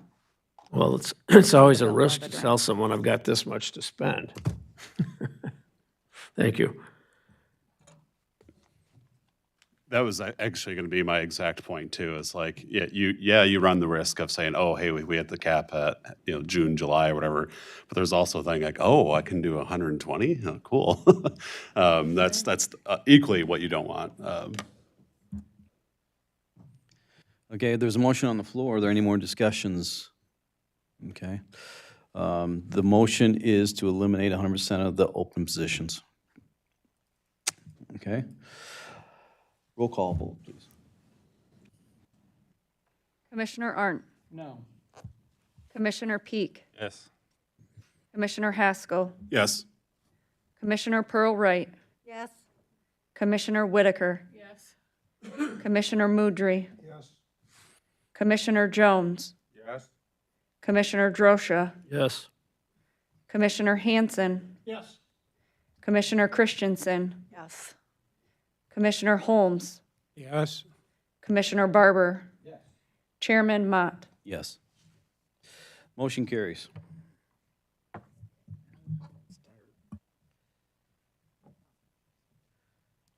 Okay. It's been 2.5 hours since the last break. Do you guys want to break, or you want to continue? Can we get an update on where we are and what we have yet to do?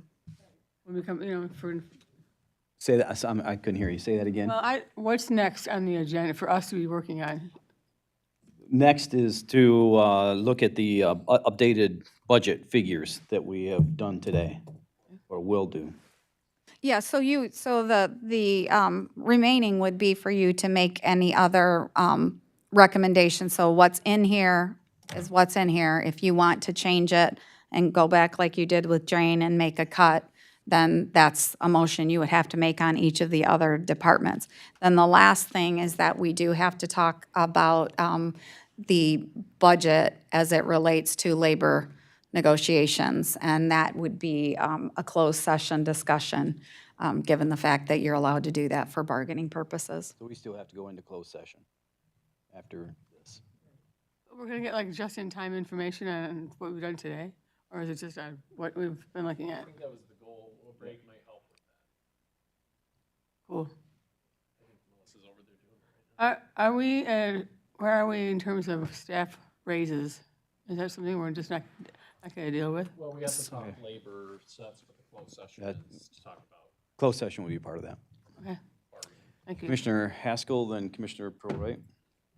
For the list that when we were going by department, anything that showed budget reduction, do we have to make motions to accept those, or are we just going to kind of move that as the plan? Since it's in the budget, you can leave it unless you want to take it back out. That's the way we did it. And again, it may not be the way that you wanted it done, but there was no way for me to equitably do it the other way. I'm So, fine yes. with it. I just want to make sure that, by our own board rules and standards, that's an appropriate. Yeah, that's appropriate because that's what's before you, is to take something Good out question. of what's in there. Commissioner Pearl Wright. Okay, so we took those positions away. Now are we gonna get a number so we know what we can add or add back in the outside or any of this other stuff that we've talked about? Like, some people have asked us for a half-time position or a change in status or,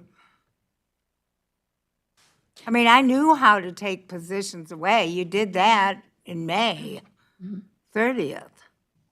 So if you're asking what the impact of any other adjustments that you make are, Yeah, we've been that's- talking stuff. yeah, Melissa can do that within, it's not a one-for-one because everything has a benefit impact, but she can take those positions in the drain office and reduce those on this sheet that you're looking at, the multi-year projection, and tell you what additional savings is created. Okay. Do you want to, at this point, do you want to continue and go on to the other departments? Do you want an update from Melissa? If that's the case, we probably should break, let her give her some time. Well, I think I could use a break, but the other part, what I'm saying is, we just passed all these cuts to outside agencies. I heard some departments needed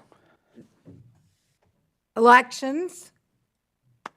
We didn't do any of that, so now we're ready to walk away and. Well, that's my point right now. Do you want to discuss that? We can. What we did, because you mentioned elections, what we did is exactly what the clerk requested. So her request is in there. Now what you'd have to do is say, do you want to reduce that back? So what you're looking at, and this projection sheet factors in what the department's requested. So you don't need to add anything back in. You need to decide whether or not you want to reduce any office further. So May 30th, Okay. you all made actions. The departments presented on the 27th. What's before you is implementing the requests of the departments on the 27th with the amendments you all Oh, just made. okay, fine. Right. Brandon just told me something. I think the open versus budget reduction thing was the confusion. If it's open, it's in, budget reduction out. Okay. And I will contradict Connie. The clerk's change is not included in your budget as it's presented today. I thought we did that. We did not. Is that any reclassification? Because the reclassifications and the removal of the part-time position is not quantified in here. Okay, that's, okay.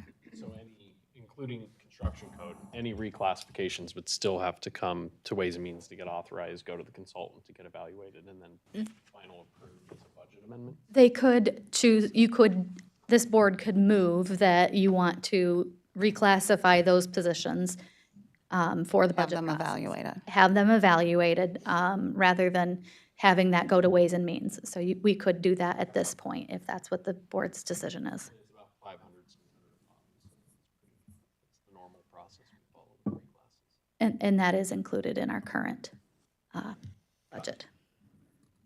Do you have the numbers now, or do you need time? I need a little bit of time. Geez, you're not as good as I thought you were.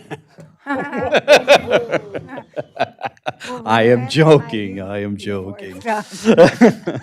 You can do that. Well, let's give Melissa some time. Let's take a 10-minute break.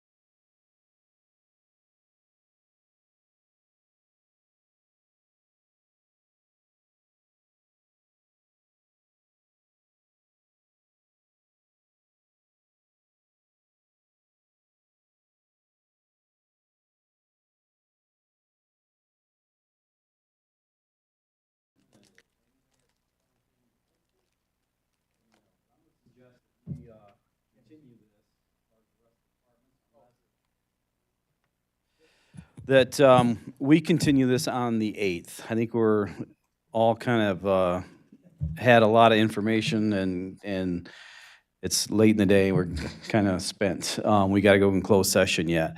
So I apologize to the other departments, unless someone has a strong feeling about wanting to just discuss any one particular department. So, but I'm not seeing that. So with that, do we have an update? Okay. All right. That's fine. Mr. Chair, real quick. Yes. With, considering that we went through every department's recommendations and accepted them, but we didn't quite do that fully for the clerk's office, do we want to have that be the last motion for the day? We can. We can definitely do that. Okay. Go ahead and do it, and then That's you would the get that update. reclassification, right? Well, there's a reclassification with, and then a reclass for a chief to be Register of Deeds and Vital Records. Remove the chief from Kim, but then make her a more professional position for elections to supervise, whereas right now it's the clerk and then Kim's position. So that's what we would be looking at. And then add that election specialist that Kim would then supervise and eliminate the halftime. So it's not a huge increase. Do that. That. I motion that. Okay. We have a motion. We have a second. Second by Commissioner Barber. Any discussion on that? All those in favor? Aye. All those opposed? Motion carries. All right, next up, we have limited public comment. If anybody'd like to approach the board, approach the podium and keep your comments 3 minutes, please. I'm not tired. I can sit here all day. My name is Jim Billig, and I'm here again to talk about the Drain Commission and the rules, how antiquated they are and how unfair they are. I want the commissioners and the taxpayers of Eaton County to know that I'm still continuing to reach out to state and federal representatives. And I've talked to many of their staff and about these drain fees. Earlier this week, I had a meeting with Angela Whitwer, and it was at the drain project up on Willow and Acadia Pass. And she gave an interview on TV that you probably all saw.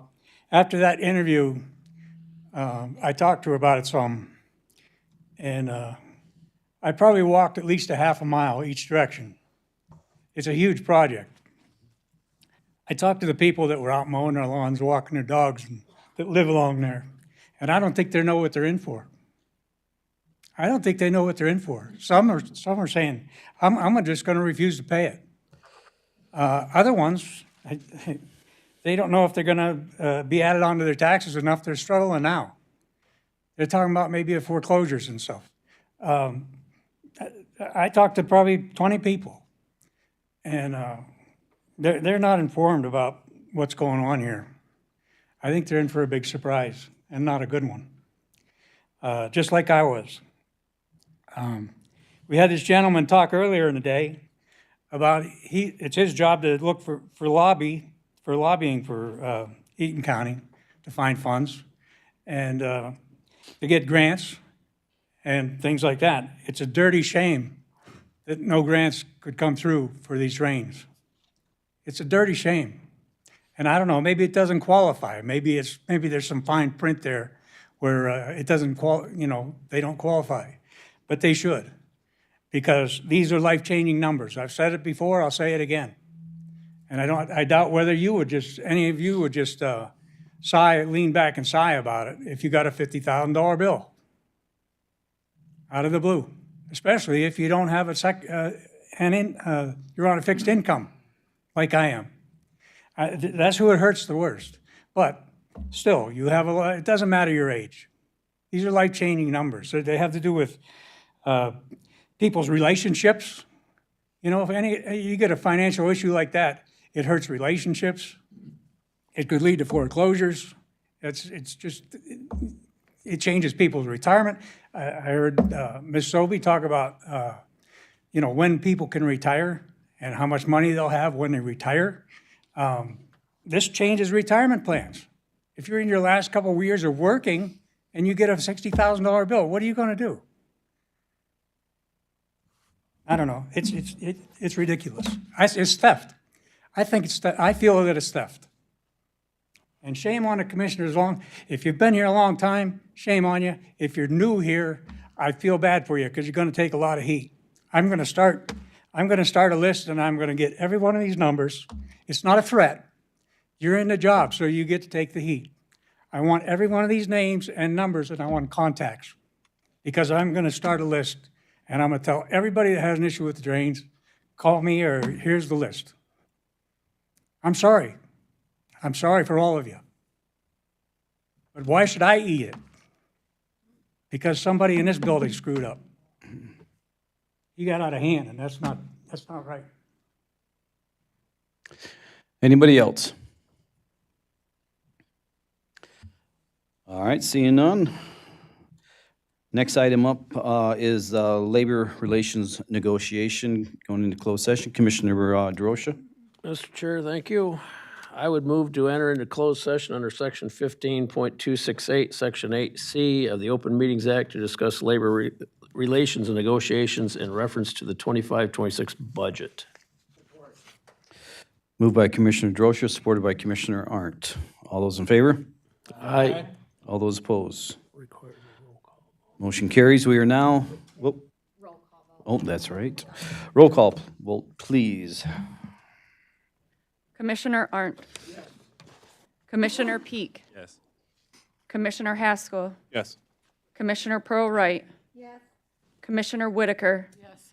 Commissioner Mudry. Commissioner Jones. Yes. Commissioner Drosha. Yes. Commissioner Toomey. Sorry. Commissioner Hanson. Yes. Commissioner Christensen. Yes. Commissioner Holmes. Commissioner Barber. Yes. Chairman Mott. Yes. Okay, we need to have everyone exit the room, please.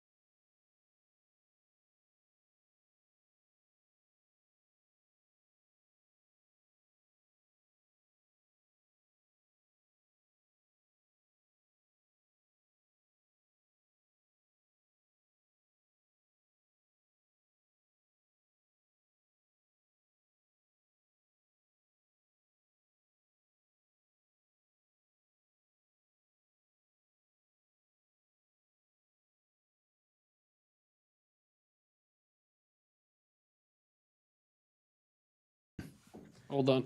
I would move that we authorize the Controller's Office to move forward with the direction and strategy as discussed in closed session for bargaining with Eaton County employee groups.